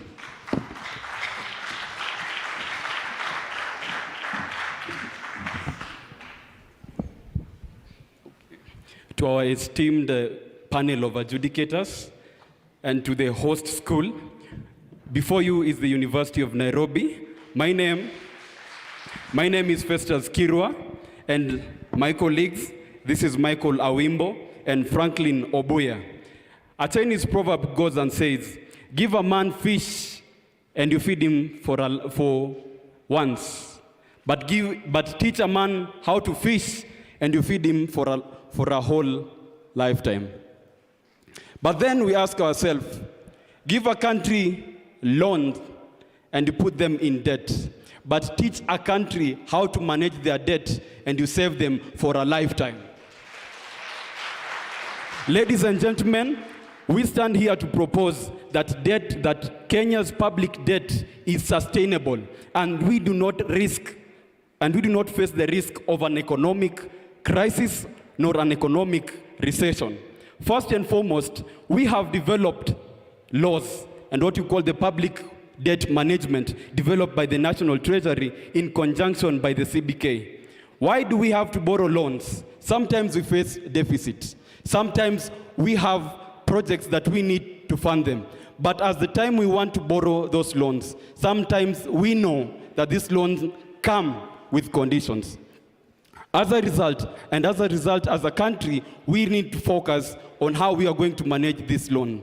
We take this loan and invest them in long-term infrastructure, that which will bring returns. For my colleagues, I'm even surprised that some of you have some Fuliza just to push for the life and to prevent Kuinama.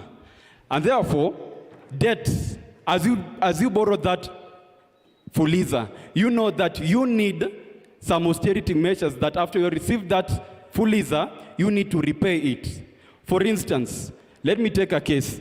If you live in Muthaiga and you know that your income is below what you can afford, then it requires of you to take austerity measures to ensure that you live within your means. Folks, Kenya's public debt is structured into two. One, we have the domestic, and two, the external debt. Let me go to the domestic. The domestic debt is pegged on the Kenya's currency, and therefore it gives government the ability to be able to regulate the debt, to either formulate monetary policy and fiscal policy, and also regulate the markets in terms of interest rates. And therefore we say that Kenya's debt is manageable. Thank you. Thank you, thank you. Next.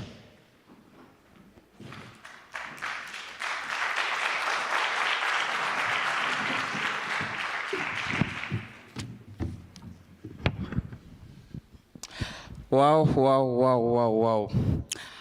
Panel, if indeed my opponent will be a literature teacher, then perhaps he would have gotten an A in his proficiency in debating some economic fallacies to come here and say that the debt is really sustainable. From what economic dockets, from what economic books have you gathered that content? Have you gathered those facts and statistics to come here with such confidence and tell us that our debt is sustainable? Perhaps let me give you a free ride through the economic position of our state.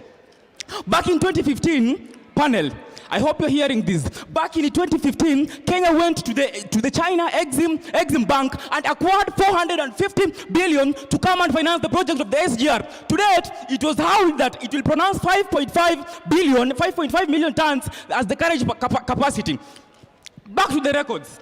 According to the financial reports released by the Treasury, at the onset of the SGR, the projected plan was that it was to carry 5.5 million tons annually. By the end of 2018, the pre-pandemic period, it only managed to carry an average of 504 tons. Not even a quarter, panel. And to my own opposers, not even a quarter of the projected plan was achieved.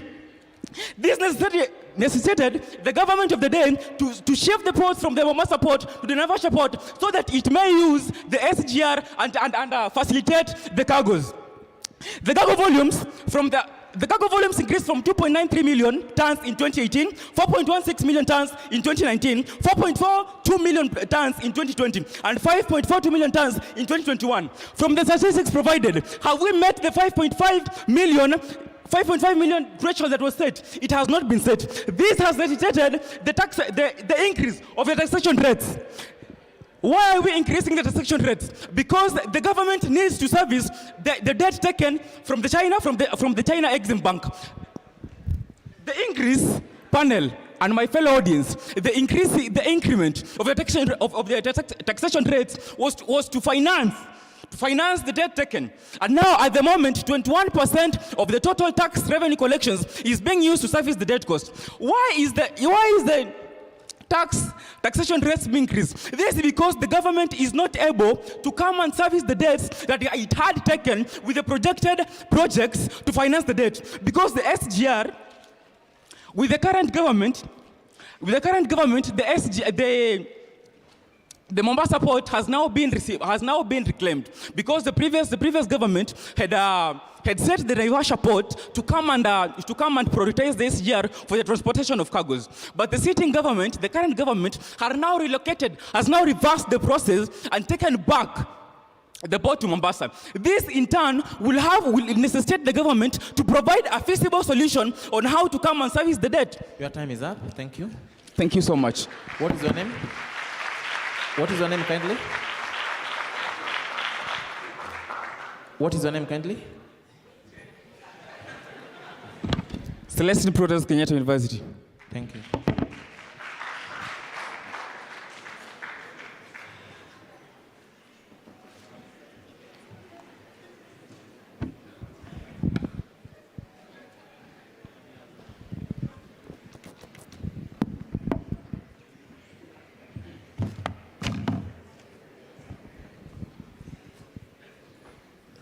I will start my speech in 3, 2, 1.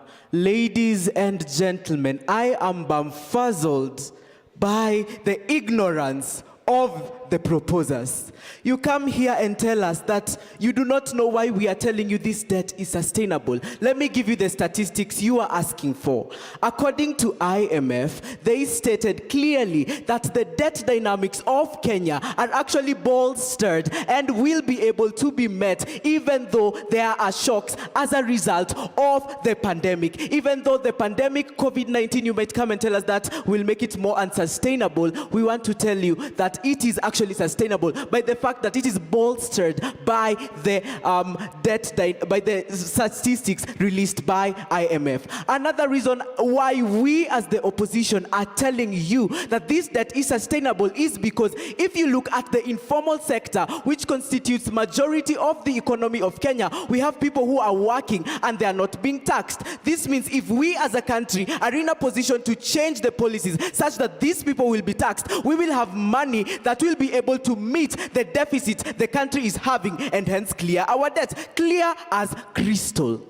Another message we are preaching today, we are saying that as a country, we are not at a risk of falling into economic crisis. Why are we telling you that we are not at a risk of falling into economic crisis? One, because the debt that the country is incurring, it is investing it in infrastructural projects that are actually self-sustaining. According to statistics read in the Standard of 29th November, it shows that the SGR project, the expressway project, are actually self-financing such that in the long run, they will be able to clear the debt by the revenue they incur. And in the long run, they will enable the country to grow economically by providing funds to be channeled into investments and growing the different sectors of the economy. Clear as crystal, sorry. Another point why we are saying that we are not likely to fall into an economic crisis is because of the changes that are going on as a result of the legislature in place. The legislature has recently looked into the structural paper 101 of 1986 that was suggesting that they should invest more in the informal sector in order to increase the tax revenues as a result of that. And that is what the country is actually doing right now. What will this do in the long run? It will enable the country to gain funds through the tax revenues the country is getting and enable it to fund more projects, gain more money, improve the economy. Simple, clear as crystal. And finally, as I finish, we are gaining investments. That is another reason we are saying we are actually having sustainable debt. You as an investor, would you invest in us if we had unsustainable debt, but you're still having sustainable debt? Thank you. With that, I close my case. What is your name? What is your name, kindly? My name is Michael Awimbo. Thank you. Next.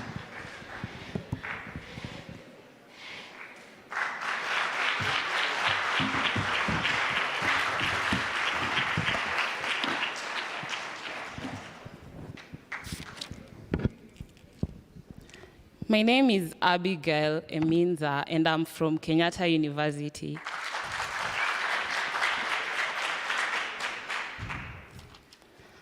Okay, so I'm going to start in 3, 2, 1.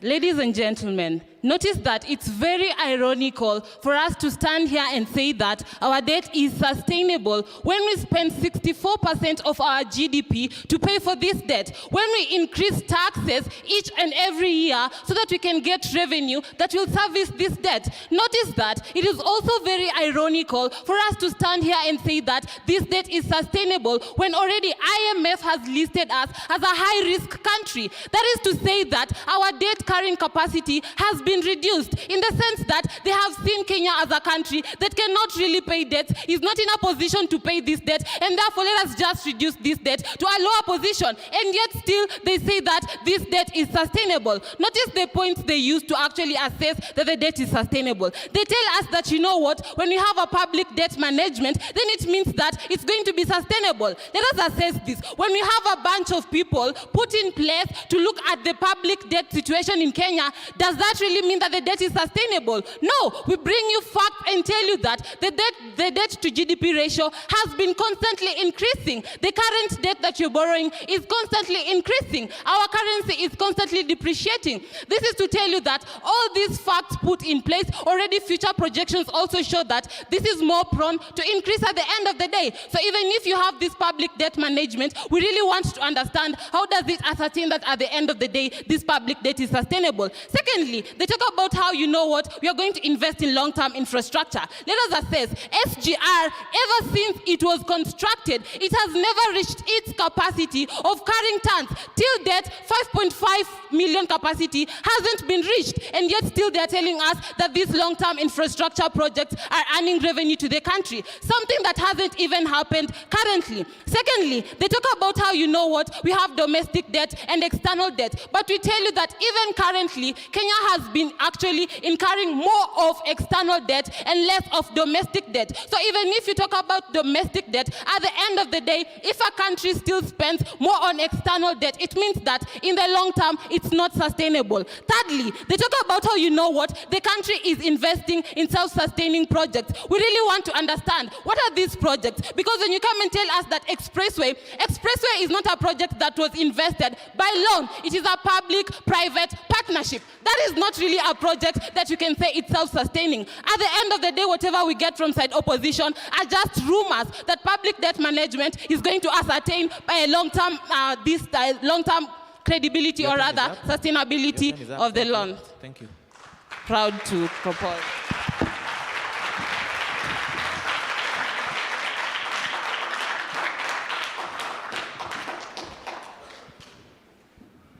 My name is Franklin Onyango Obuya from the University of Nairobi. As my co was speaking, I was just wondering and keenly wondering.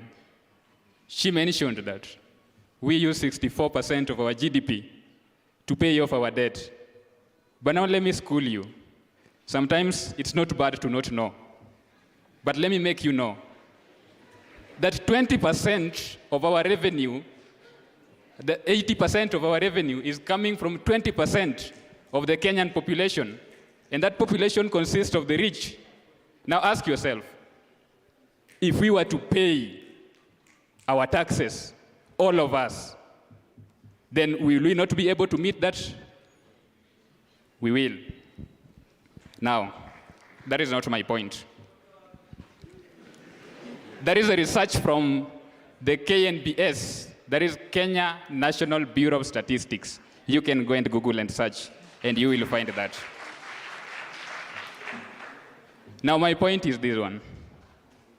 We've always been using the debt to fuel a lot of development in our country. Initially, we didn't have a kidney transplant in any of our hospitals, but it was just launched this year in May 22nd. And up from then, we've been seeing 700 people receiving the kidney transplant. That is a progress. And all these are funded so that they can also help us in giving back, paying back the debt, because we fund something which will be giving back revenues. Now let me pose this question to the audience. If there is corruption in something, does corruption make that thing bad? That is a food for thought. Now, secondly,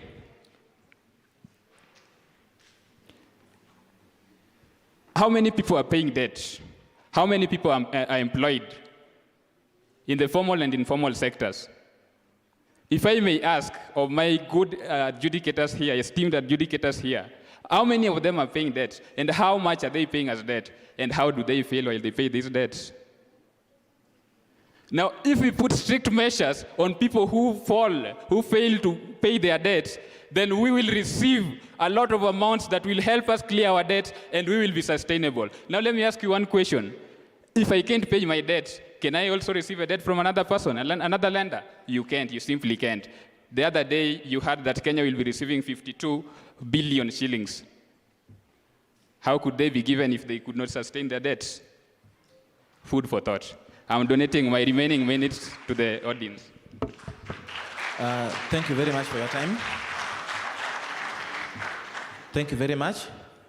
I hope Team Kenyatta University is listening, and I think one of your team members posed a question that we don't have any self-sustaining project, which actually Kenya has borrowed. So I'd post back the question to you, and I'd like you to mention for us, apart from infrastructure, could you kindly name any projects which the government of Kenya has invested the money borrowed? Then to Team University of Nairobi, you've actually said there's no point of borrowing. So I would actually ask you, because we have policymakers here, would you kindly give us 2 reasons why we borrow? Thank you. So Kenyatta University can go first.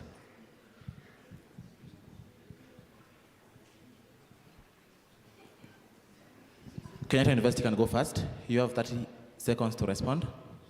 And so is University of Nairobi.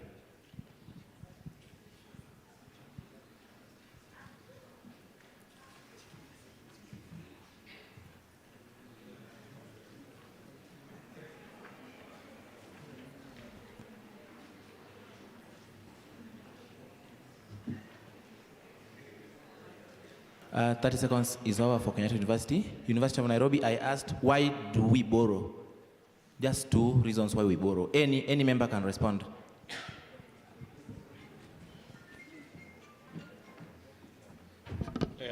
Thank you for that question.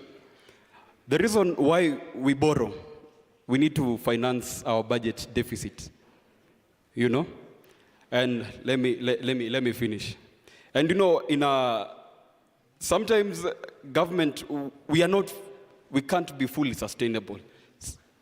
You understand that I am not 100% efficient to provide for myself. I have to go through interlinking. I need to have some, as people say, connections.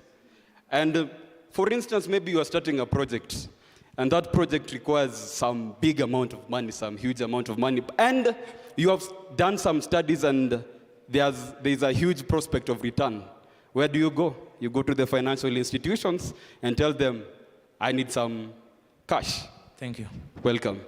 Thank you very much for your time. You are free to leave. Asanteni sana. Asanteni. Thank you so much. We really appreciate your effort for ensuring kwamba mmemaliza kazi. Mmemaliza kazi. Kazi ilikuwa, Waswahili wanasema ilikuwa murwa. So meanwhile, thank you so much. We want to welcome the last team before we go for lunch. We want to welcome the last team before we go to lunch. Meanwhile, 5, 6, 7, 8. Enyo njani hatari. Njani hatari. Kimwamu, ensure the comrades have something good to eat before they come for the next session. So the last team before we break for lunch, we're having 8A and 1B. 8A on my right and 1B on my left.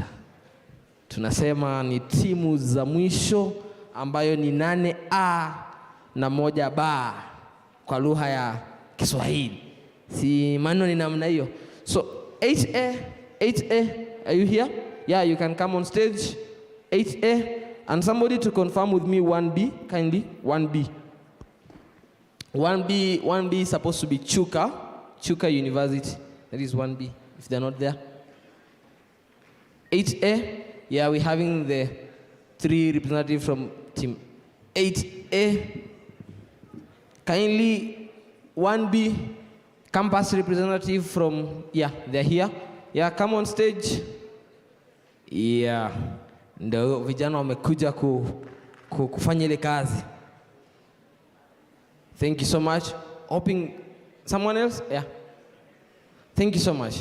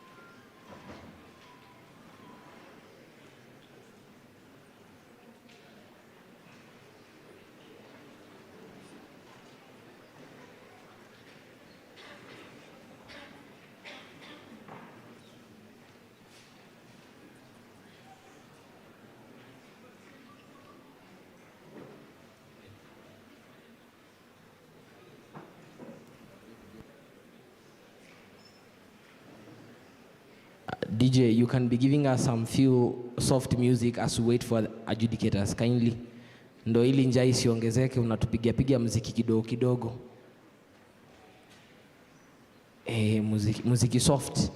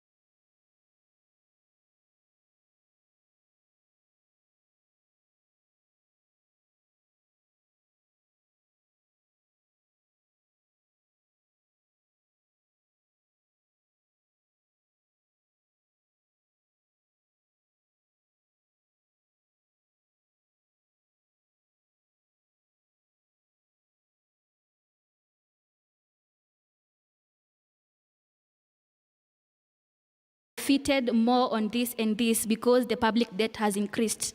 Can you? Well, from where I stand, I cannot. Kenya really needs to reduce its huge appetite in public debt because the government is not able to meet its targeted financial deficit. As of the budget of 2021 budget review, the target was 8.7%, but the government was only able to manage 8.4%. This statistics is from the National Treasury. The government, if it is able to curb public debt, it needs to be able to meet its targeted budget deficits. Another reason to say that public debt is unsustainable is the government's lower tax collection rates compared to the mortgage constant of the debts. As you can see in the new government, it's really trying to increase the taxes and it's hurting the common mwananchi. As we can see, by the suggested deductions, a person earning 500,000 will go home with 321,372. Really, the deductions are a lot. The government is not going to be able to sustain the public debts. And we can see this, that Professor Yatan, because of trying to increase the tax collections, he can propose that the public universities, they try to make their own sources of funds. It's not a bad thing, and also it's not a good thing. I rest my case. Thank you. Thank you. Next.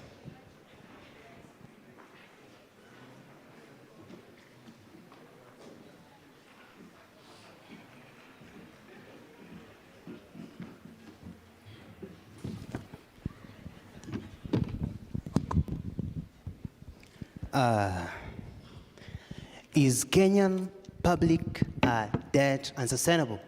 And is Kenya likely to face a severe debt crisis? Thank you, Mr. Speaker, and the House at large for this opportunity that is given unto me. I'm Austin Sanya, an economic and a statistician in Chuka University. According to my neurological analysis, calibrated by my medulla oblongata, I have sufficient evidence to say that I reject the motion and say that Kenyan debt is in fact sustainable. This is because Kenyan government, the current regime is using the contractionary fiscal macroeconomic policies. One of it being what? Cut in government expenditure. Let's take a good example between contrast between Sri Lanka and Kenya. Sri Lanka went into a debt crisis as a result of what? Wrong policies. That is, it increased government expenditure, and on the other hand, it decreased its taxation, resulting into a catastrophic menace. And Kenya, you see, the government is trying to increase its revenue, that is through taxation, and on the other hand, it is cutting down the cost of its spendings. Based on the press that was released on 27th September 2022 this year, President Uhuru, not President Uhuru, but President William Samoei Ruto, he said that he's going to initiate a budget cut in the budget cut over 300 billion Kenya shillings. This will prevent a further borrowing of 862.5 billion to finance the budget deficit. In the financial year 2022-2023, a budget of 3.3 trillion. Another point is enhanced tax revenue-based collection. According to the press statement on Kenya investment, the economic recovery underway coupled with improved business environment has also resulted to a strong rebound in revenue collection. As at the end of June 2022, ordinary revenues amounted to cash 1.9 trillion, recording an above collect of cash 67.5 billion. This performance is a growth of 22.9% over the previous years. Thus, we are reaping the benefits of the development projects that have been completed. What am I trying to say? I'm trying to say that based on the growth, Kenya economic growth rate of 7.5%, it shows that Kenyan debt is indeed sustainable. And therefore... Time is up. Your time is up. Thank you. Thank you. Next.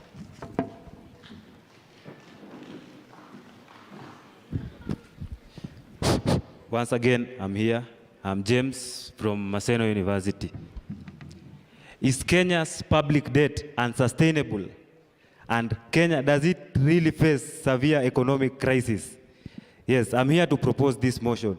My fellow friend has said there that the government is planning to save 300 billion. But if we check from the previous year, the government collected a tax of 2 trillion, but they were aiming at collecting 2.9 trillion, bringing a deficit of 900 billion. Meaning, sustaining this debt, it will be so hard for the country. It won't be able to pay those debts. In addition to that, the investment that the country is doing regard to the debts they are taking.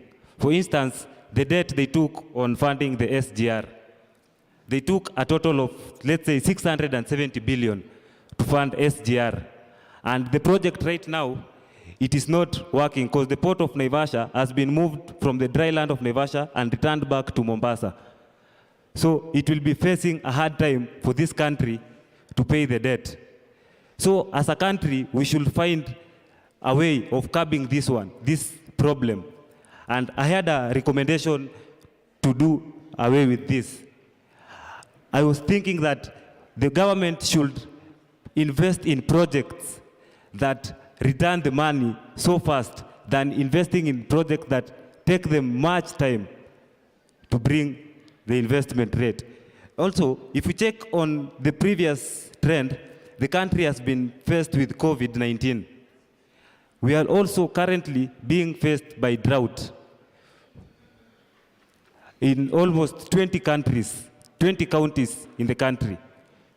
So the debt and sustainability means that it's still going to be there.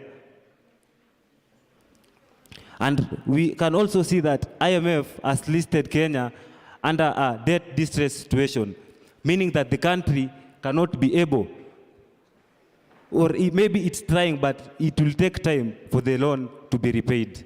And I hereby propose the motion that Kenya's public debt is unsustainable and Kenya needs more to do so that the debt can be repaid. Thank you. Thank you very much. Thank you very much. Next.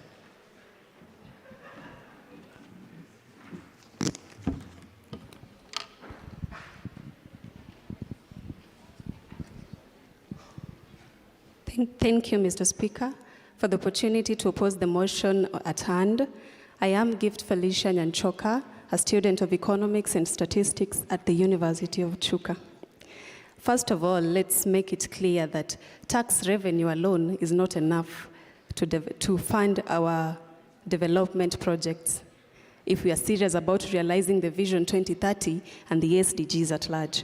Therefore, the question should not be about how much are we borrowing from internal and external sources. Rather, it should be how are we using the money that we are borrowing in the economy.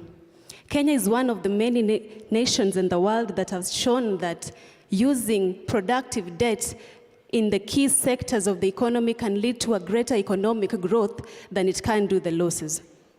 This is clearly stated by the transport sector, registering an increased output of 16.7% in 2021. The manufacturing sector's real value increased by 6.9% in 2021. And in the tourism sector, the international visitors' arrival volume increased by 50.3%. Then why, therefore, should we assume that the public debt will lead to an economic crisis, yet Kenya continues to record significant economic outputs in the various key sectors? With the GDP being estimated to 7.5% in 2021, and the nominal GDP increased from 10,716 billion to 12,098.2 billion in 2021, and 926 6.1 thousand new jobs were created in 2021. So is the next generation going to suffer from our borrowing today? My answer is no. Because with the digital market continuing to expand and the profits from that sector are enormous, like the transport sector, couple this with the resources that we're putting in place, like the SGR, injecting a lot of money in the housing sector, just to mention a few, we can clearly predict that the next generation is going to be richer than the current generation. Therefore, if this is the case, then by the international equity principle, why then should we spare the next generation from also chipping in catering for the marginal social cost, as they are going to enjoy the marginal social benefits? Let us not blind ourselves with the short effects of public debt and ignore the fact that in the long run, we are going to enjoy the benefits of these debts. Let us not deny ourselves the opportunity to realize and experience the Vision 2030 of a prosperous, a globally competitive nation that Kenya is yet on the road to achieving. Therefore, I state that yes, time is up. The debt is manageable. Thank you. That is my time. Thank you. Thank you. And now, very quickly, I have two questions, one for Maseno University and one for Chuka University. I'll begin with Chuka University. You said the debt is not sustainable, right? It's sustainable, right? So I'd like to ask you, any member of your team can answer, which county in Kenya has the largest tax revenue as at 2021? Then you can go first, then I'll ask Maseno University. Thank you. Which county in Kenya in 2021 had the largest tax revenue collection? Then for Maseno University, I'd like you to mention or to name any 3 renowned economists in Kenya. Mention any 3 renowned economists in Kenya. Maseno University. Then Chuka University, you have 15 seconds to tell us in 2021 which county government had the largest tax revenue. Thank you. You have 15 seconds to answer.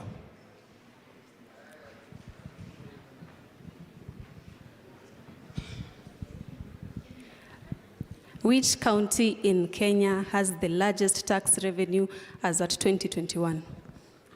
It is clearly Nairobi.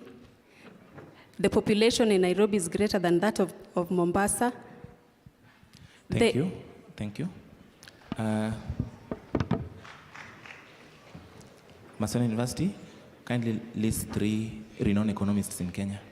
Yes, we have one known David Ndi. Then there's the governor for Kisumu County, Professor Peter Anyang' Nyong'o. And we have the Destins Nyongesa, the current Dean, School of Business and Economics, Maseno University. Thank you.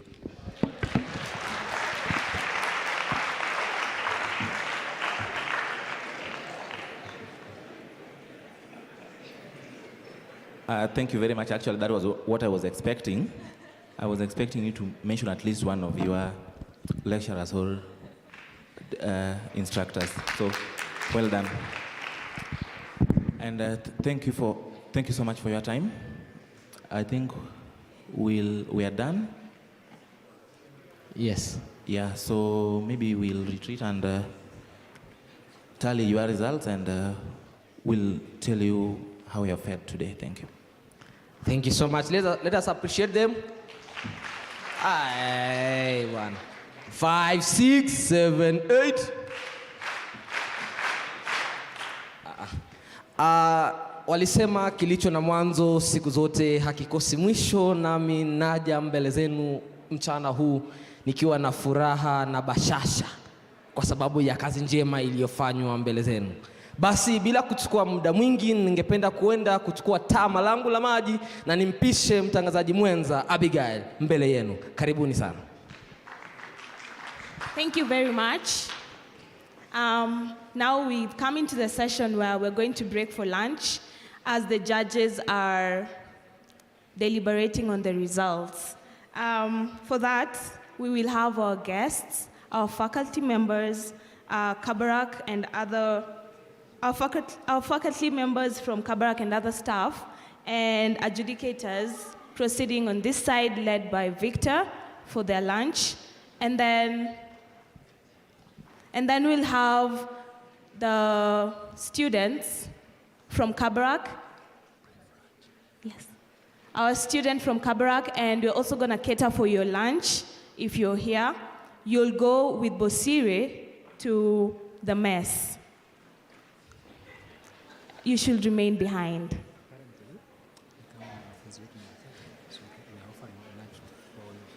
We are offering lunch to all of you guys. Also,